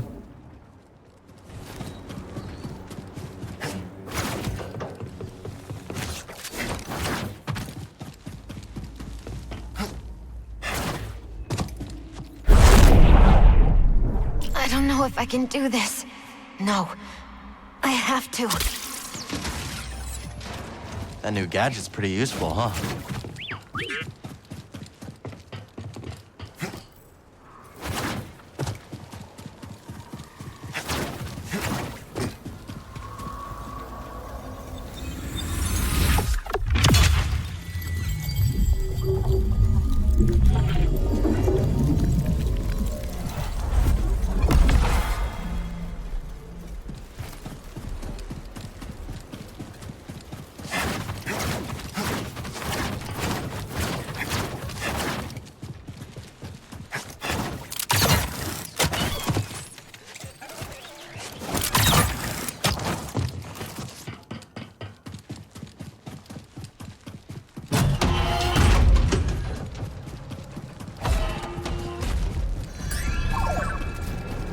Buddy, over here.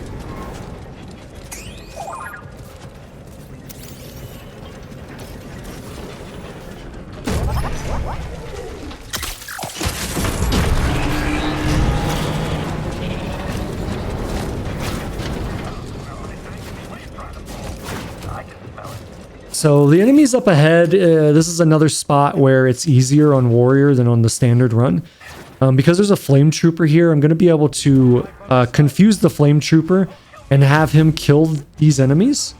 And then what I can do is just walk forward and kill the Flame Trooper. For the next two areas after the next two enemies after the zipline, this is all the standard stuff from the normal run. So we drop kill and then grasping pull kill the second. And then for our final enemy before our next meditation point, we're gonna hack the droid, and then we're just gonna shoot the trooper and go across.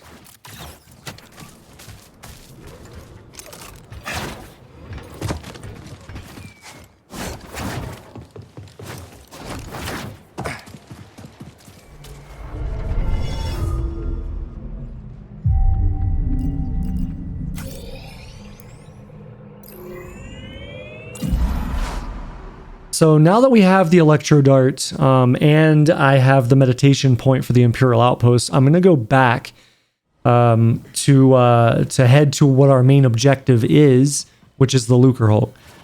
So the prerequisites for going to the Lucrehulk is basically have Electro-Dart, have Fortitude because of the Dagan fight, and then also have the B2 droid hack because of how useful that's going to be in the Lucrehulk and for other areas in the rest of the run.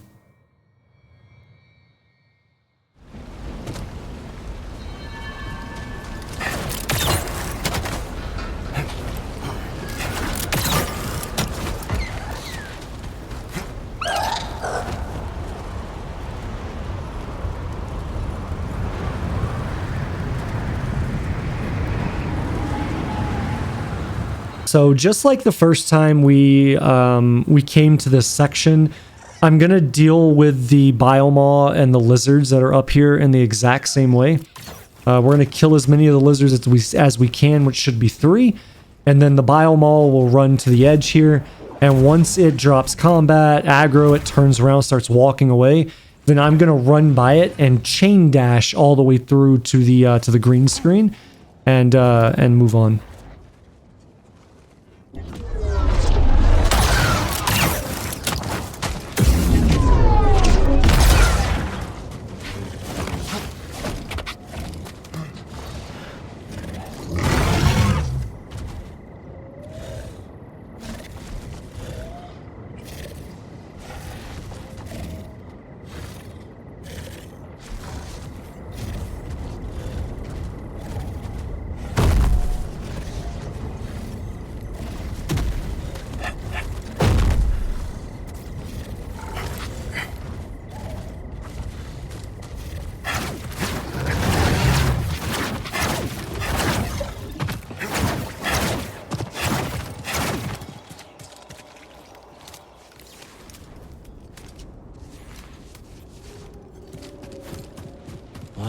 There it is.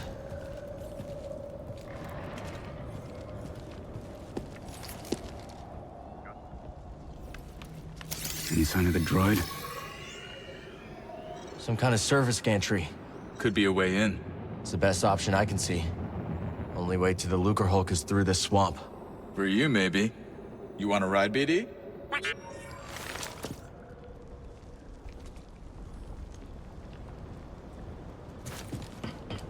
Now we just need to rescue Z.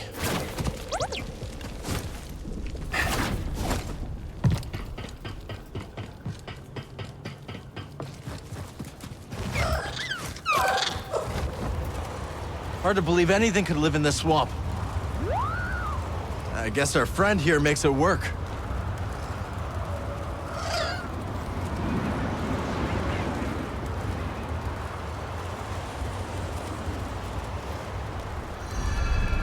See that building, buddy? Guess someone does live here. Or did once. Let's move.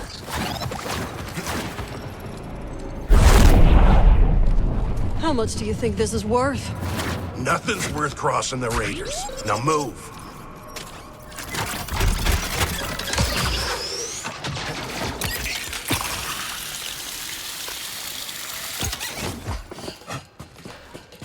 You ever been in a ship this big before, buddy?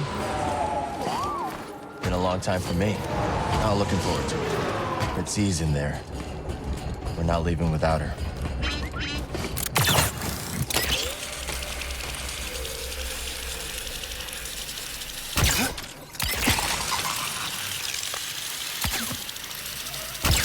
All right, so for these droids here, exact same strategy as the normal run.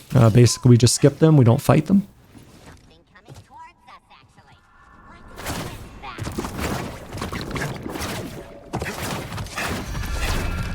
Now for this next section, the enemy composition changes. So there's a lot of B2 droids here, hence why the B2 droid hack is very, very useful.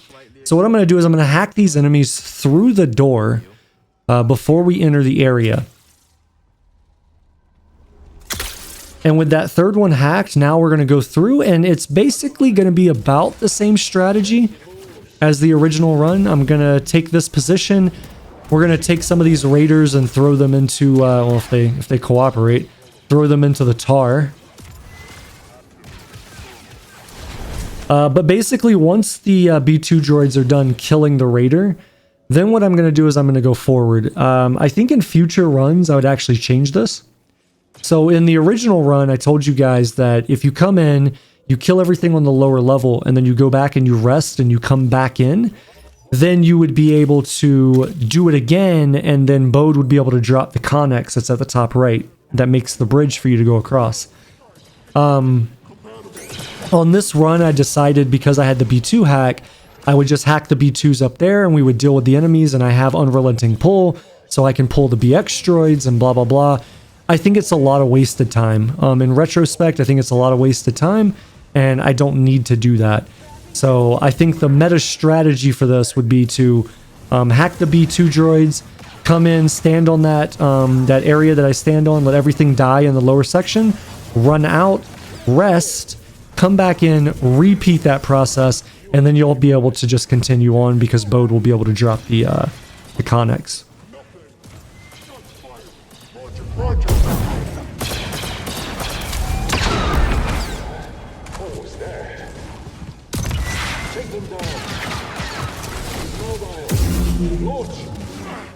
This ends now. They won't like this. We will be heroes.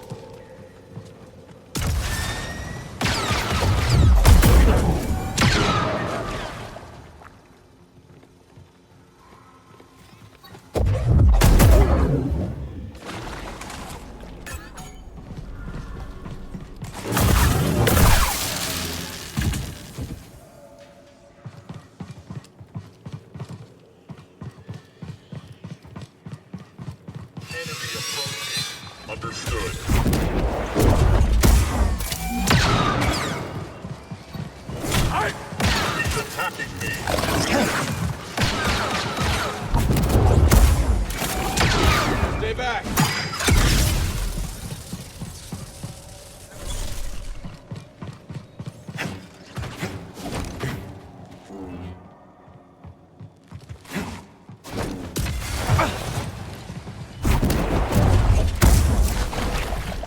Think you can break that coupling?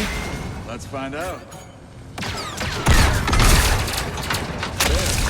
When in doubt. So for this section here, nothing's different. It's the exact same thing as the original run. We're going to wait for the 4 droids to get up here. We want to force push all of those to kill them. And then we want to take care of the ranged troopers so they can't shoot me in the back as I make the jump to the next section from here.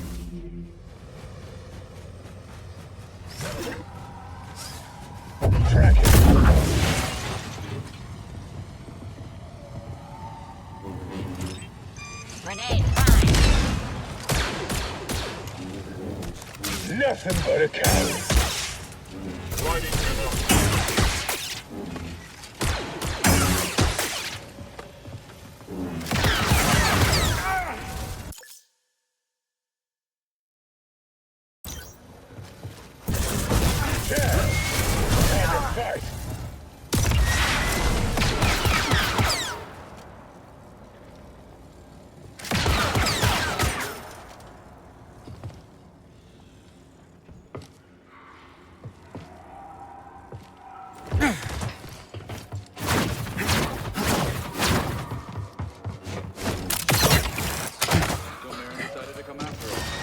Yeah, she thinks Tanalorr could really help the path.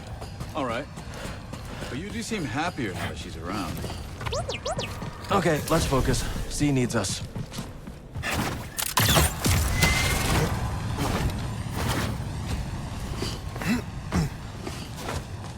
You know, I broke into a freighter on Nab once. Yeah? Any tips? No. It was nothing like a Lucrehulk. Not. Could you clear this up? Absolutely.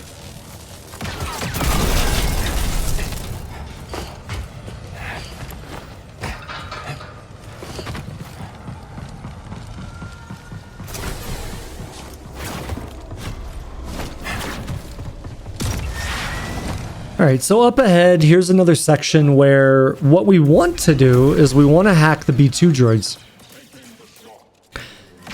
For whatever reason, Bode decides to lose his damn mind and immediately start attacking these guys. I don't understand why this happened, because it has never happened. In over 300 hours of playing this game, I have never gone through this section and had Bode just immediately attack them. So I'm hoping that's a one-off, but what would normally happen is we would land in here, we would kill the B1 droid, I would turn around, just hack both of them and run by them. But since Bode fucked that up, I have to wait now for this droid to pass back by. And I know that when I climb up here, they're going to start engaging either each other or Bode. So I need to go very, very quickly through this section.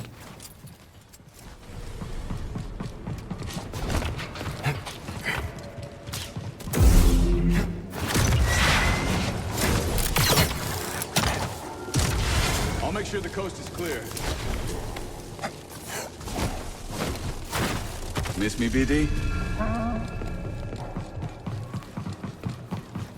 I need to focus. Just look at this place. Have a nice nap? Not exactly. Also, not... So for the two BX droids and the Raider ahead, they're the exact same composition as the normal run, so nothing changes here. We're going to mind confuse the Raider, let him kill who he can kill, and then we'll deal with whatever else remains.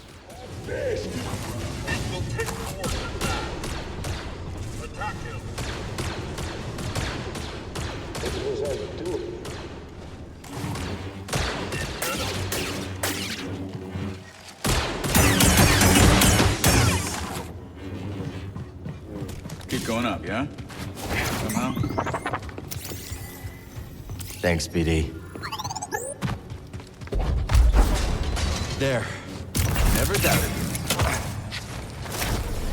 Keep going. I'll scout around. There are no surprises. For the next enemy group, same thing as before. Enemy composition remains unchanged, so we kill the first one, shoot the second, force push the last two.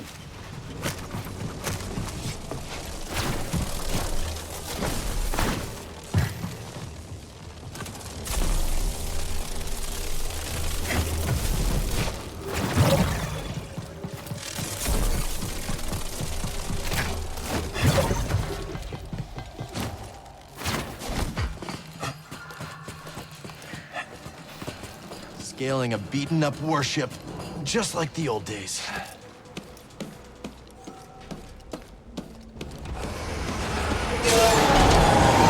Where are they going? For the Magnaguard, nothing different here. We do the exact same thing. I'm going to pause, unpause to get the cape bug to go away. We'll just howling push, pull, howling push to keep them staggered and leave the area.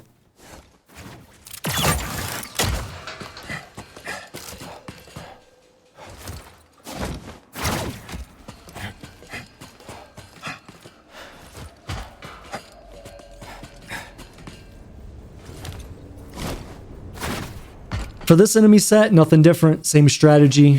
Basically, we're just going to dash, jump out of the area and leave and not fight anything here. Keep this area locked down. Whatever.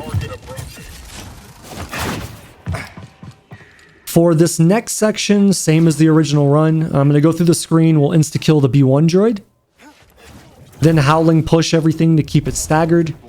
And then I'm going to dash jump over to this section, same as in the original run. We'll kill the B2 droid, same as the original strat. And then we'll pull the Raiders off the edge of the area, same as the original strat.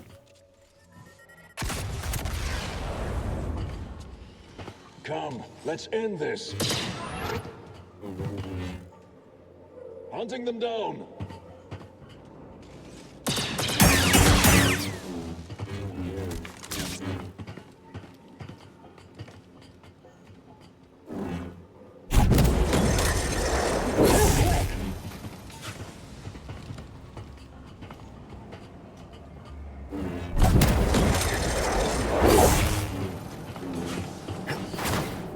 Jammed door. For the Magnaguard in this next section, it's the exact same thing. We basically let Bode come in, hit it. We do a quick draw. We'll ask Bode to hit him again, and then we'll do another quick draw, and then it's good. For the droidekas that are going to be up this hallway, same strategy. We're just looking to reflect shots, break their shield. If we get their shield broke and they don't die and they stagger, you'll want to swap to blaster and then get a couple of shots off just to finish them off. But otherwise, this strategy remains unchanged.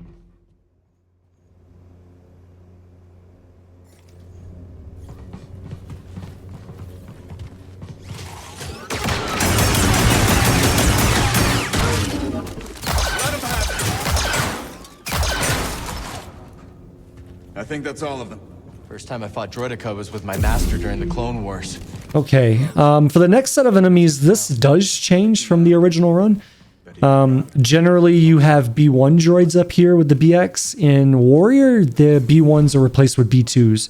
So since we have the B2 hack, this actually makes this area easier than the original run. So what I'm going to do is just wait for these B2s to path out, and we're going to get all 4 of them hacked. On you, BD. Maybe, if I can aim. There we go. So once they're all hacked, then what I'm going to do is just move forward and get them to engage the BX droid.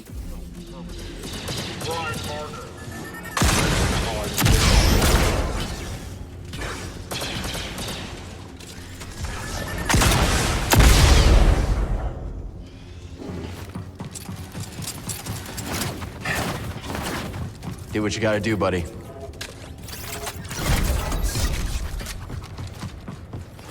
Okay, let's see what we have here. A turbo lift. Is that who I think it is inside? Let me get a closer look. Yeah, it's Z. Where does it go? Control tower. Then that's our target. I see a problem. Down there. Droids. We've seen worse. Check out those AATs. I've got a plan. So I figure I make some noise, draw them away, you slip by. Regroup at the turbo lift. What do you think? It's risky. We passed risky a while back. Good luck. You too.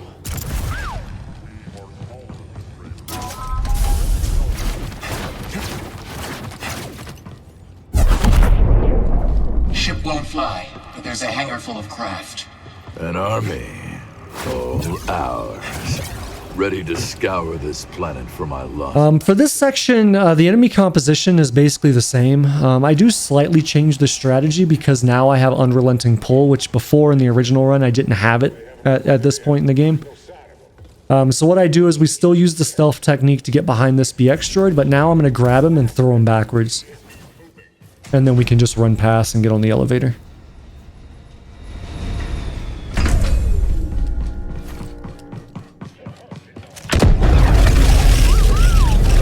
How to make an entrance.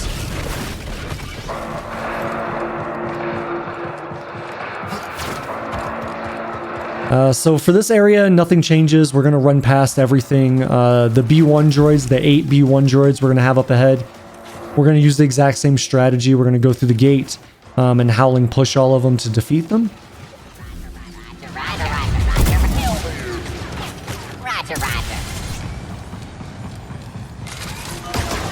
Now up ahead we have the Smasher, right? And this is where in the original run I was using stun shot and I told you guys, oh, we don't need to do that, right?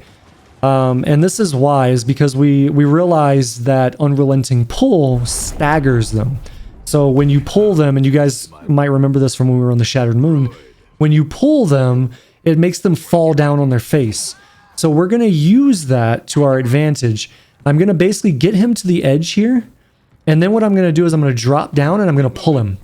And I'm going to keep holding him. Even once he touches the ground, we're going to keep holding him until he falls on his face.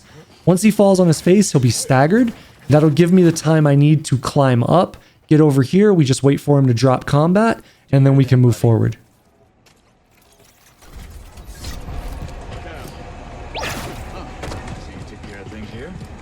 Good to see you.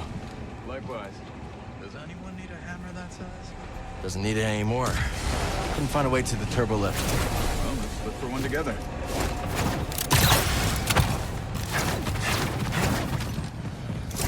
Okay. Now what?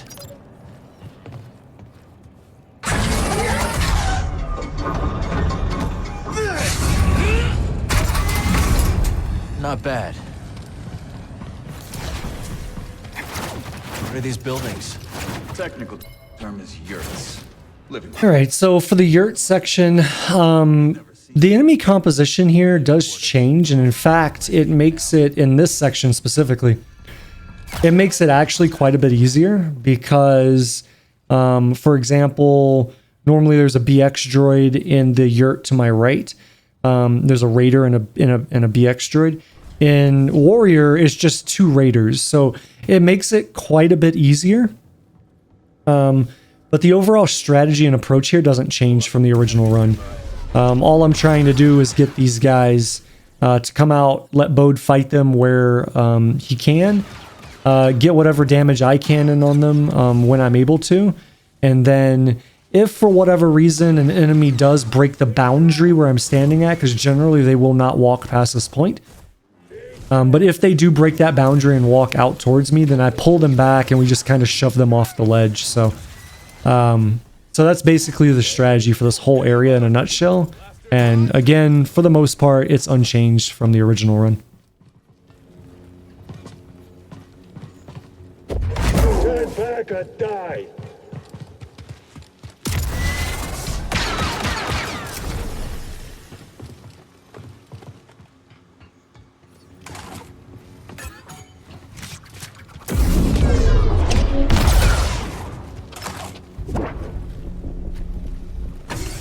Watch this! Yeah, that's someone help you. I was doing fine.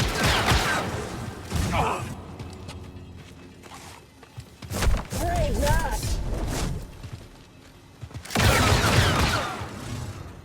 Ready, Captain. Taste this. I ain't impressed.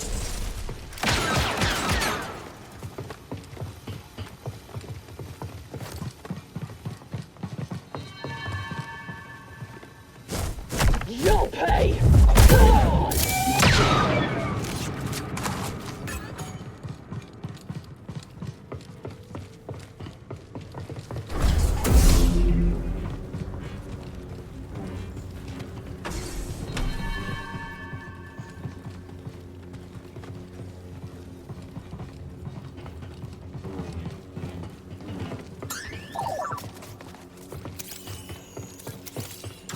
Raiders have gotten pretty cozy here.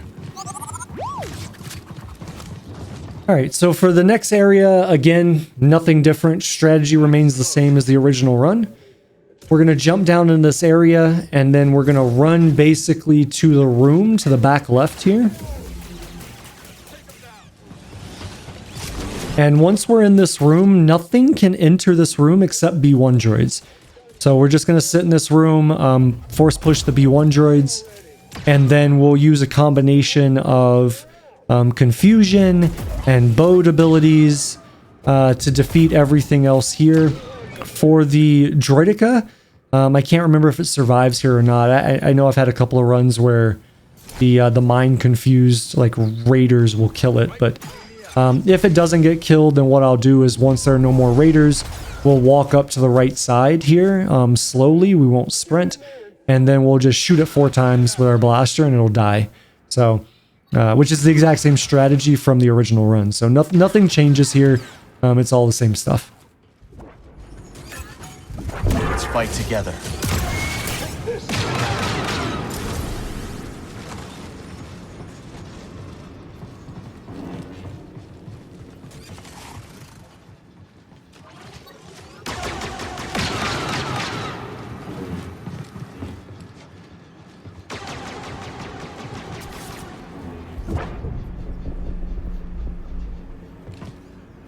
Nothing personal.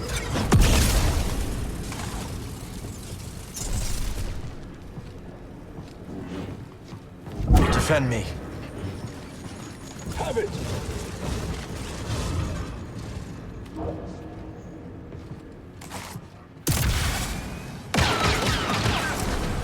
Shadows can't hide you now. There's never any escape.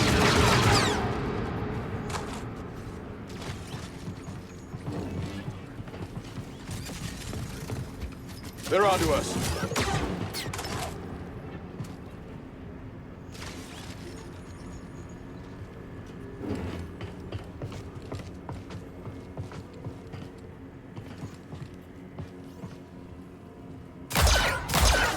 Laser sword. Lining up a shot.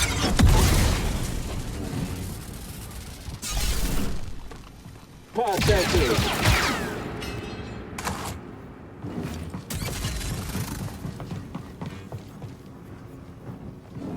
Can you get that down? Consider it done. All right, so continuing the theme of the Lucrehulk, which is all the strategies are basically the exact same. This one's no different. So I'm going to go up. We'll get into position when the B1 droids come down. I'm going to force push all the ones on the right to instantly kill them. We'll walk forward, like take one more step forward, and Bode will then aggro into the ones on the left. And then once the B2 droids drop off the left lander, then I'm going to run away. And this is something that I explained in the original run's commentary, is that for whatever reason, when you leave this area, if you wait long enough, enemies will just auto die. So you don't actually have to fight anything up here. And in fact, this strategy is very beneficial, because by utilizing this strategy where you drop off for every enemy wave and you let them auto die, it keeps the Smasher from coming down. So the Smasher is the big guy that's got the hammer up on the high ground. It keeps him from ever coming down. So you never have to fight him either. So it just makes this whole area much, much easier, much, much safer to do for no damage, because we don't have to fight anything, really. So that's what you're going to see here. Enemies nearby. Enemy approaching. Let's get after it now.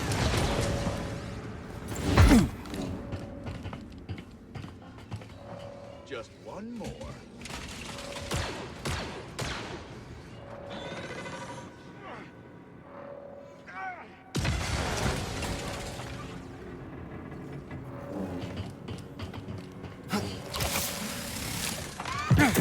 This is no time to let up, Cal.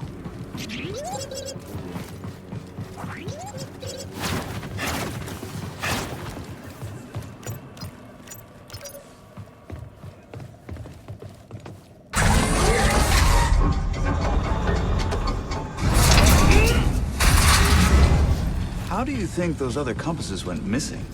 My credits are on Santari Kree. No kidding. If she sent Zeke to that Bacta tank, maybe there's more to this story.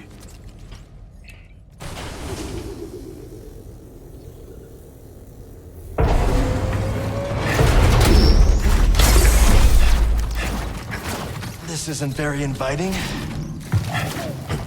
I don't think anyone's been back here in a while, buddy. Droids from the Force Ray.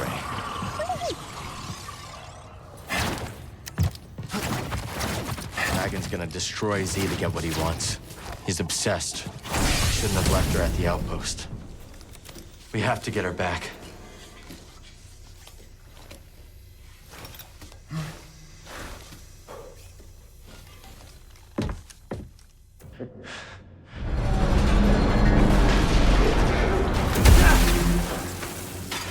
So same as the original run, as soon as you get down to the bottom, you want to kind of angle your camera and dash through to get into position.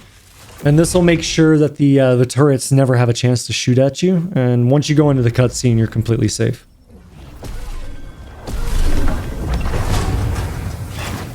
Always giving me a new perspective, eh, Cere? I'm good, buddy. Let's go.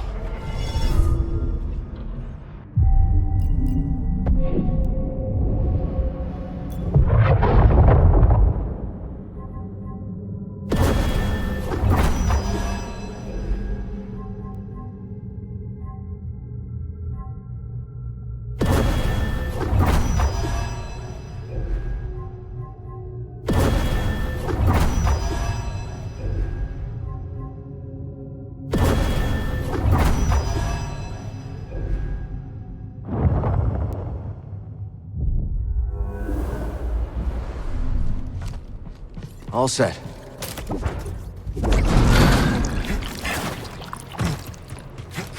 So everything that we're gonna do through this section, as far as enemies go, is gonna be the same as the original run. So I'm not really gonna explain anything here. This is all cookie cutter stuff until we get to the section where I need to get the BX hack. So once we get to that area, I'll pop back in. Leaking pipes, exposed.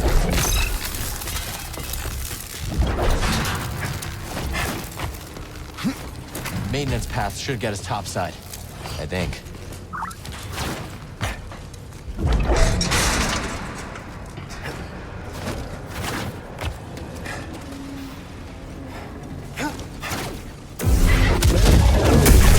I will honor Rayvis by bringing him your head.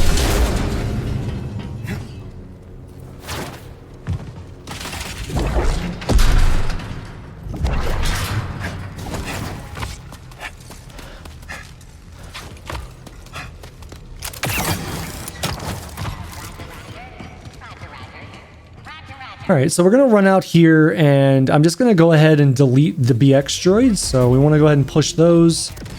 Luckily, with the bomb, I kill off the Raider, so I didn't need to do that part of the strategy. But right after we do that, I want to turn. I want to take the turret down, and then I'm just gonna come back here, and we're gonna take these guys and throw them off the ledge with Unrelenting pull. Now, in the original run, I didn't clear this area out because I didn't need anything here. However, moving forward, we found that you really want the BX hack for the Grand Oculus, and this is how we get the BX hack. So normally, for the BX hack, well, let me stop talking and say, make sure that you hack this B2 droid before you go across, because I didn't do that in one of the runs, and it almost got me to lose it. But anyways, this area, normally you would do this as a very specific way to get the BX hack. What we found in the community was that you could actually just turn around, and if you time it right, you could jump at the very last second, and you could dash up to this high ground and skip all of the stuff you would normally do to make it so that you could get to this BX hack. So that was advantageous. So we got the BX hack. Now I want to grab this Raider. We're going to throw this Raider off the ledge, and then I'm going to hack these two B2 droids, and then we're just going to run by them.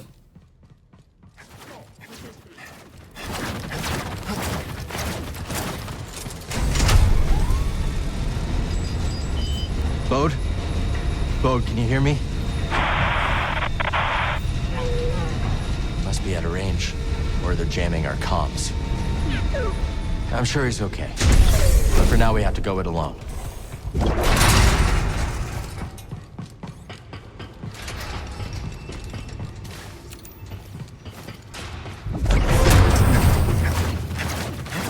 Maybe we can get to that turbo lift now.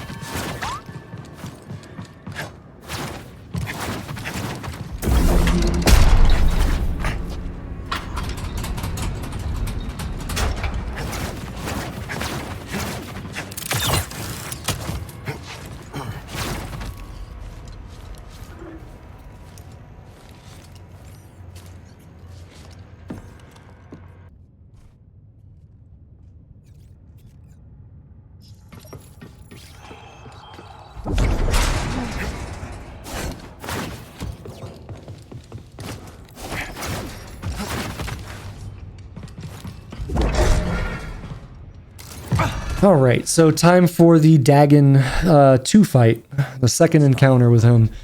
So what I'm going to do is I'm going to swap to a blaster crossguard stance. And the reason for this is because in this fight, with the strategy and the approach that we do, we're also going to put Fortitude on. There we go. With this fight, you only get, like, per opportunity meaning when you're able to hit him, you're only going to get one hit anyways.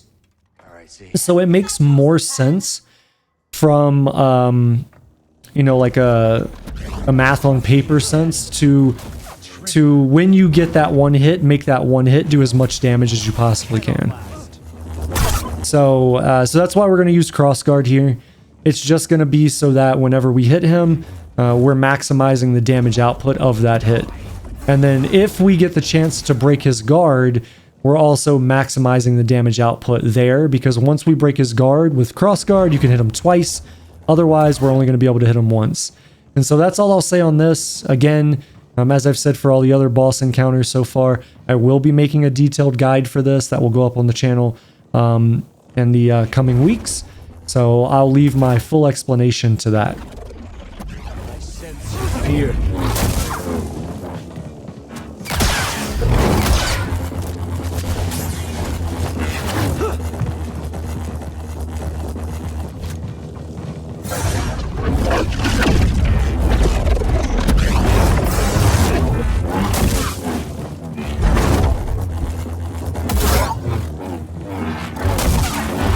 I pity you.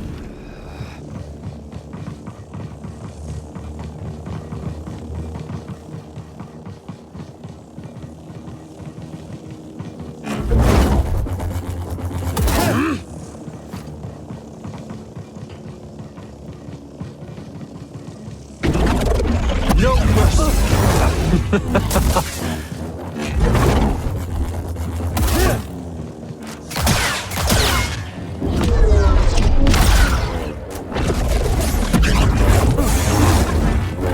You wretch.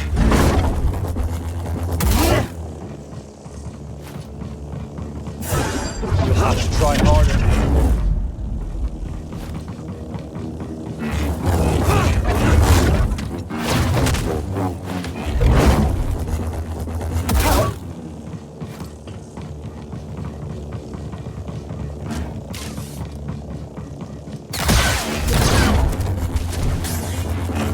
Channel War is mine, and I will strike down anyone who stands in my way. Amusing.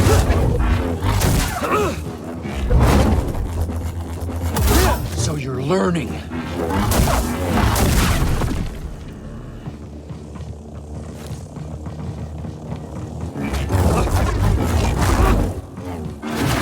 Really? I pity you.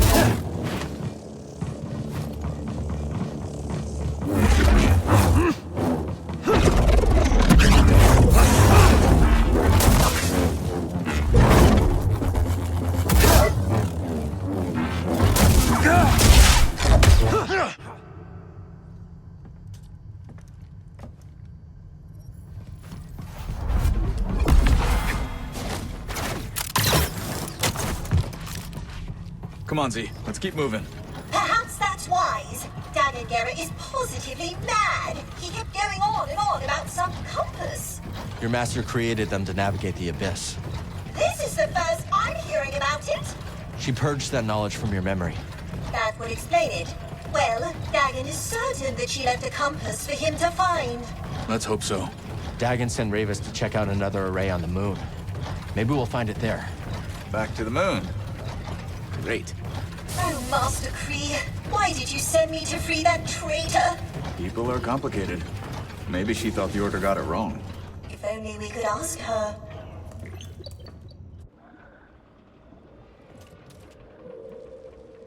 Dagan must have sent Rayvis to get the compass. Maybe the Force Array powers something on the moon. It's a guess. But if Rayvis is on his way there, that's where we need to be too.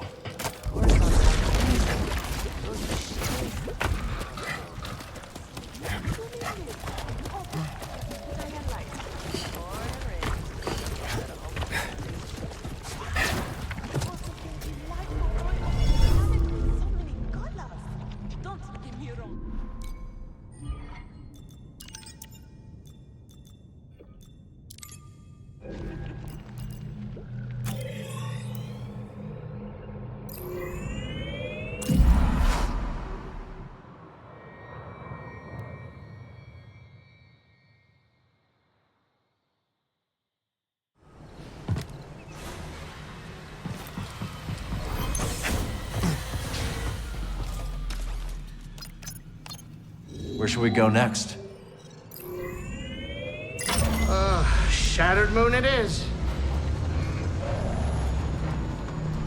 They will be expecting us.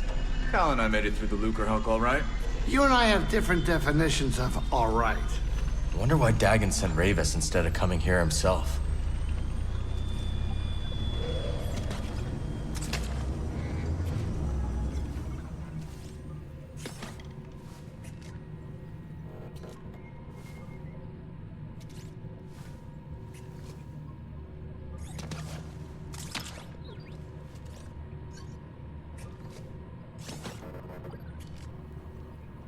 Buckle in, Cal. Time to land.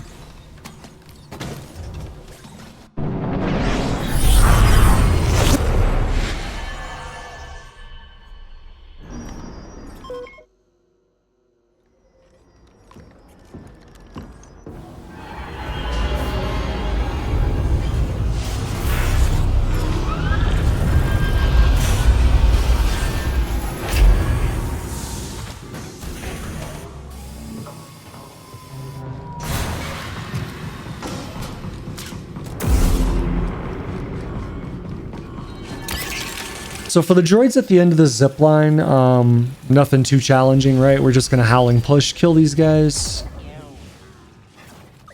Raiders are locking this place down.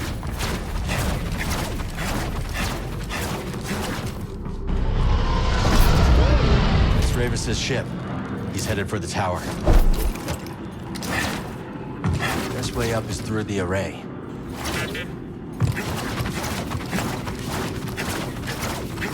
All right, so when we open this door here, the composition changes quite a bit. There's a lot of B2s in here, but since I have the B2 hack, this area becomes like zero risk. So I'm just gonna hack all the B2 droids, and the only thing that remains is the Raider, which can't get to me from high ground, so we can just skip by that, go to the high ground, and move on.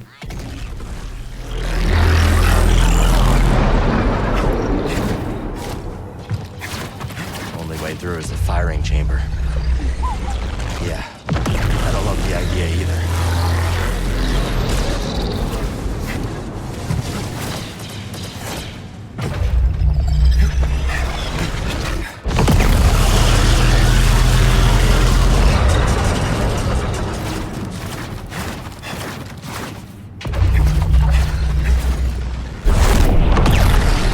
What about a fabrication facility on the moon? It'd save us bringing materials from elsewhere.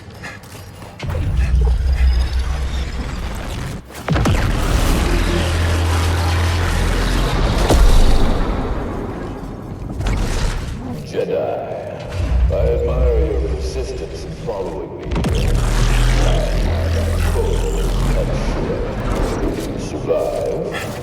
I look forward to picking up where we left off.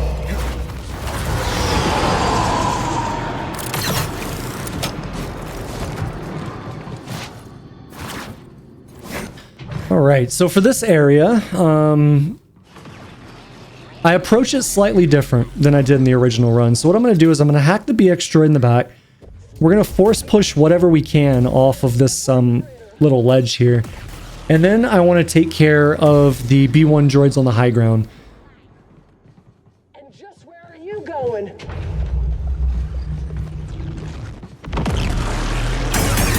So once the B1 droids are down, that takes care of pretty much everything that can attack me from here. Whatever remains from the encounter that was happening in the back, once they start to path forward, what we're going to do is basically throw everything off the ledge. Pretty much every enemy is just going to get pulled and thrown off the map. So the good thing about this strat is sometimes you will get enemies that will get caught in the beam as the beam charges up. So you can see those B1 droids are standing there. Sometimes you can get enemies that will just be right in the perfect spot for that, and they'll just get destroyed. So there's a little bit of benefit to hacking that BX droid because you can sometimes get that to occur. Otherwise, what I did there was just do a howling push to kill as many B1 droids as I could. Then what we're going to do is with the Magnaguard and the Raider, we're going to get on the edge, pull, and then back off just like we've been doing with some of these other encounters. So we'll do it again for this guy.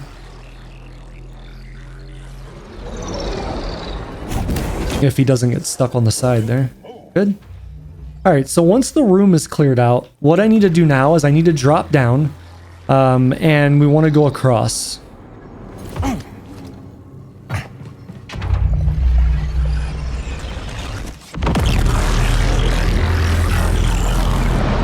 And so when we get across here, there's always a raider that's like right here at the end of this bridge. You can see the glow at the bottom left. So I want to pull that guy and throw him off the map, which didn't work.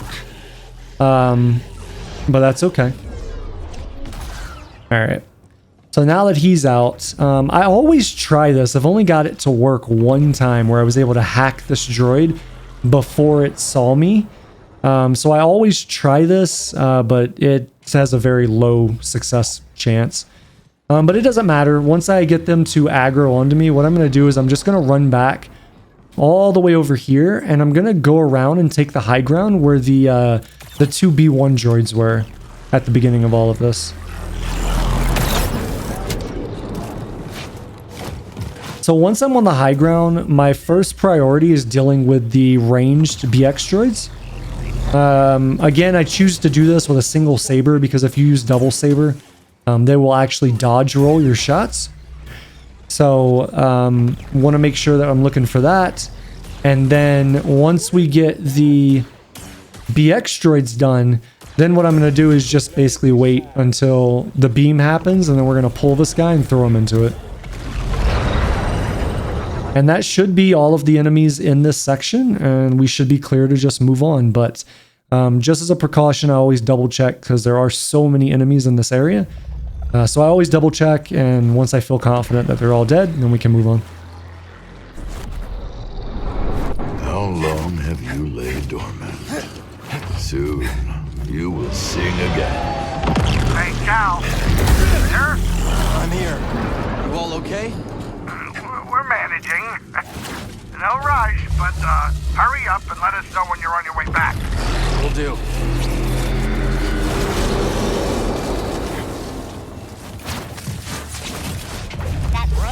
For these enemies here, nothing different. We auto-execute the BX, push the B1s, same as the original run. I guess droids don't get to know the plan either. Jedi, I hear you are still with us. I'll give you that. The power is everything. Power is freedom. And if you enter way, you will see my power for yourself. I always wondered something about the Jedi. Your ideas teach patience, humility. Yet these were empty mantras. Jedi brutality. That is what the galaxy remembers of the Clone Wars. Only way up is ahead. And into another firing chamber. Yeah, one was enough. Those who fell to this empire We're not done yet. Shadow compared to those from Dagan's age. And yet, you persevere. So in the original run, I actually went into this room with the two B1 droids. We don't do that anymore. We're just going to force push those to kill them from safety. And then I'll continue on. Make Dagan's vision real once more.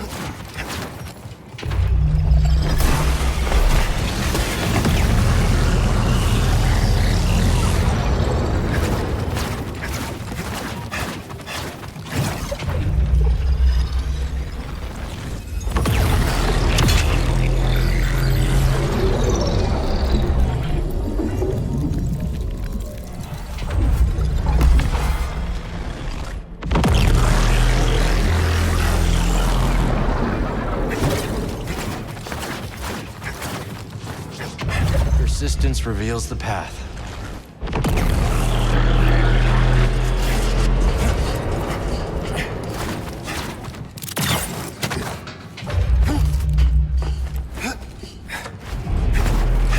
Tree's lab. Doubt she ever thought it would come to this. She made her choices, but if it helps us find a home that's free of the Empire, so be it. Huh. This is different. Ready to go.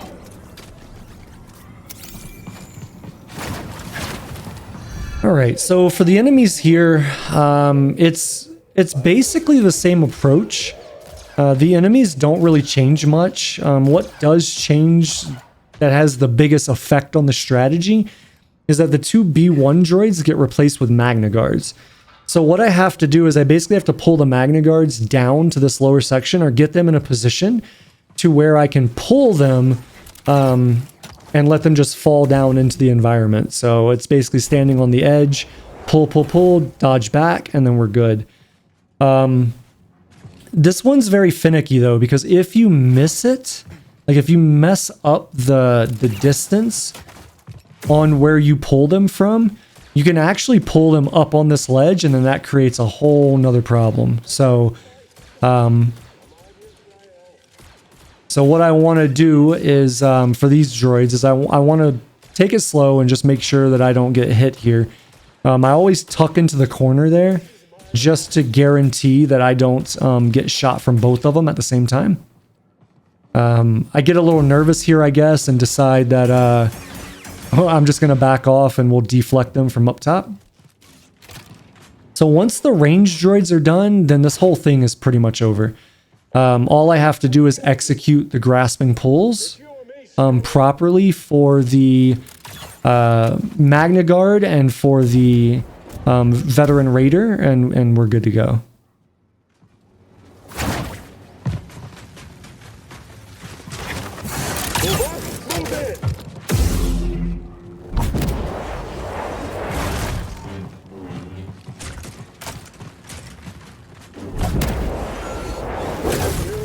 All right, so this is what I was talking about, where sometimes you'll get this situation to occur. So what I have to do in this instance is I need to basically pull back and get the Magnaguard in a position to where he can't immediately attack me. So the obvious answer is go down the elevator and he can't go anywhere, right? So what I'm doing now is I'm waiting for him to drop aggro, and then I'm trying to see where he is positioned. So since I don't see him on the edge, I'm going to go back up. And then what I'm going to do is I'm going to try and get ahead of him. I mess it up because I walk over the button again. But what we want to do is we want to keep him over here by the elevator, and I want to go all the way down the hallway again to the other side. And what will happen is as he walks down, when he comes out to make that left turn, I'm just going to howling push him right over the ledge.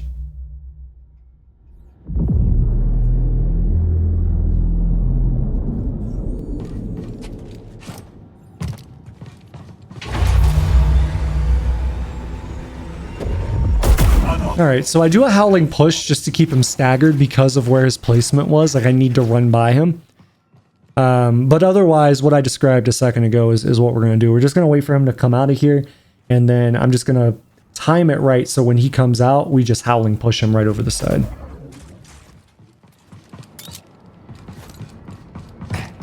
So with that guy dead, all of the enemies that pose an issue here are dead.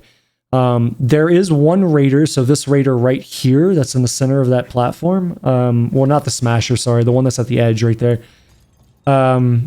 He defaulted. I've never had that happen before, but he defaulted, so I was like, whatever. As long as I'm out of combat, I don't need to worry about it. So I was able just to move past. So if that happens to you, there you go, you can do that. Otherwise, you would want to make sure that he was off the board, so to speak, as well. Yeah, this ain't my fight.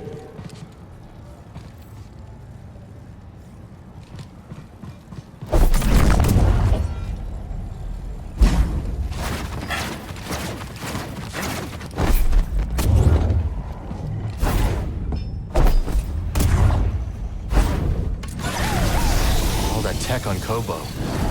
Was it made here?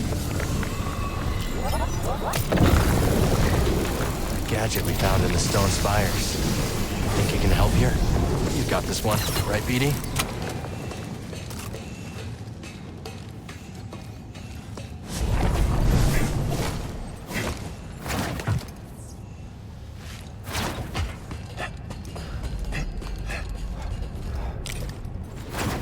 Let's see what Cere was up to.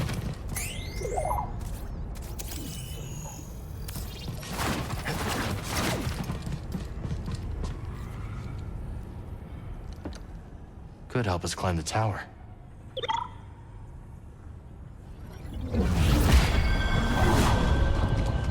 She defeated Dagan but didn't turn him in. Why? Let's give it a try. works. On to Rayvis.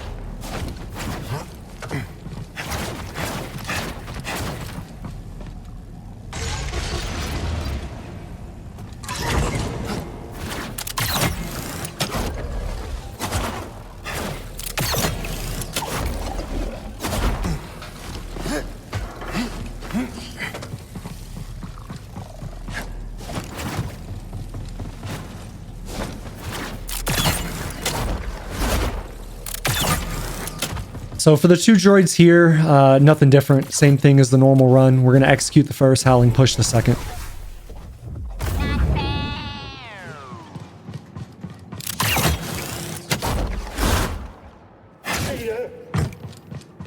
Okay, so for the Rayvis fight, we're going to take a very similar approach to what I did on Dagan.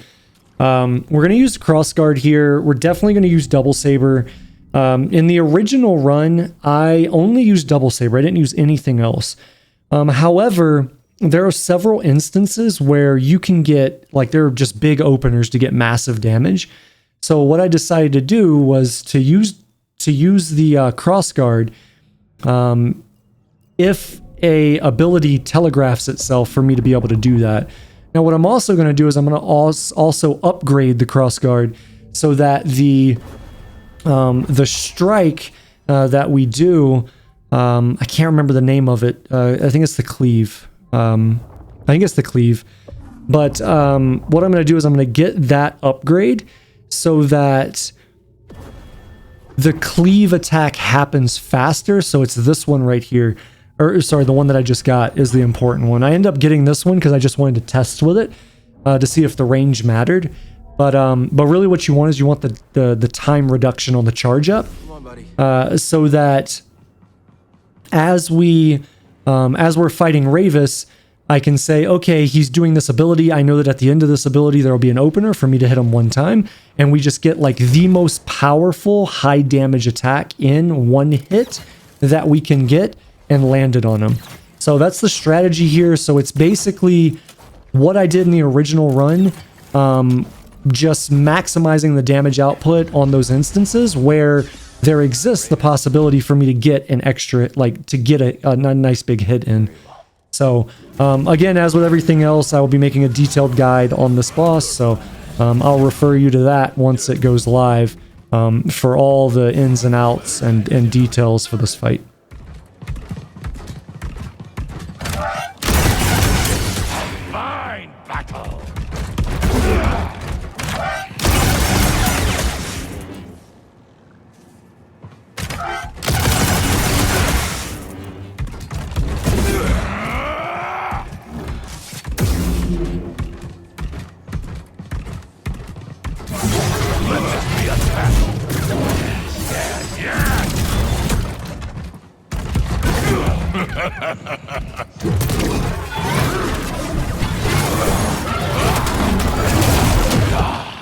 The burn of a saber.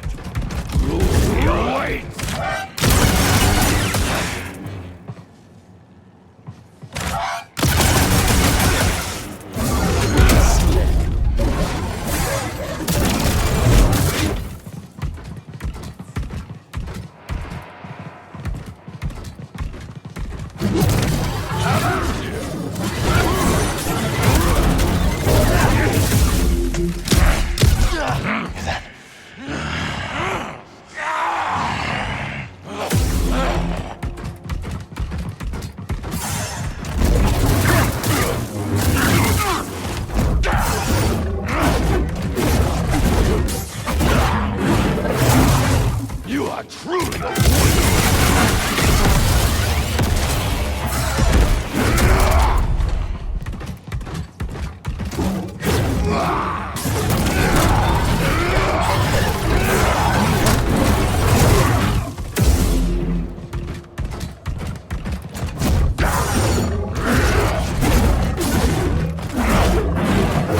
Do you think you can do it, Jedi? Rally your strength, you will need it!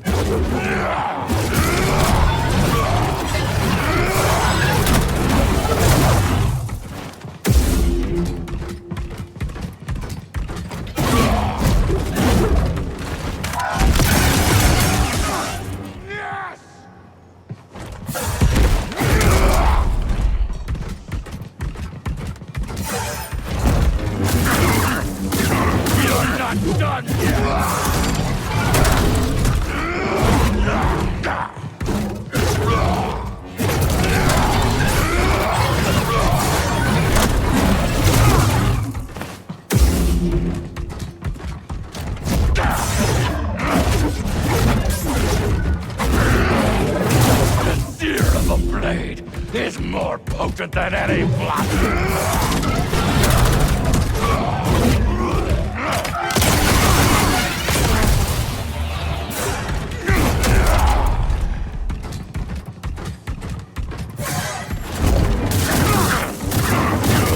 Simply exceptional!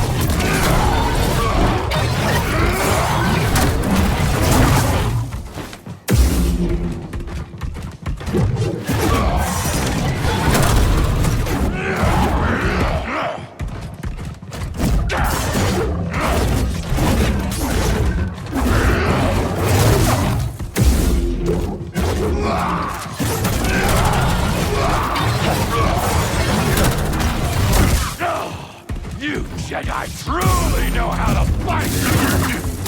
This isn't enough!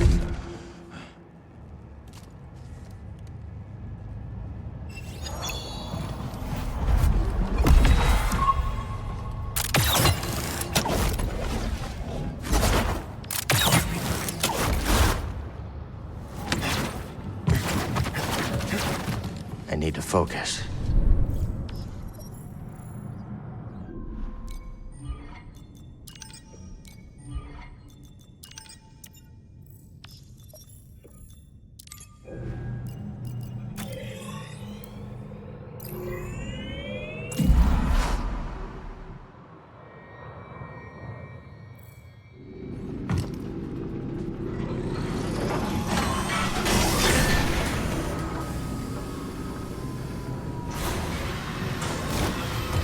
Running from a blaster.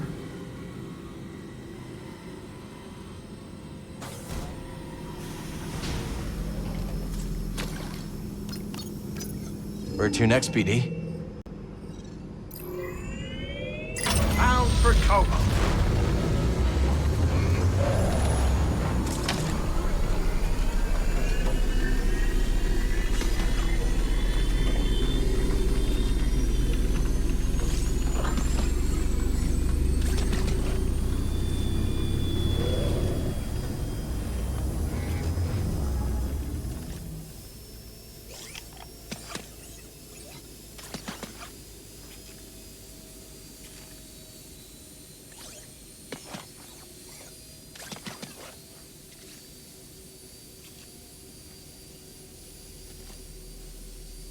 I need to clear my mind.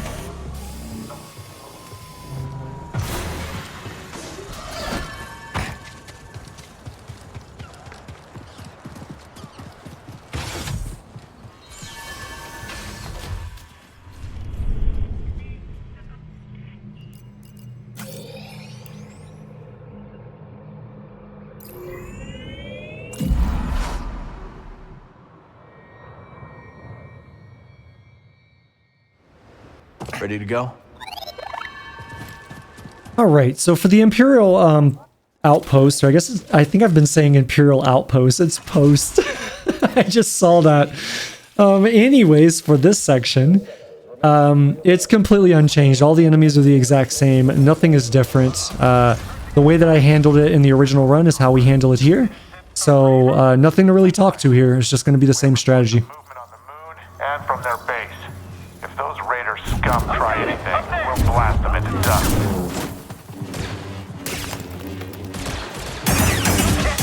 Up. Firing.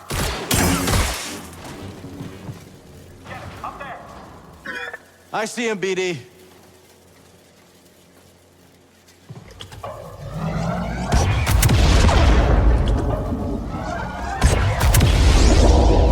I knew he couldn't take it. Dead. We're not.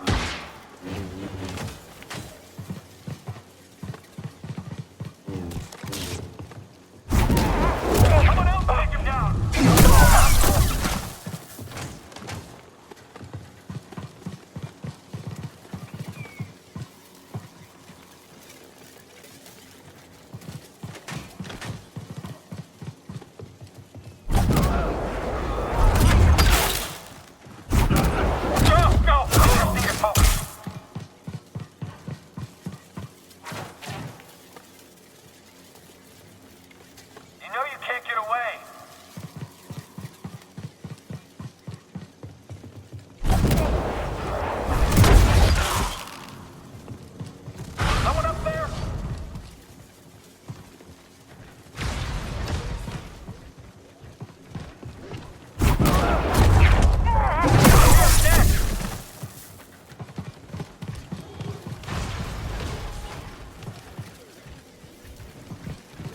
Intruder detected. Pursuing. We got eyes on him.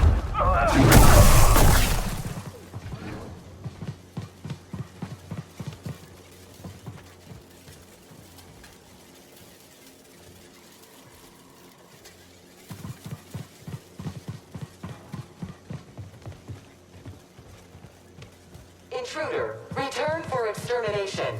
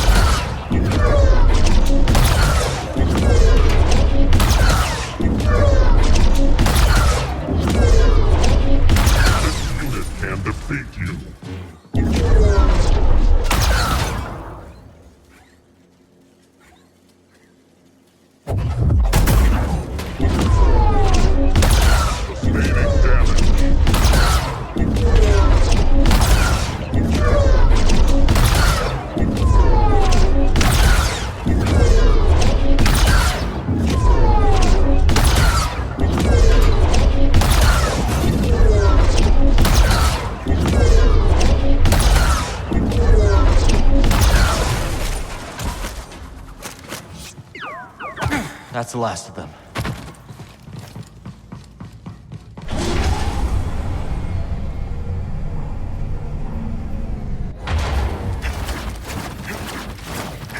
Hold it right there. Oh!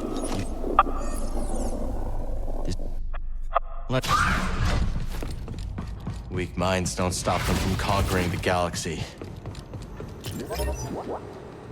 Let's change the angle.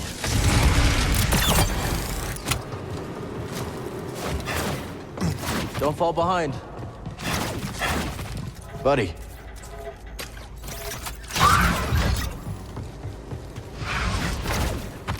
All right, so for Rick, guys, nothing different here. I can't remember in the original run if I let him live, but I decided at some point we were just going to make sure that Rick lived and we were just going to put him in timeout. So this is where Rick goes now. He goes into timeout and then we leave.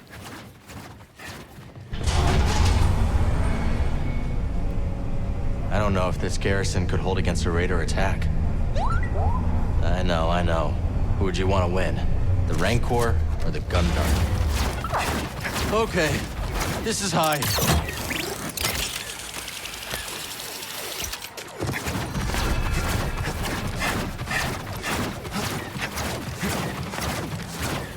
Long way down.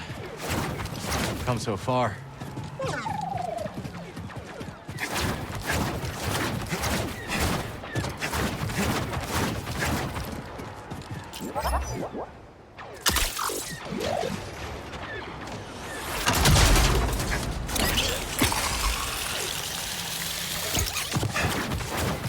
Bode, we're heading to the observatory. Already on my way.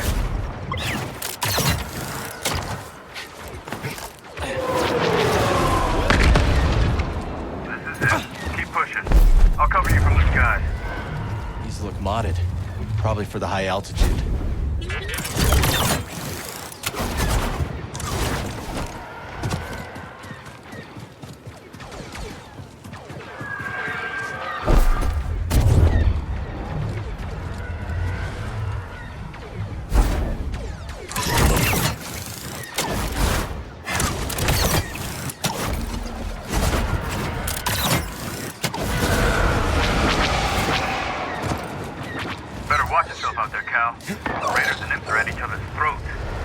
Fine. Gotta get eyes on Dagan. Roger that.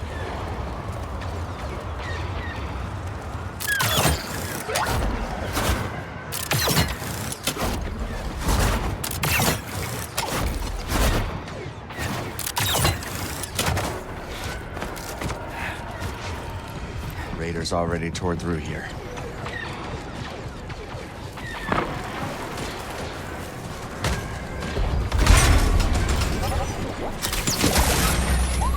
Nice work. Let's keep heading up.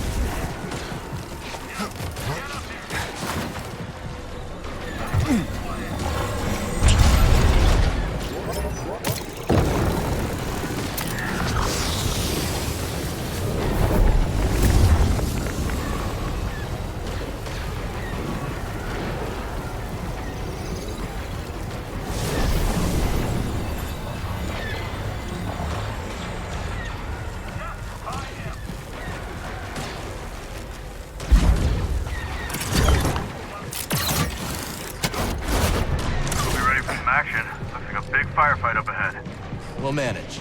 Good luck. I think I've got a raider on my tail. Gonna shake him.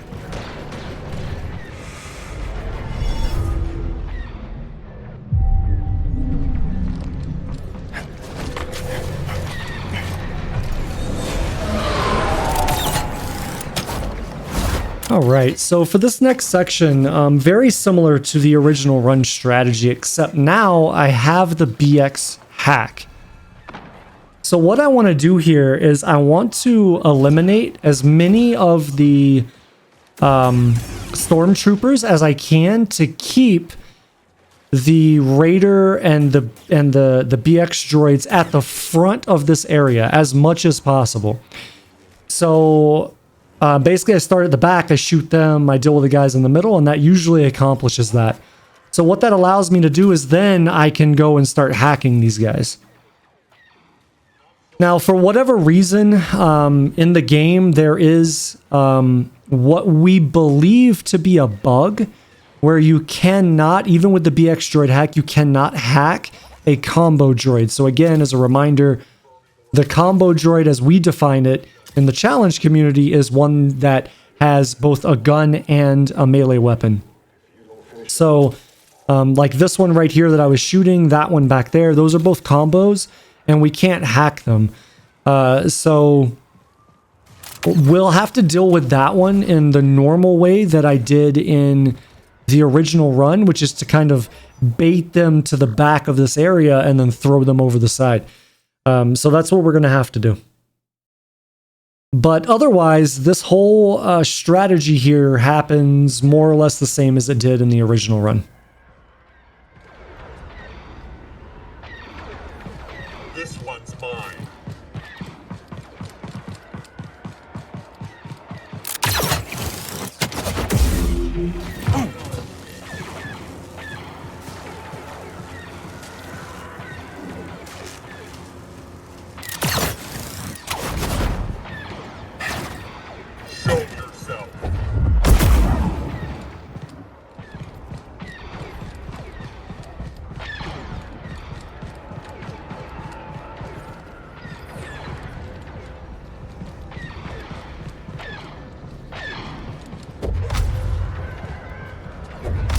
Enemy inbound. Give me some fight.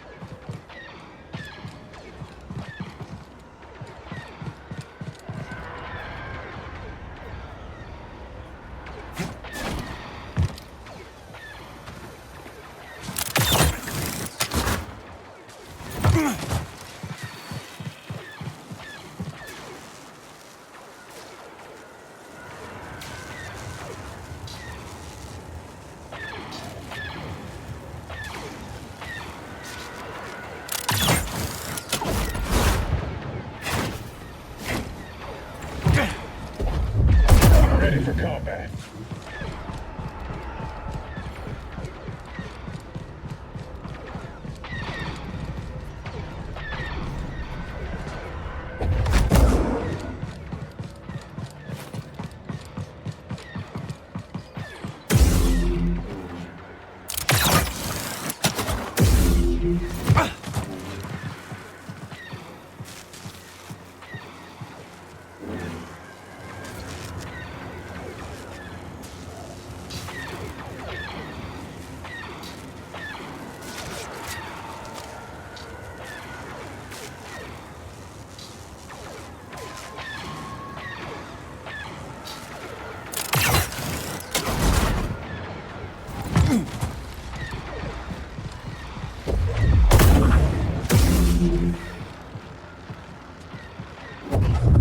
All right, so now that all of those are defeated, one of the things you may remember if you watched my original run is that we had to use the cross guard, and we had to get a certain ability to break the shields on the droidicas.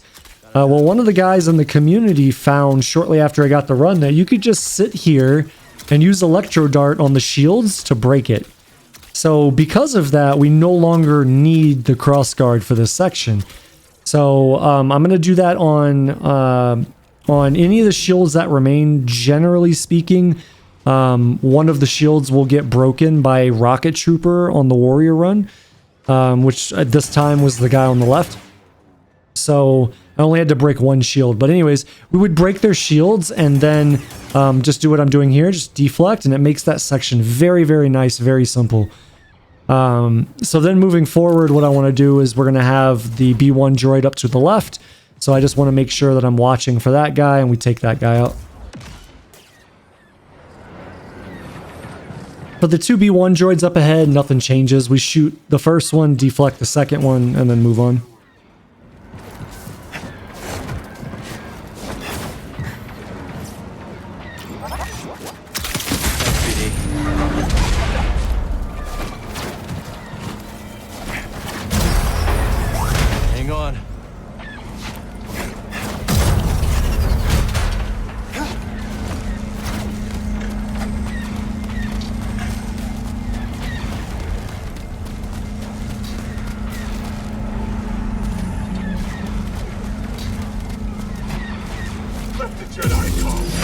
Alright, so for the enemies up ahead, what I'm going to do is I'm going to shoot this first one, and that will bring the BX droids out. So on Warrior, the B1s get traded with BXs, but it's not a big deal. We can just grab these and pull them off. So that's really the only difference for this enemy set. Everything else I'm going to deal with the same as I normally would on the normal run.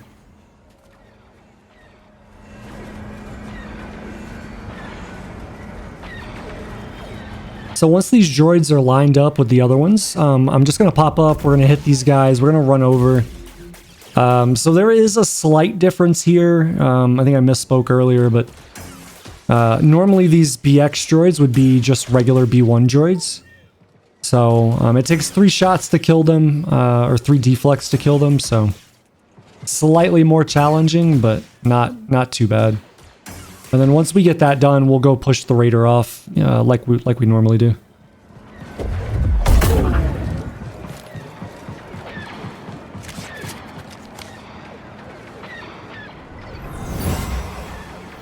What do you want with the observatory? What? We're just following orders.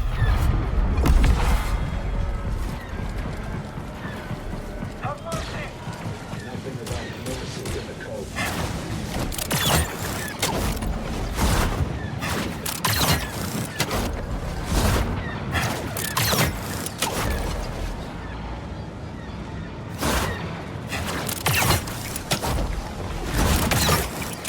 So same strategy here as the normal run. We're just going to jump up here and throw this guy off.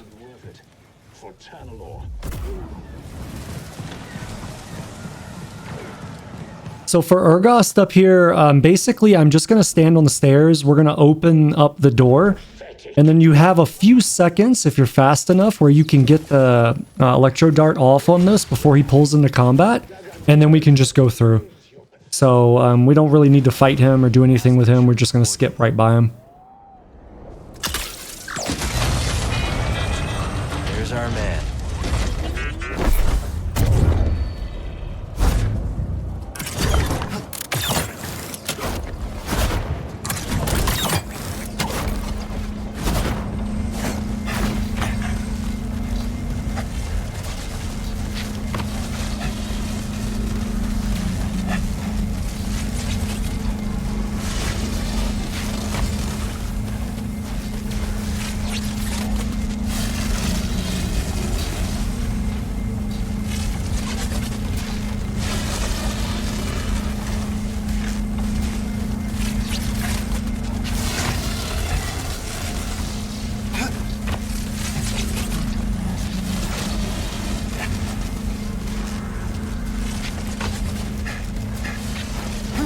Sorry to keep you waiting. Had to swat a few bedlam flies to make a landing. No problem. We got a whole swarm of them up ahead. Nah. You ready for this, brother? Let's get that compass. Imps are just about cleaned out of here, huh? They underestimated the Bedlam Raiders. Dagan may be delusional, but the only way to go is up. Coming, Scrapper?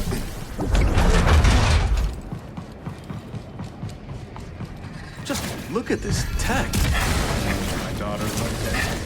Yeah? Her favorite is this black market scanner I took up on Hunter Force. A mess of a father I've been. Nobody's perfect. You're fighting to give her a better life. You're right. All of this. We're not too late. Dagan gets off planet with the compass.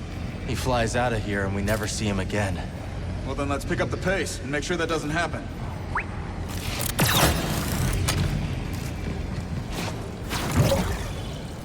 Where are all the raiders?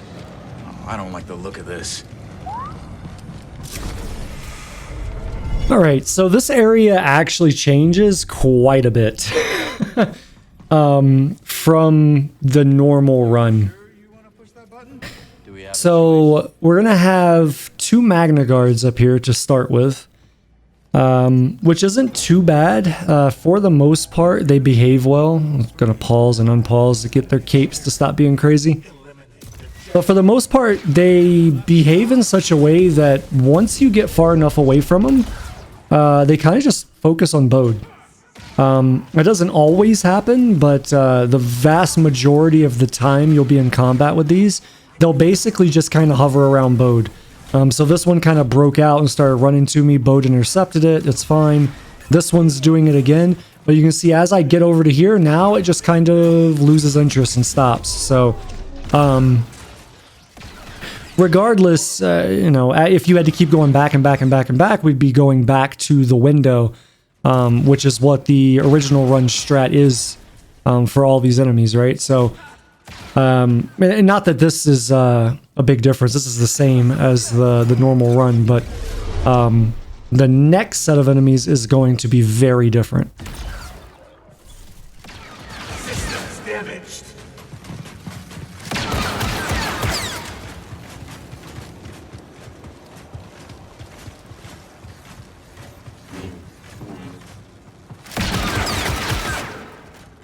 Ready for more? Right between the eyes.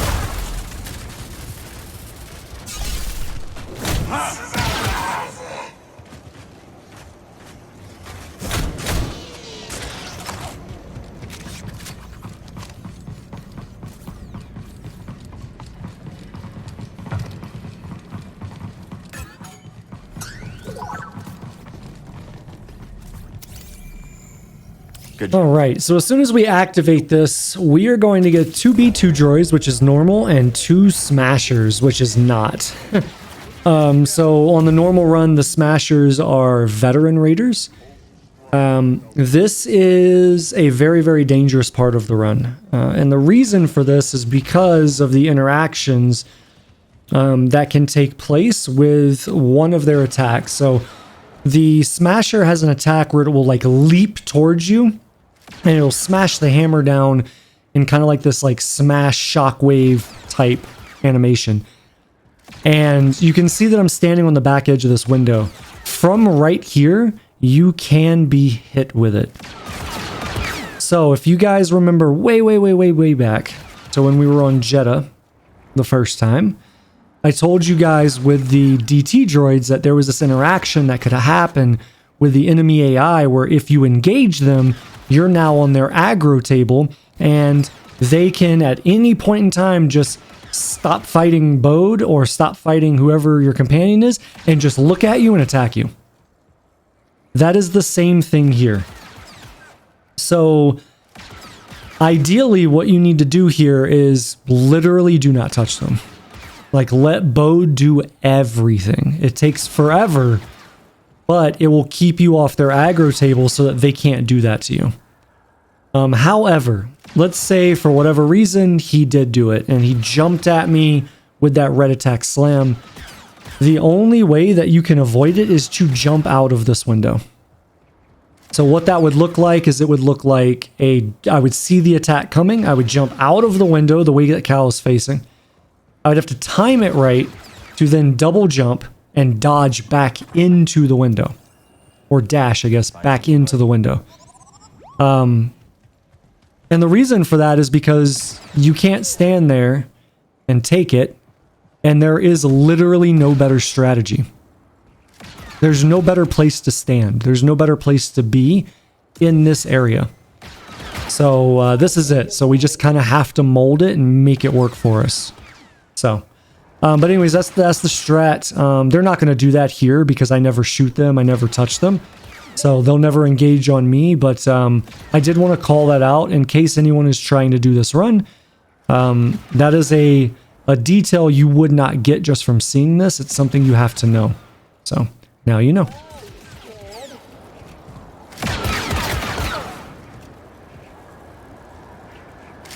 Maybe you earn it.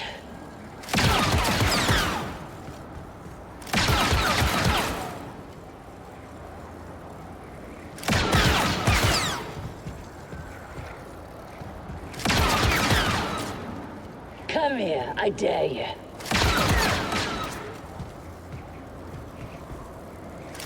Nice.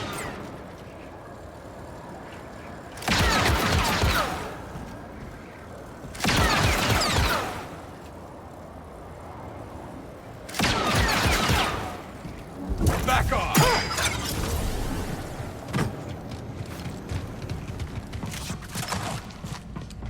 So now that those guys are done, what I want to do is hack the B2 droids. For whatever reason, one of the B2 droids moved off to the right over here. which has never happened before, but I think, yeah, I'm pretty sure I was able to hack it and then just like move on, so. But point being, you want to hack these guys, that way they can't engage in combat with you. Or I guess I should say, shouldn't engage in combat with you. You still gotta worry about that kind of crap, but it should make it safer. You don't have to fight them, so. But because they do that, I'm just gonna go ahead and kill them. The point is you hack them and then you kill them, because as I turn this next one, I don't want any kind of like weird interaction where like something glitches or something and they're able to hit me. But this strategy here is different than what you would have seen in the standard run, because what I'm going to do here is we're going to mind confuse these guys through the wall. And basically the outcome of this should be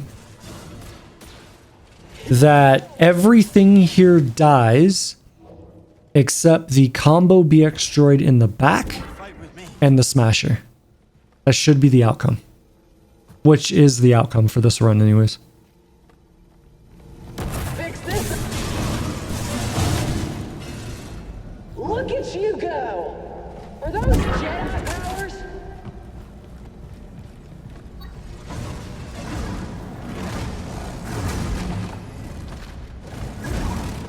No problem.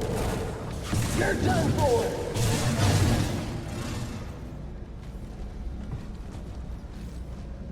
Get go.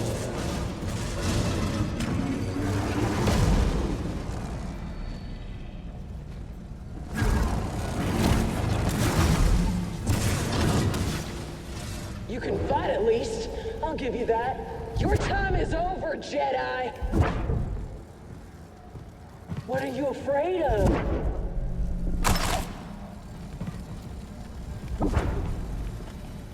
Defend me.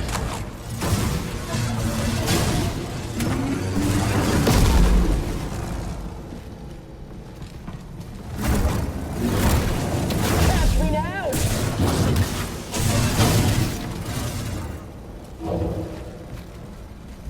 Go get him! I'm not the enemy.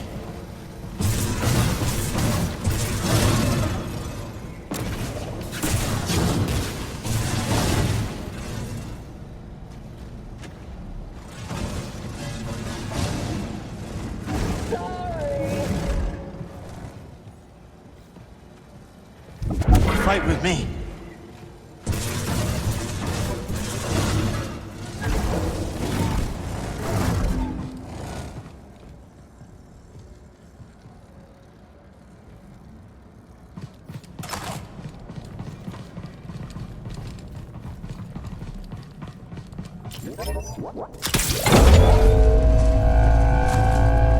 All right, so for the smasher, the smasher, the BX droid, this stuff all is unchanged from the original run, so I didn't realize the BX droid ran back up on me from this side, but yeah, this stuff is all unchanged. Basically, we'll just kill this guy, and then we'll let Bode kill the other one.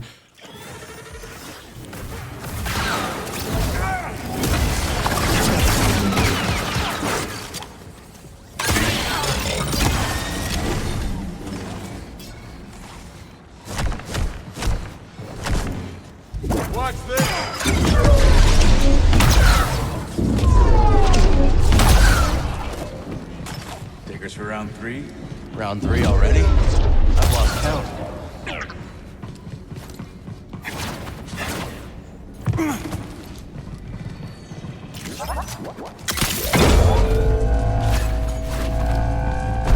What do you think you're doing with that thing? Jedi stuff. Don't worry about it. Show off. Expensive toys, huh? Those Republic scientists had it good.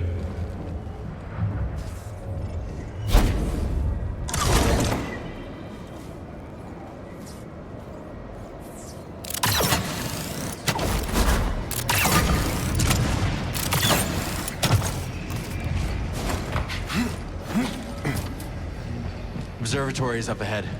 Right behind the army of Bendel Droid.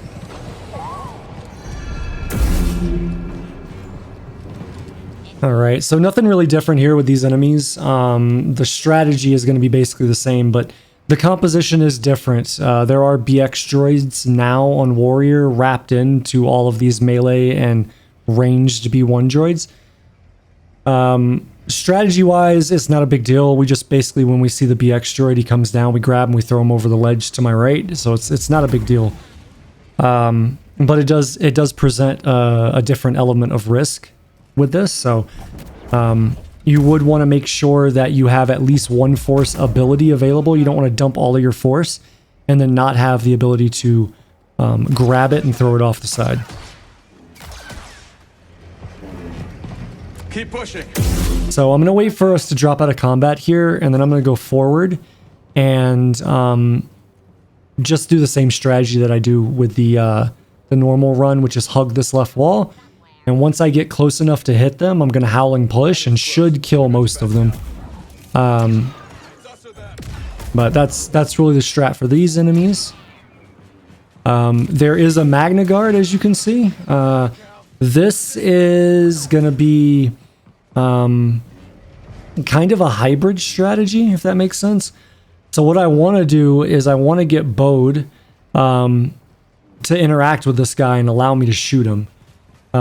If I can't do that, then pulling him off is also an option. However, pulling him off is really, really risky because you can't control, like from down there where I was, you can't control where he stops. So I can't like make him stop over that little gap right there and fall down. More than likely he would just come straight to me. So really the safest bet that I found for this is using Bode to do damage to him, to keep him in combat, and then anytime you have Bode's ability, you hit him and then you can charge shot him.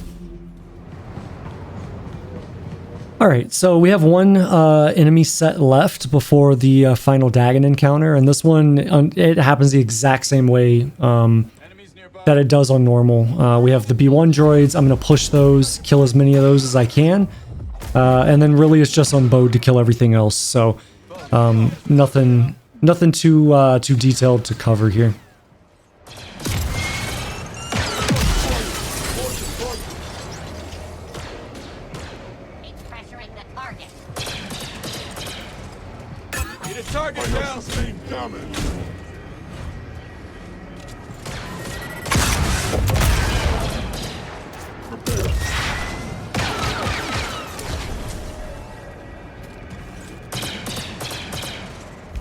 Nothing personal.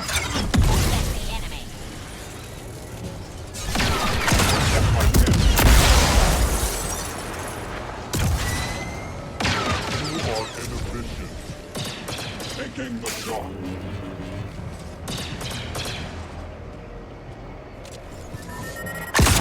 Let's show 'em. Taste this. We're close. Hope you saved some for Dagan. I'm ready. How about you, BD? I need to clear my mind.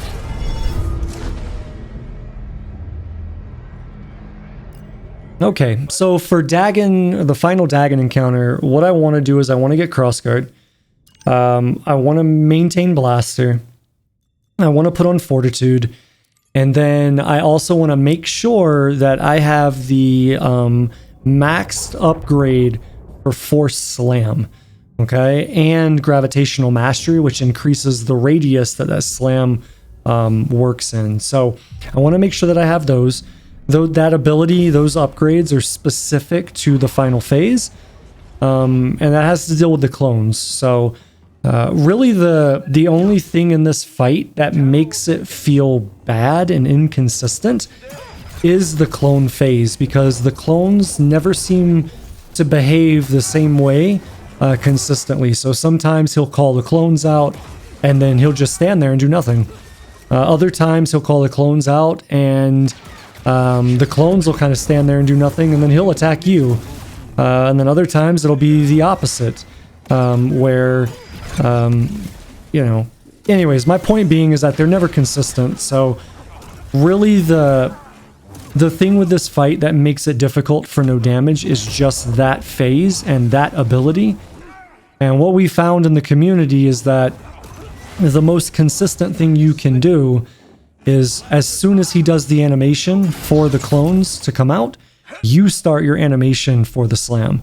And if you do that and you're within the correct range, you will always smash them immediately before he has a chance to either stand there and do nothing or attack you. So it is the meta approach. It's just you have to check quite a few boxes to make sure that it works properly. Anyways, I'll leave you on that, guys. For all the other stuff in this fight, again, same as always, I'll refer you to the boss fight guides once I create them, and they get uploaded and released. I could annihilate you. The galaxy would never notice.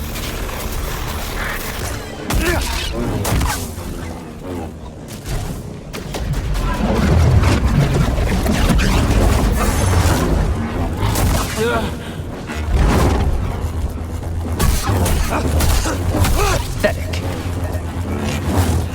Face me.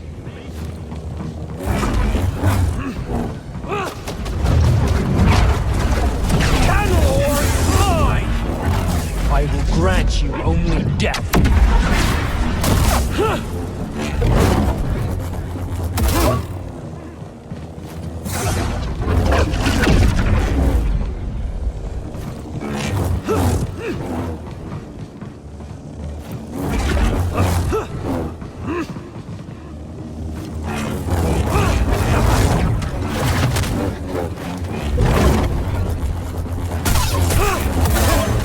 You're terrified. You will die by my hands.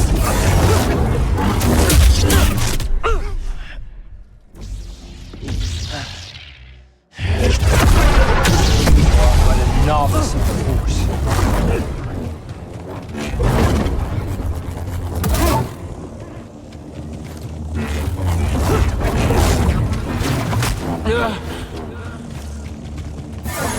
I'm just superior. Fool.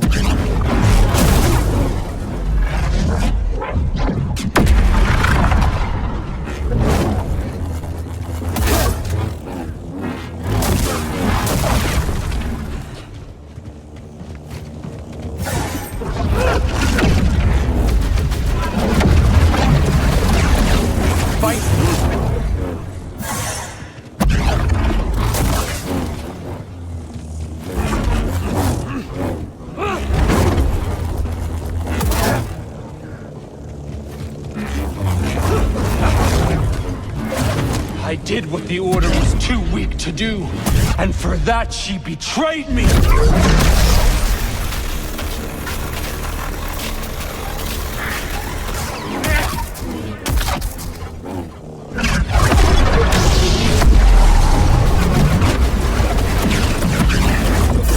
Your demise is inevitable.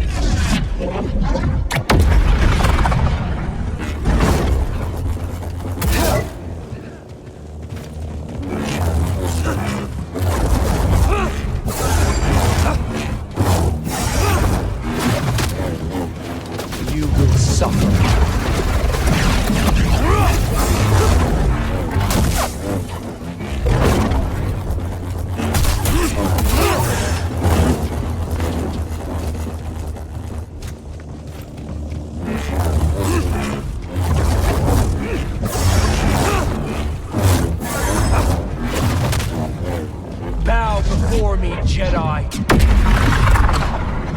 You're mine.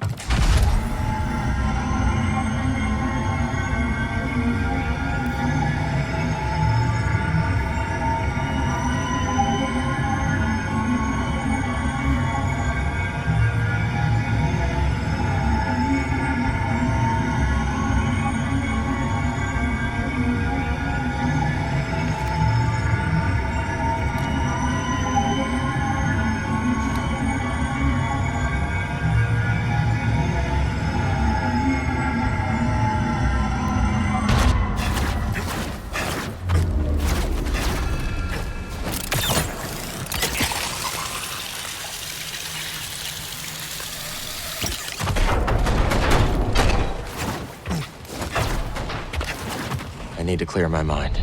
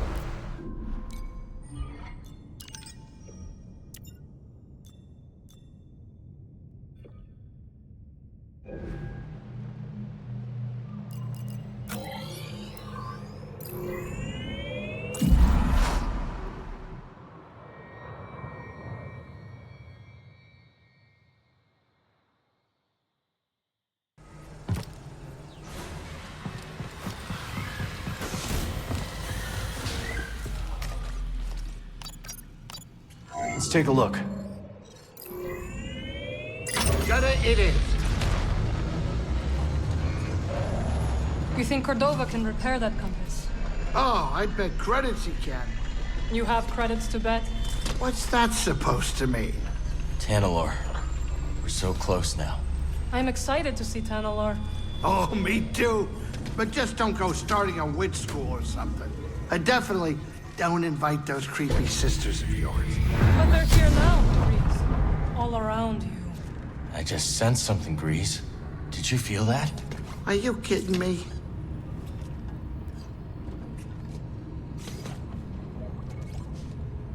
Sit down, kid. It's time to land.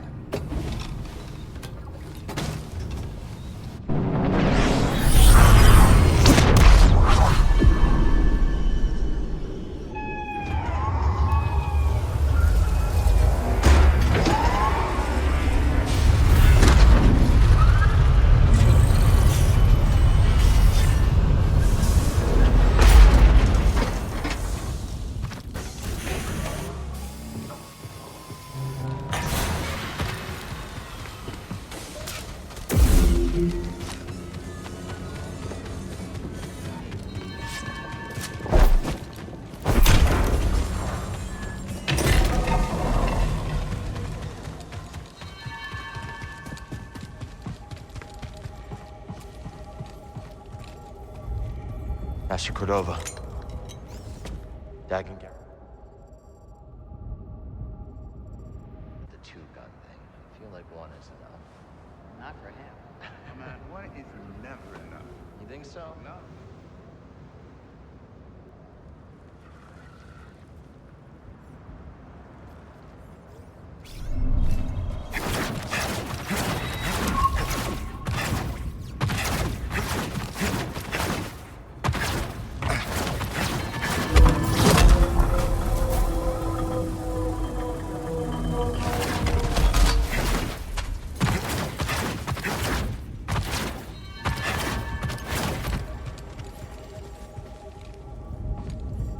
How's it coming? Bode!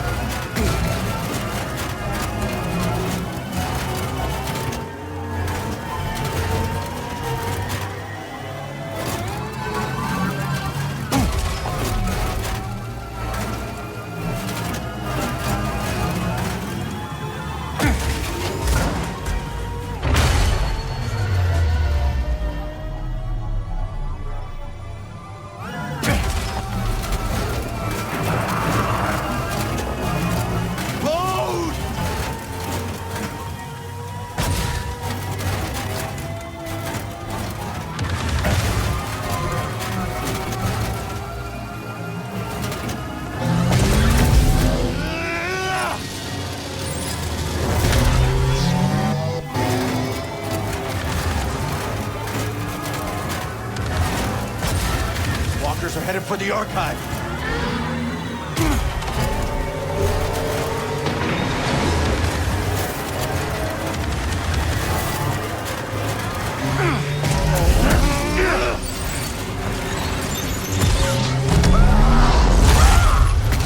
It's getting away.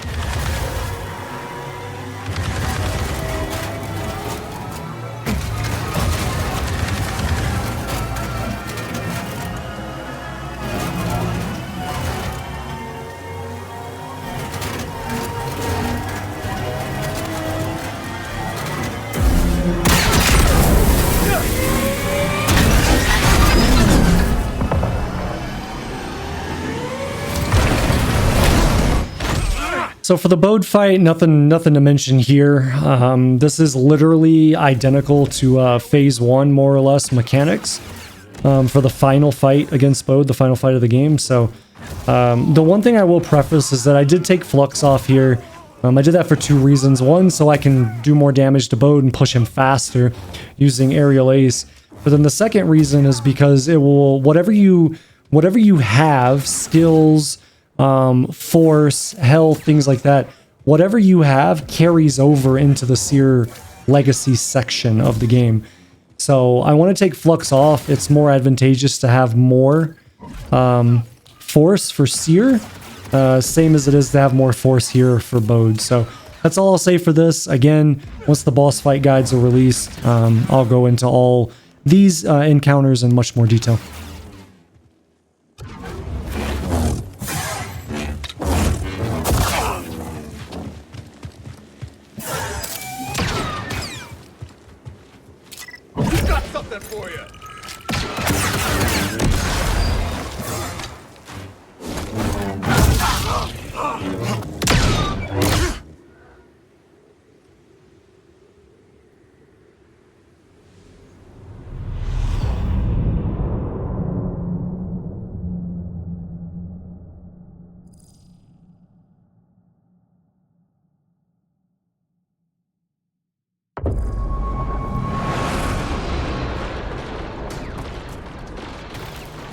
So the Cere section here, there's not a whole lot that's changed since the original run. There are a few things. So this outside area, nothing has changed. I'm not going to go into anything with this. However, once we move outside, there is a slight change that I'll mention with a couple of things. So I'll pipe back up when we get to that section.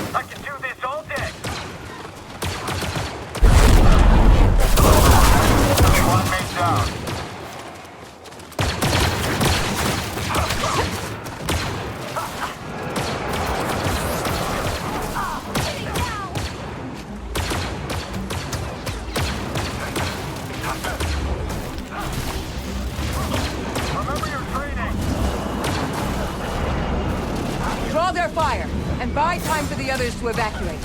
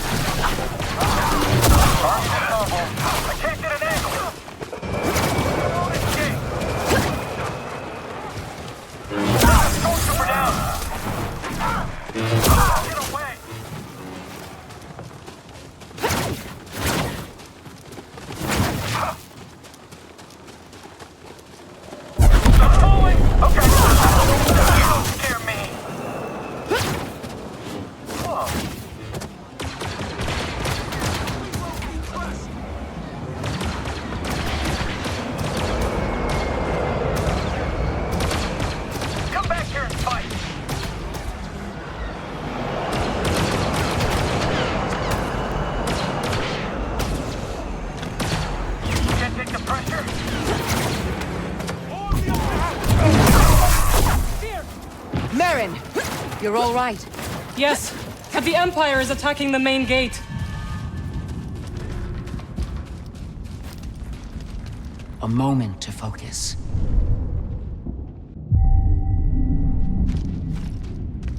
I know a shortcut.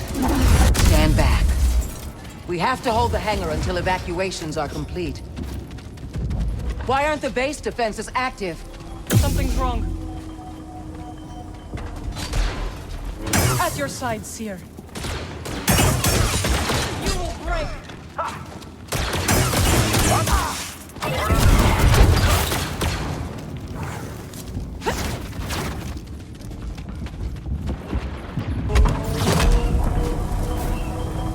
Have you seen Cal?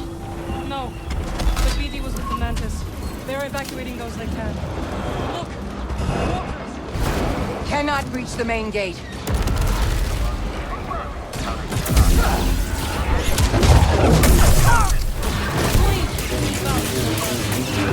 Going okay.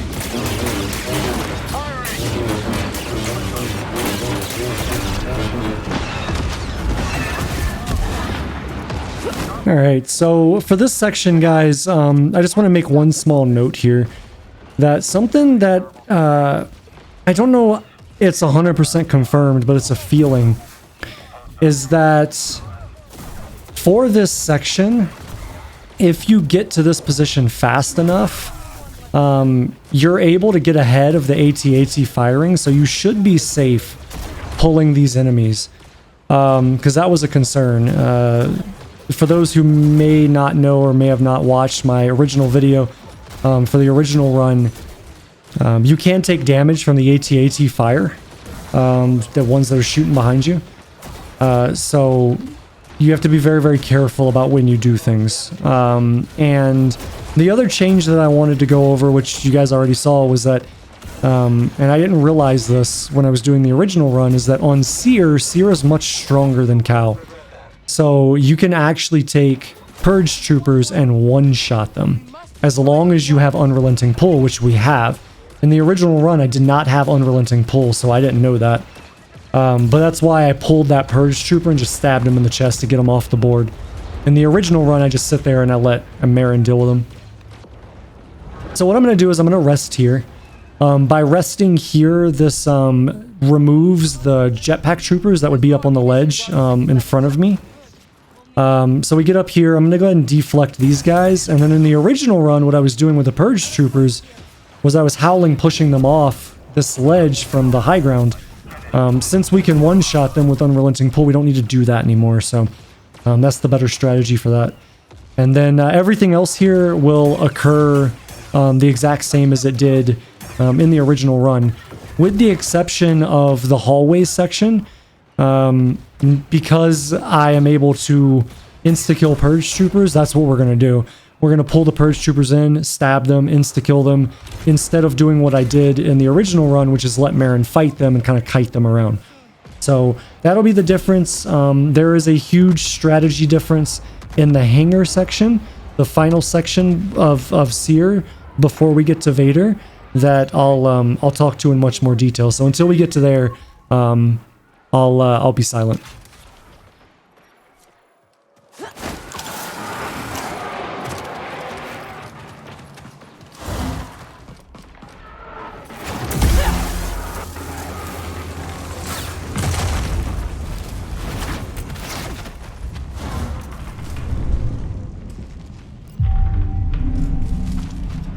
So many have died. And many more will die if we do not secure the hangar. Ago. He would want us to salvage what we can of the archive. And the contact codes. They cannot fall into the Empire's hands, no matter the price. Your souls are forfeit.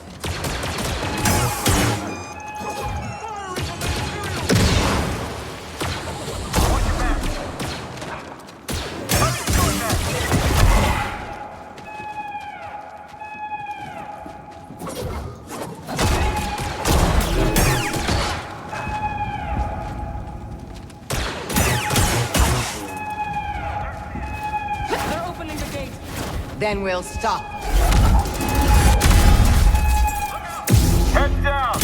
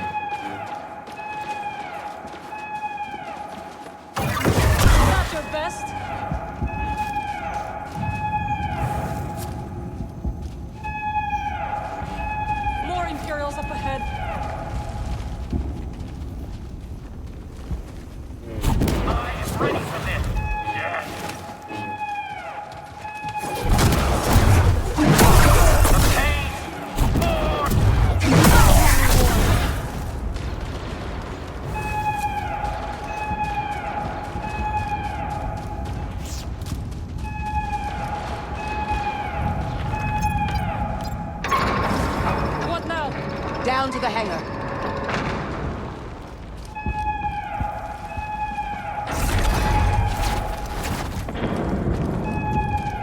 All right, so we're going to go ahead and regenerate our force here.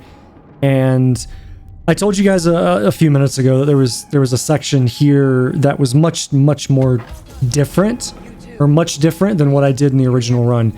That was in the hangar. And basically it's phase 2 of this fight. So for phase 1, this is all going to occur the exact same way that I did it in the original run. I'm going to stand over here. At some point, the ranged troopers are going to shoot at me. I'm going to deal with it the same way that I did on the outside phase, where we kind of walk around and, you know, allow my guard to regenerate in between some of the shots and things like that, and blah, blah, blah. So we're going to do that until all of them are dead, and then we're going to kill all of the melee. In the original run, I do the next section very different. And the reason for that, the difficulty therein, is the rocket troopers. So what I decided to do, because I lost a run here because of it, is I decided to change the strategy. So I developed this new strategy where you basically stand up on this high ground. And what this allows you to do is not only kind of ignore all the other enemies, but at a certain point, it will pull enemies forward.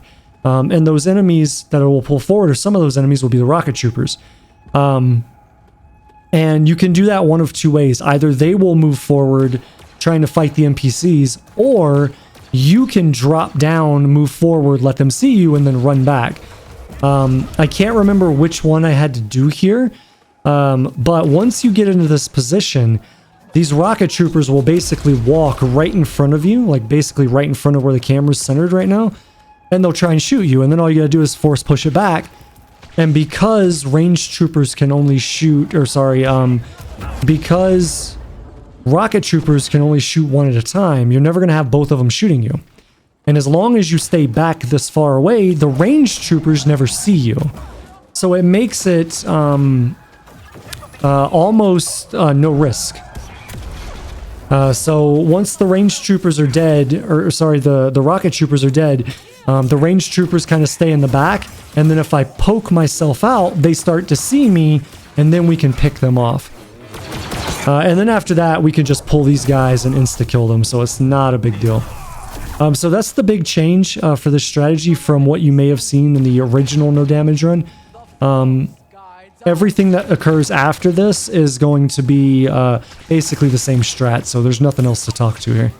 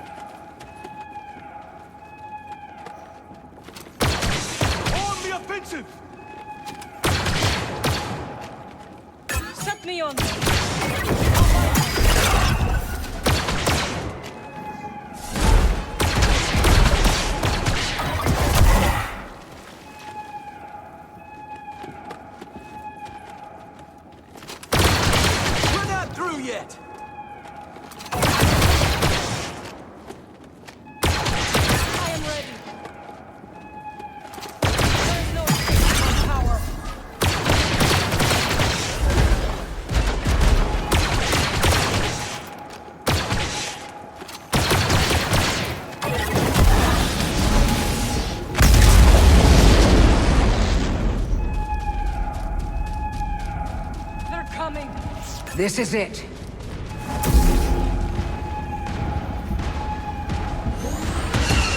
They're here. I can hold them back. They will destroy the hangar. Then we must turn this to our advantage. Hurry, Cere! I cannot hold them much longer.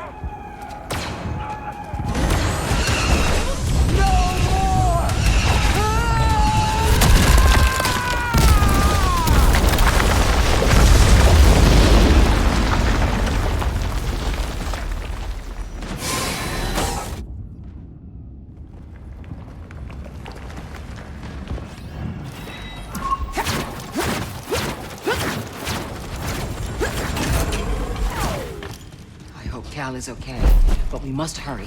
There is still time to evacuate the remaining Angarites. And save as much of the archive as we can.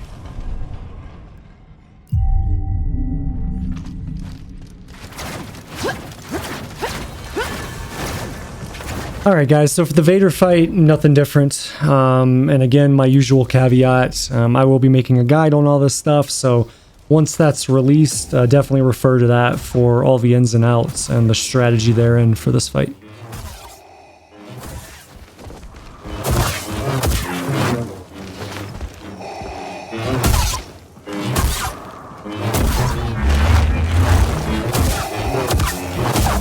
futile.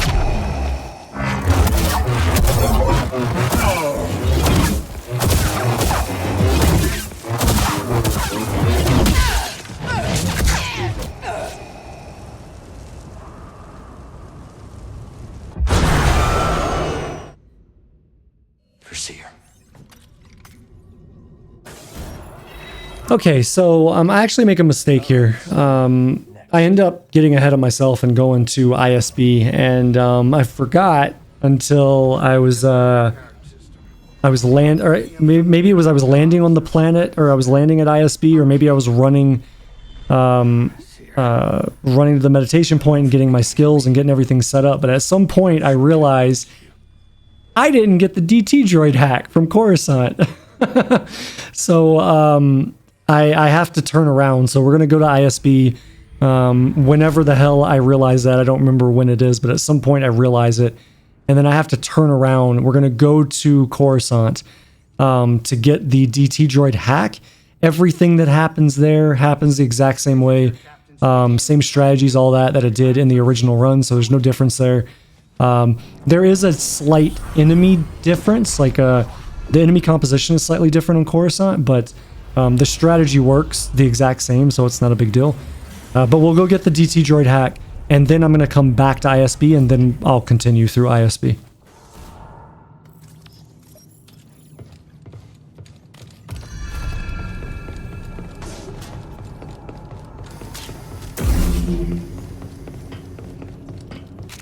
So far, so good.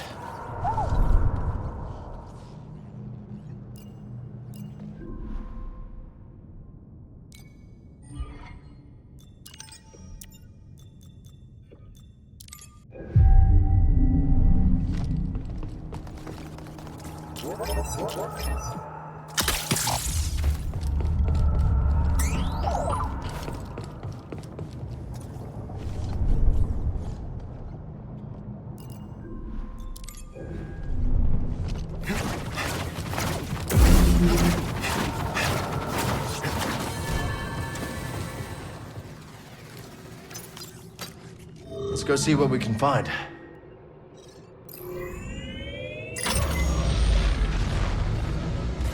Here we go.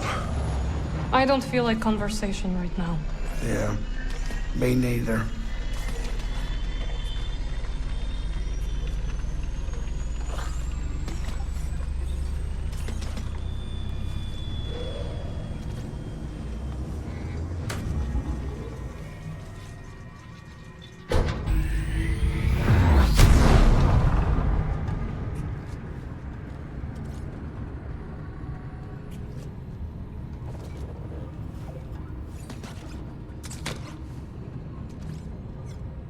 We're about to drop out of hyperspace. Sit down.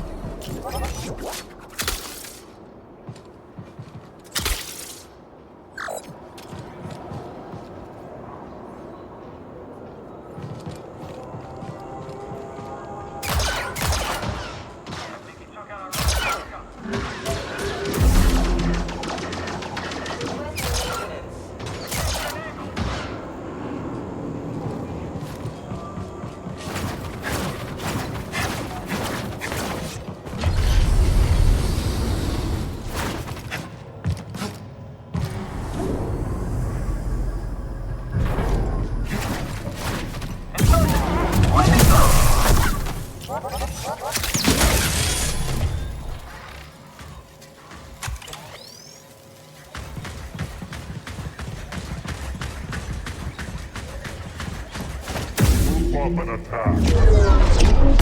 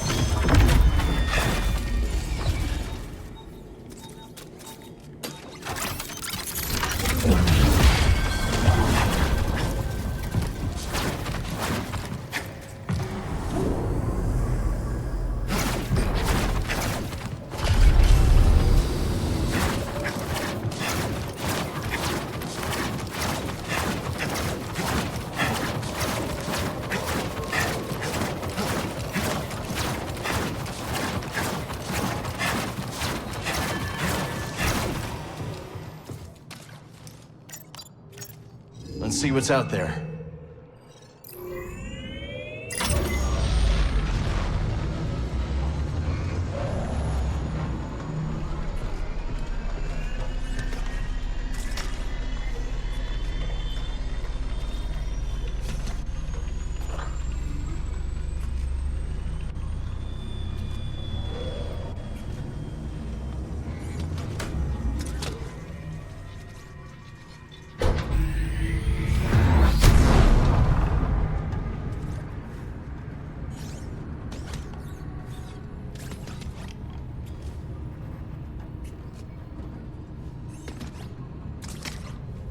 Here we are, Cal.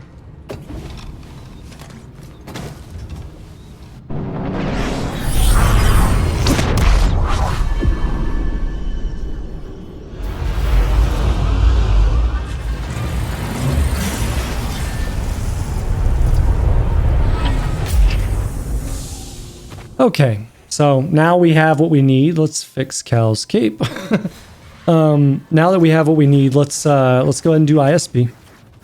So for the most part, the strategies here don't really change. And the reason for that is because the enemy compositions don't really change. So there is one section that is very, very, very different. And I will speak up when we get to it. It'll be here in a few seconds. But aside from that, there's really not a whole lot to go through here. So I'll pop back in once we get to this next section.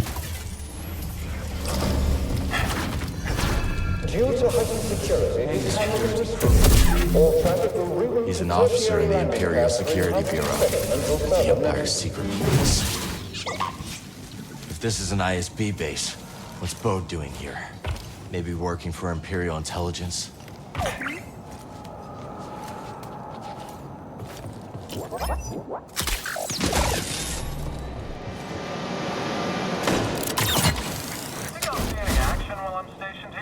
I doubt that means you're a Jedi.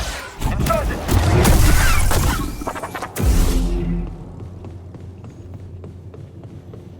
Due to heightened security, hangar is restricted. All right, so this next room that we're going to go into is the section I mentioned earlier. This is the only place in the entire game where I felt having slow was necessary. And it's because of the enemy composition in here. There is no better way to do this that I could find. So I'm going to go in, we're going to pop slow, and then I'm going to dash or chain dash all the way through and just leave the room. Once you get into this room, the enemies can't follow you in here, so you're completely safe. But that is the only way that I could find to get through that area and be consistent. And the reason for that was because of the Purge Trooper Commander. If the Purge Trooper Commander was not in that room, a very different strategy would be able to be used there. That would be good and wouldn't require slow, but that's obviously not the case. So that is the only place in the entire run where we are going to use slow because there's literally no better way to do it. As far as this room is concerned, if you watch my strategy in the original run, the commentary that I have there holds here. It's the exact same approach. We're basically trying to get everything off the board in a way that makes sense. Unfortunately, when I come back in here, it doesn't work. I didn't wait long enough. This is 100% my fault. I didn't wait long enough for the enemies to reset. So it kind of forced them into aggroing me, more or less. But anyways, we're going to get, at some point, I'll get the Purge Trooper and the droid to fight. We'll get them to kill one another. And then whoever's left, which 99% of the time is the droid, we'll take out using Quick Draw.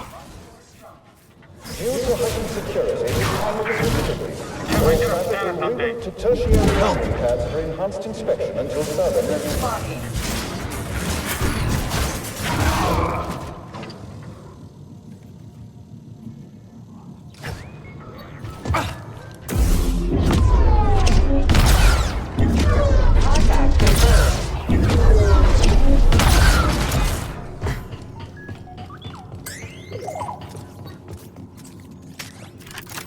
Nice and quiet.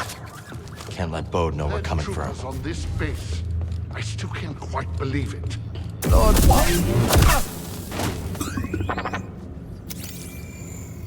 I'm looking. A terminal. Maybe Bode's in the database. Bode's here, all right. Got a place in the officers' quarters. Hey, the Jedi revealed himself. Alright, so nothing different for this section. We're still going to run back. We're going to run into this room. The objective here is to drop aggro with the droids. And then to go back out and hack them. I can't remember if that happened or not. But that is the objective. The problem is that it takes quite a long time, even after you drop combat. It takes quite a while for the droids to turn around and walk away. And you have no way of knowing their position. So basically you're just kind of guesstimating how long is it, it's going to take and if they're walking away. And then when you open the door, either they're there or they're not there. So, but the ideal strat here is to hack the droids and basically let the droids do the work for you against the enemies in the next section. And then you kind of clean up whatever's left.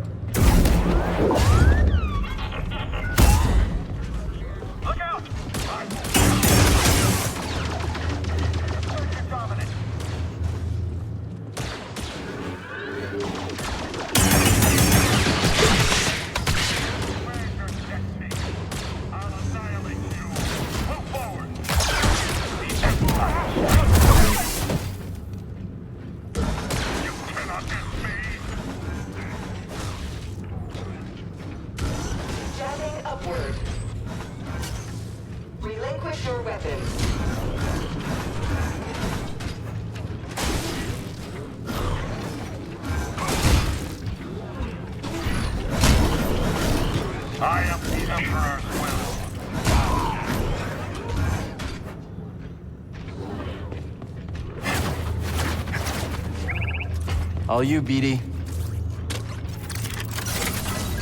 So for this area, the strategy is literally identical to the normal run because all of the enemies are identical. So you're just going to hack the DT droid. We'll drop down. We'll shoot the DT droid to activate his AI, and then he'll go around and kill everybody for us. Our enemies are numerous, but with the intelligence our Bureau provides, we will prevail. Be always watchful and stay vigilant. We are the Imperial Security Bureau. We are the eyes of the Empire.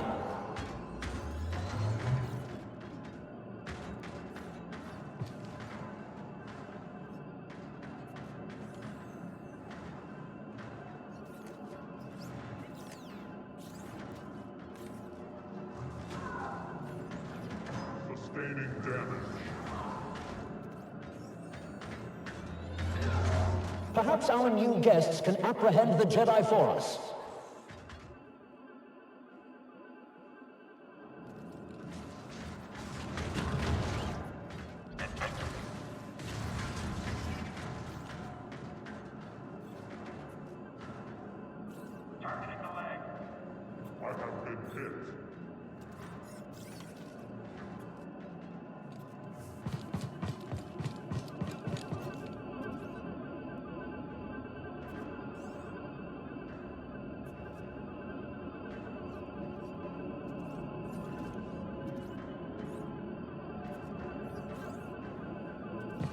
Think it was a setup? We're not getting to Bode until we find that base commander. Here we go. This base is now on lockdown. An intruder has been identified. Bring him to me immediately.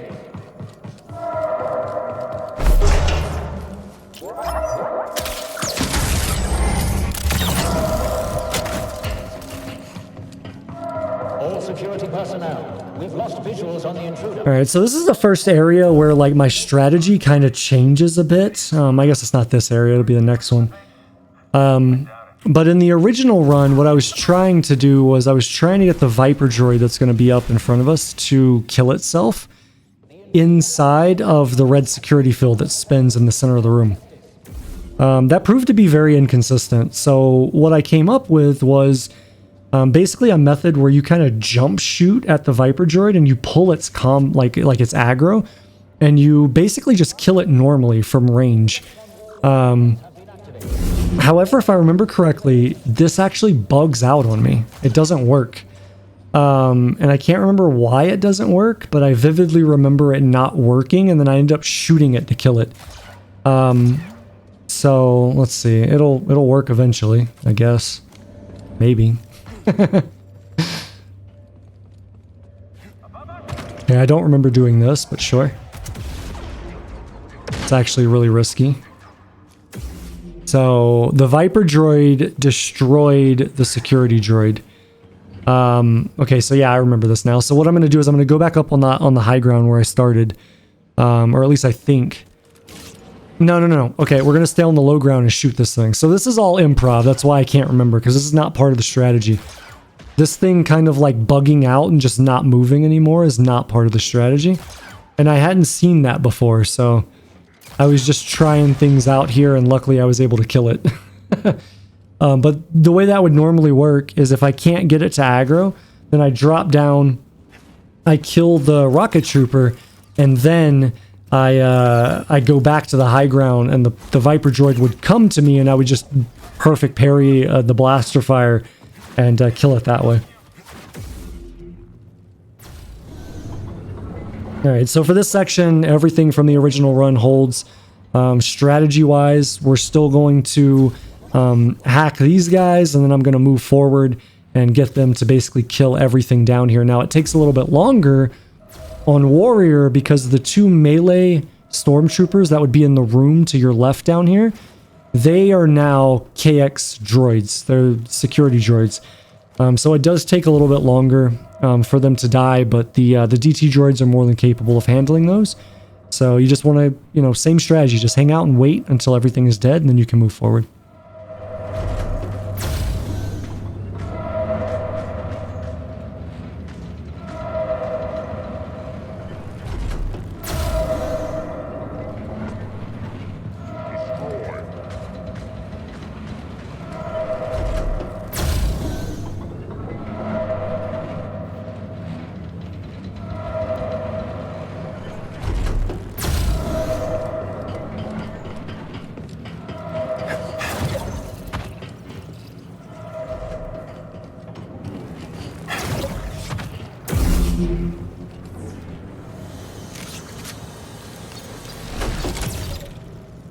Laser gates are down.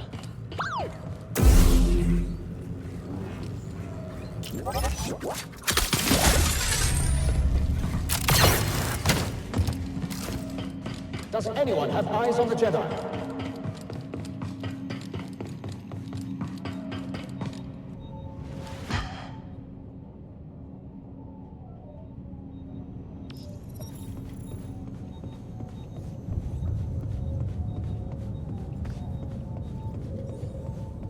Bode's got to go through us to get to his ship.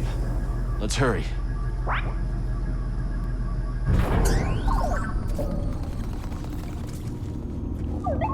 If anyone sees you, it'll blow her disguise.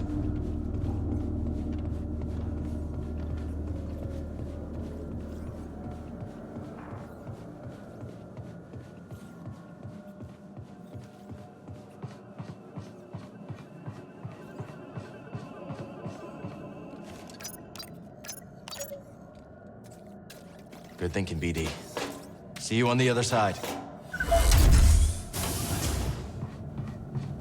Where are they interrogating the Jedi? Why? Do you want to crack at him? That's right. Do stormtroopers possess resistance training that I don't know about? Interrogating the Jedi. Only for the feeble-minded. Incredible. Yes. It's quite a play for Denver. Beating the Inquisitors at their own game. Don't let our new guests State your bid. saying that. Yes. They're watching us. So, of course. And we're watching them. Oh, go on.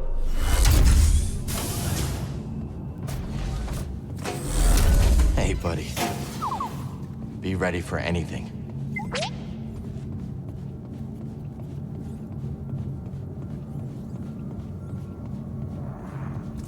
Slice it.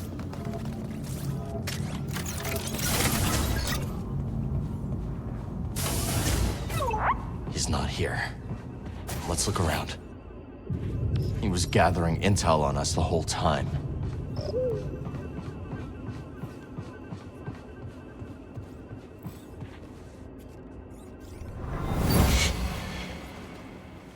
Mama. Easy, sweetheart. I know. It's just me and you now, Kara. Just me and you. Bode's daughter. And her mother. Hey, Kara. I'll be home soon. I'm bringing you something nice. I can't wait to see you. The data disk. Looks ancient. Let's see what's on it.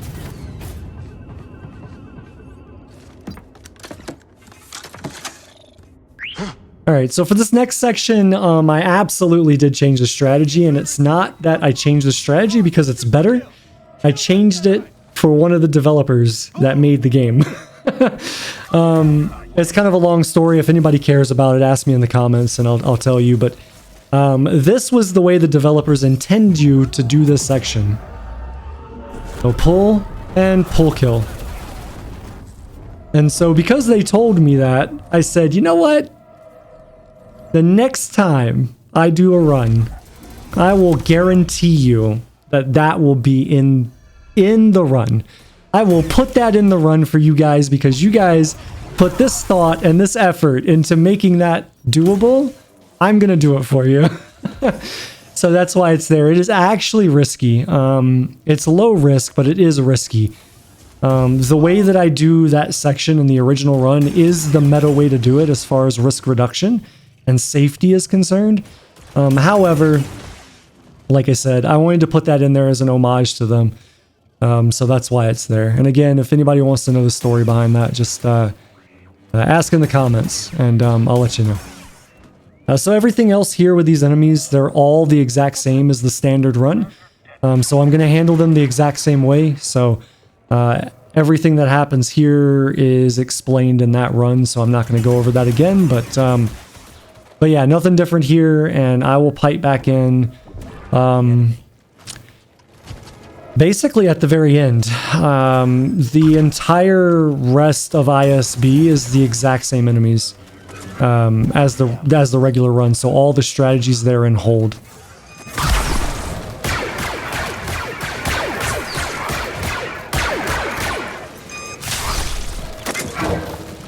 We'll fight together. Protect me.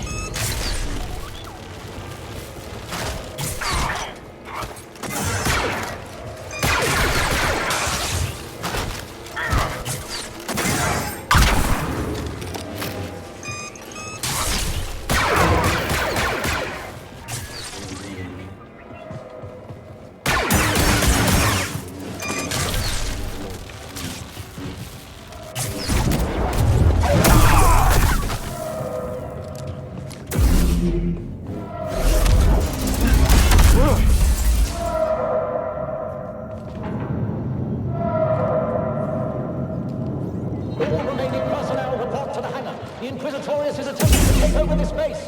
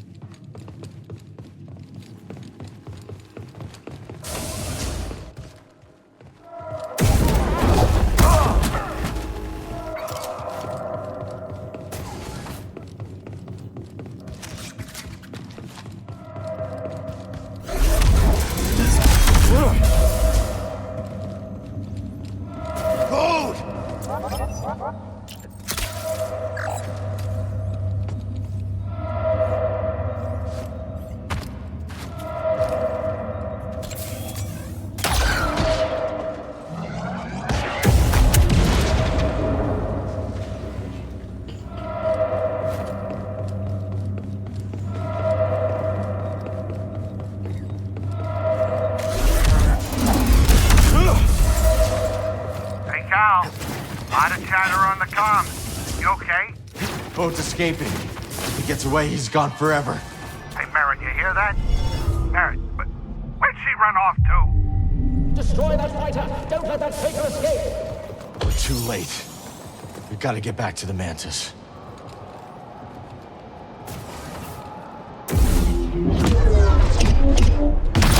All personnel, report to the hangar immediately.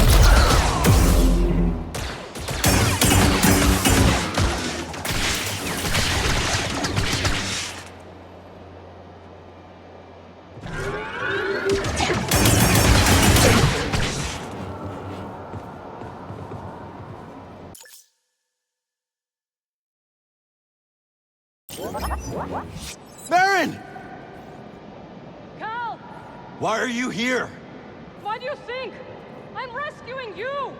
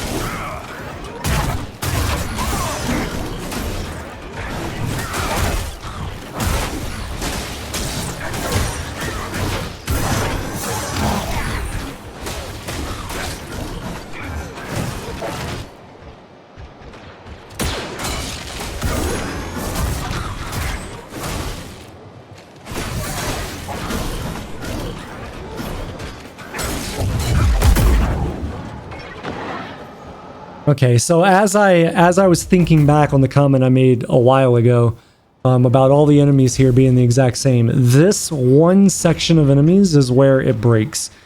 So here on normal, you would get a bunch of melee commanders. On warrior, you get melee commanders, you get shields, which is fine, that's the same thing. But you get two jetpack troopers. And those do have an inherent risk to them. So And so that is a slight difference, but what you can see there is basically I'm pulling the aggro of that one so I can kill it, and then once I do that, I go forward to aggro the second one so that I can kill that one in isolation as well. And then everything else will happen the normal way that it does in the regular run. So apologize, I had kind of forgot about that, but I wanted to make that distinction, and I wanted to make sure that I explained what I'm doing there and why I'm doing it with those new enemies.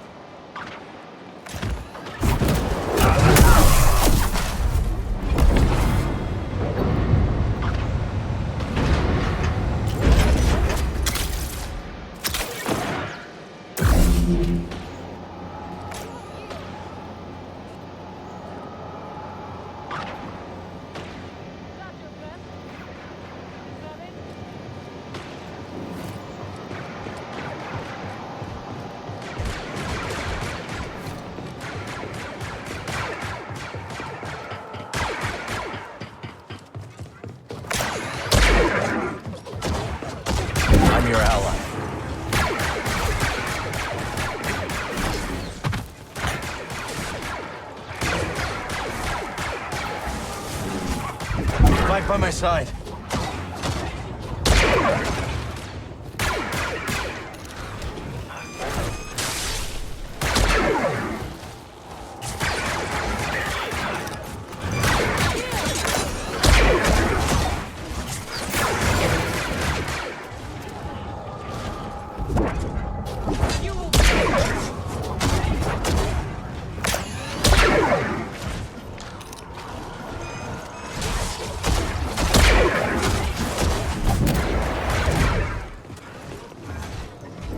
Fight together.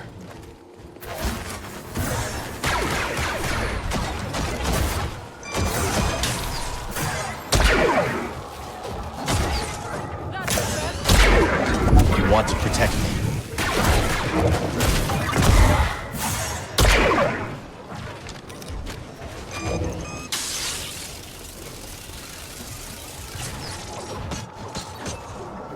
You're not the enemy.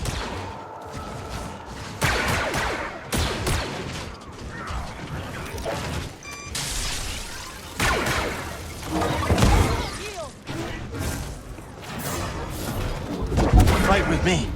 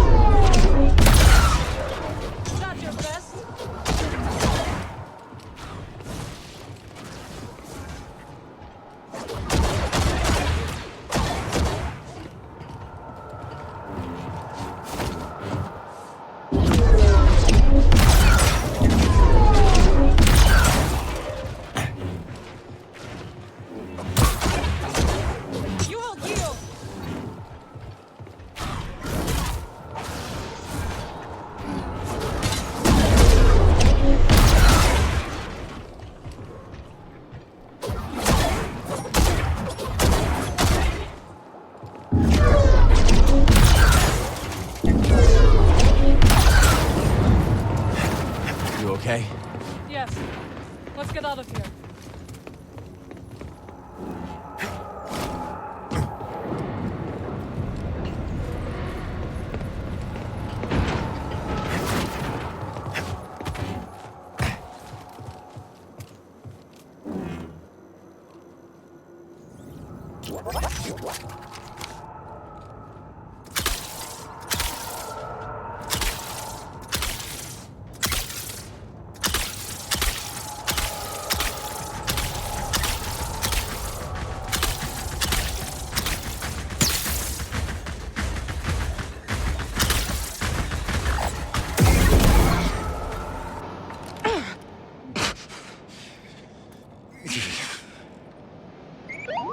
I'm all right. I'm fine, buddy. You don't have to worry about me.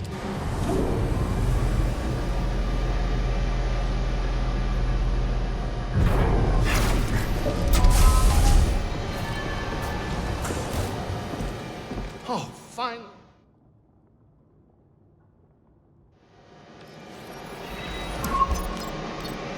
Next, let's go to...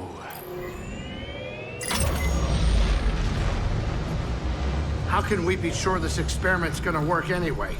We cannot. So we start up some arrays, whatever those are, punch a hole in the abyss and then fly through? Yeah, that's pretty much it.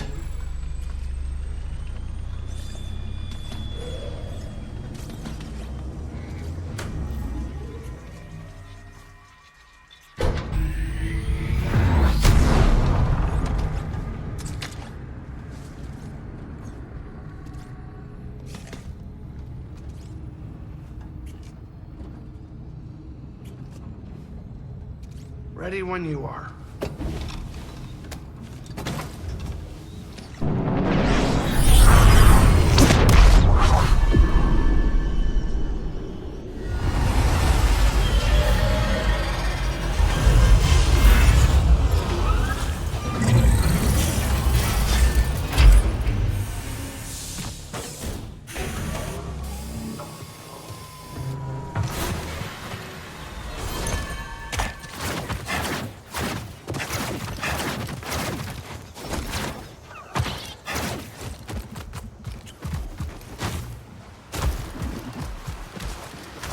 Jump!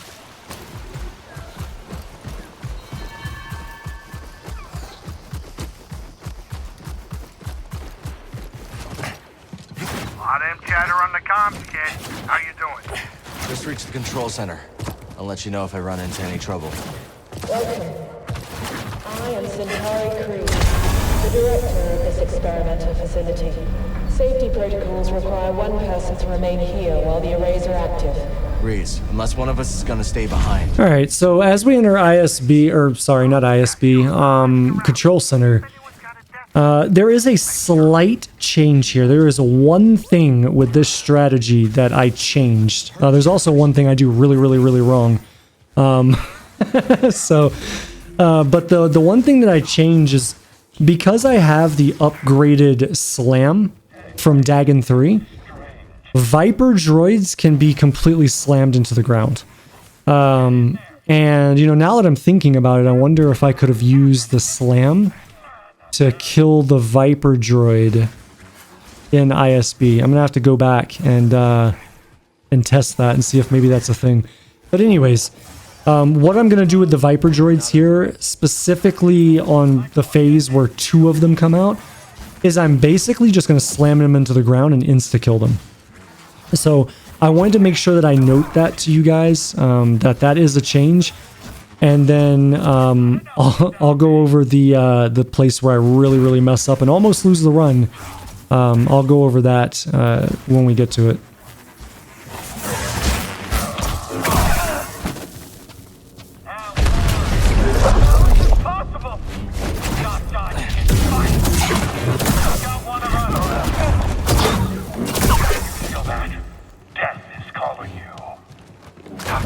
Not the enemy.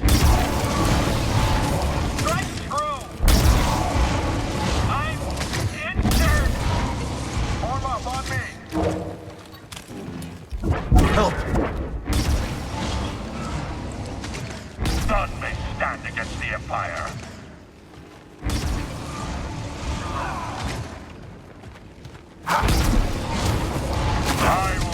still hurts.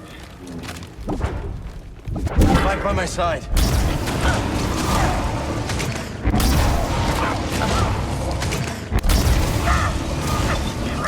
Do you think he's afraid of me? You're not a threat. A lost Padawan.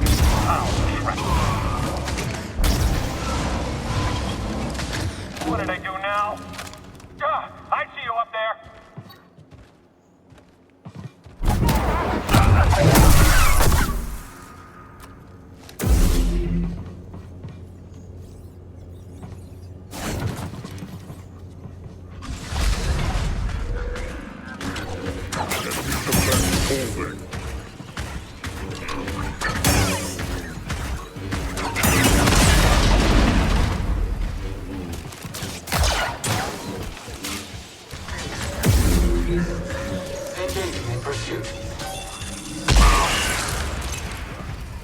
Intruder reached. Encounter still active. Hostile detected. Systems failing.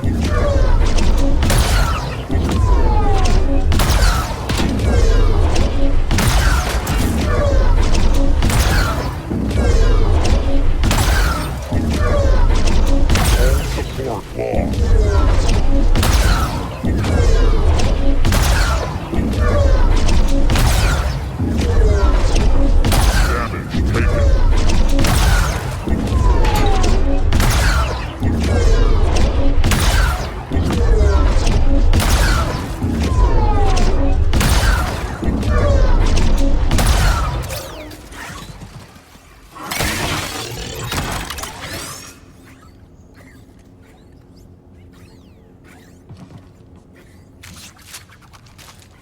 All right, so we're gonna go ahead and jump down, jump back up, and this is what I was talking about earlier at the beginning of this section, where I mentioned that we're gonna basically use the slam on the Viper droids. So as the Viper droids come out, I'm just gonna be away from them so they can't immediately aggro onto me, and they'll stop moving. And then what I'm gonna do is I'm gonna look to get them through the wall. So you have to hit Control, at least on mouse and keyboard, before you can do the pull down. So what I'm trying to do is I'm trying to get that through the wall so I don't have to peek it. And then once I have it right there, boom, we do that, and that kills one of them, and then I'm just going to rinse and repeat that. All right, so that takes care of that. So now the part that I messed up. So at this point, and I think I mentioned this like much earlier in the run. If I didn't, then I'm mentioning it now. For at least half of this run, I had my 4.5-year-old daughter like with me. So there was a lot of like daddy, daddy, daddy, and look at this. Can you help me fix this? Can you blah blah blah? And yeah, so there were quite a few parts where I was not fully attentive to what I was doing, and this was one of those parts. So what I should have done with this trooper is when he opens the door, you pick him up, you pull him, and then you throw him out the window. I didn't do that. For whatever reason, like I was just distracted. I can't remember what my daughter was asking me, but she had distracted the hell out of me. And I pulled this guy right as I was talking to her. I pulled her and I stabbed him, and I was like, fuck, that's not right. And for whatever reason in my brain, I couldn't figure out at the time what I was doing wrong. Because I had many opportunities to pull him and throw him out the window, and it was just like a complete like brain meltdown. Anyways, I was able to save it. I didn't get hit, luckily, because I have so much experience dealing with those guys from Jedi Fallen Order. But yeah, towards the end of that, I was like, what the hell am I doing? Pull him, throw him out the window. So yeah. A little detail that those who regularly watch me live on Twitch know about, but those of you who only know me from YouTube may not be aware. But yeah, a lot of the stuff that I do is with a 4-year-old basically sitting on my lap while I'm doing it. So anyways, guys, the rest of this is literally identical to the regular run. So all we have to do now is just go back to the Mantis, fly to Tanalorr, and go and confront Bode, fight Bode, defeat him, and then we're done. And all of that happens the exact same way as it does on the normal run. And, you know, I'll go ahead and plug my usual caveat here that for the Bode fight, I will release a guide for that in the near future. And so that will be the definitive go-to for how to do that fight and explaining my strategy therein. So I'm not going to touch on any of that stuff. So I will leave you guys to watch the rest of this run. And right towards the end of it, I'll pop back in with some thoughts. But until we get to there, I'll leave you guys with this uninterrupted from my commentary.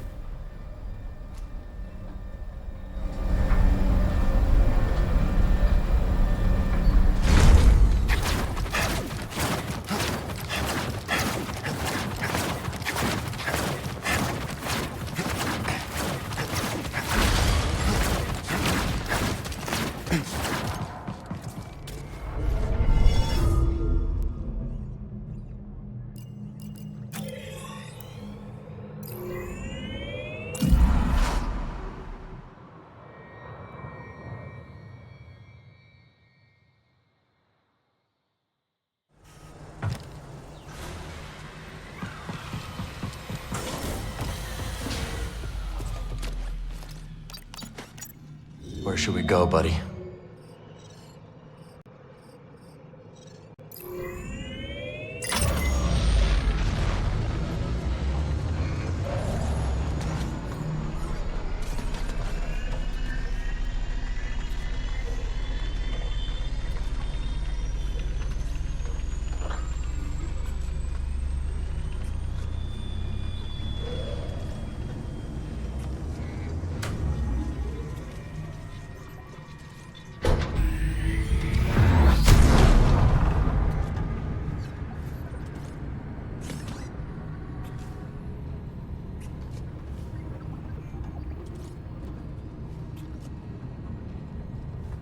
Hope Grease is ready for a bumpy ride.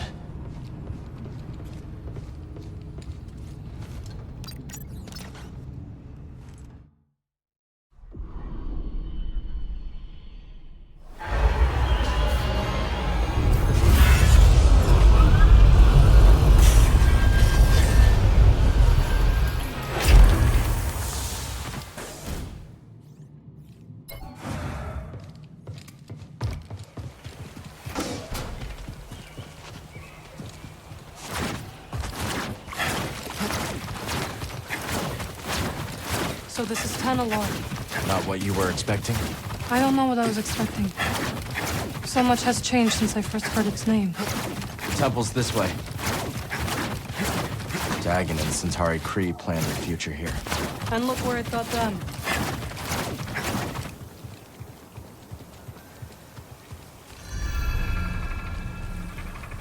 Bode will not let this end peacefully.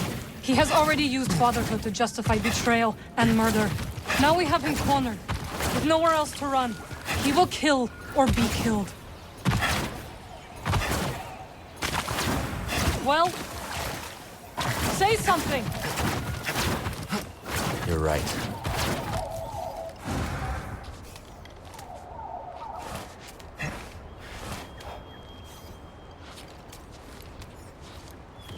I keep thinking about something Cere once said.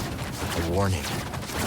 Every Jedi faces the dark side. I feel so much hatred towards Bode. Cere won her battle with the dark side. You will too.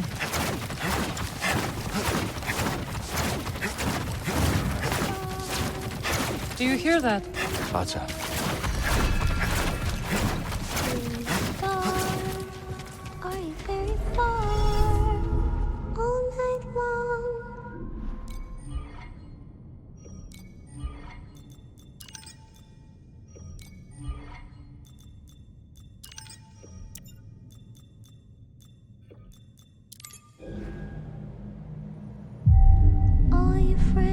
Oh, so bright.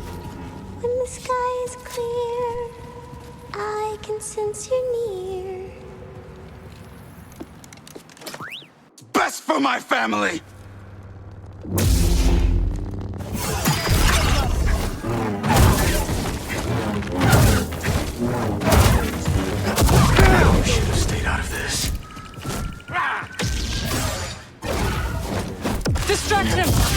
strike from the shadows.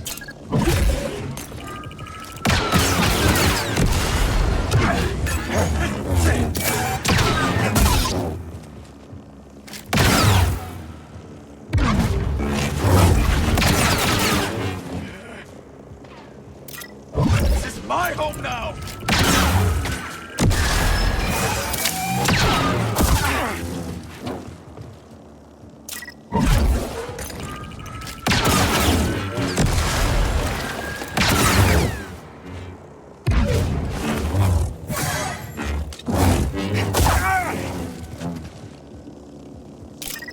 Stay away from Kara!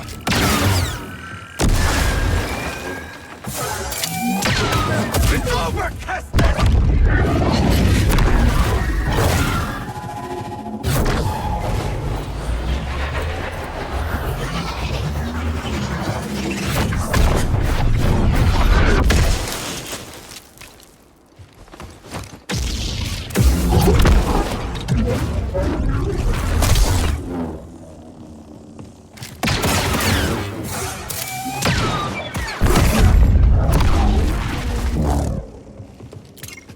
Run, while you can.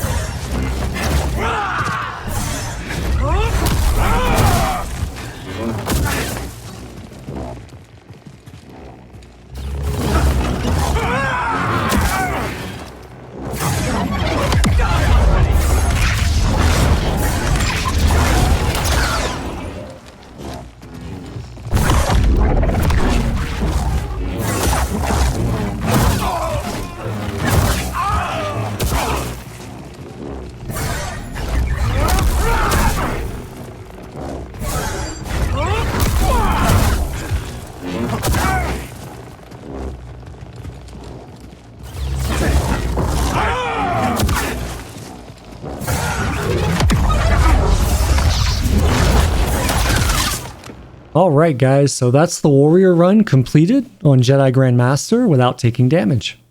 So if you stuck with me to this point, I'd like to say thank you for giving me the gift of your time and attention. This was a really difficult challenge run to conceptualize and complete, and I hope it was both educational and insightful for you to watch. If you enjoyed this run and you're interested in similar content, please consider subscribing and don't forget to turn on notifications so you never miss a new run being released. If you'd like to see or be a part of a live run, make sure to head over to my Twitch. The link for that is in the description, and be sure to follow me there. Thank you again for hanging out with me for this challenge run, and I hope to see you on the next one.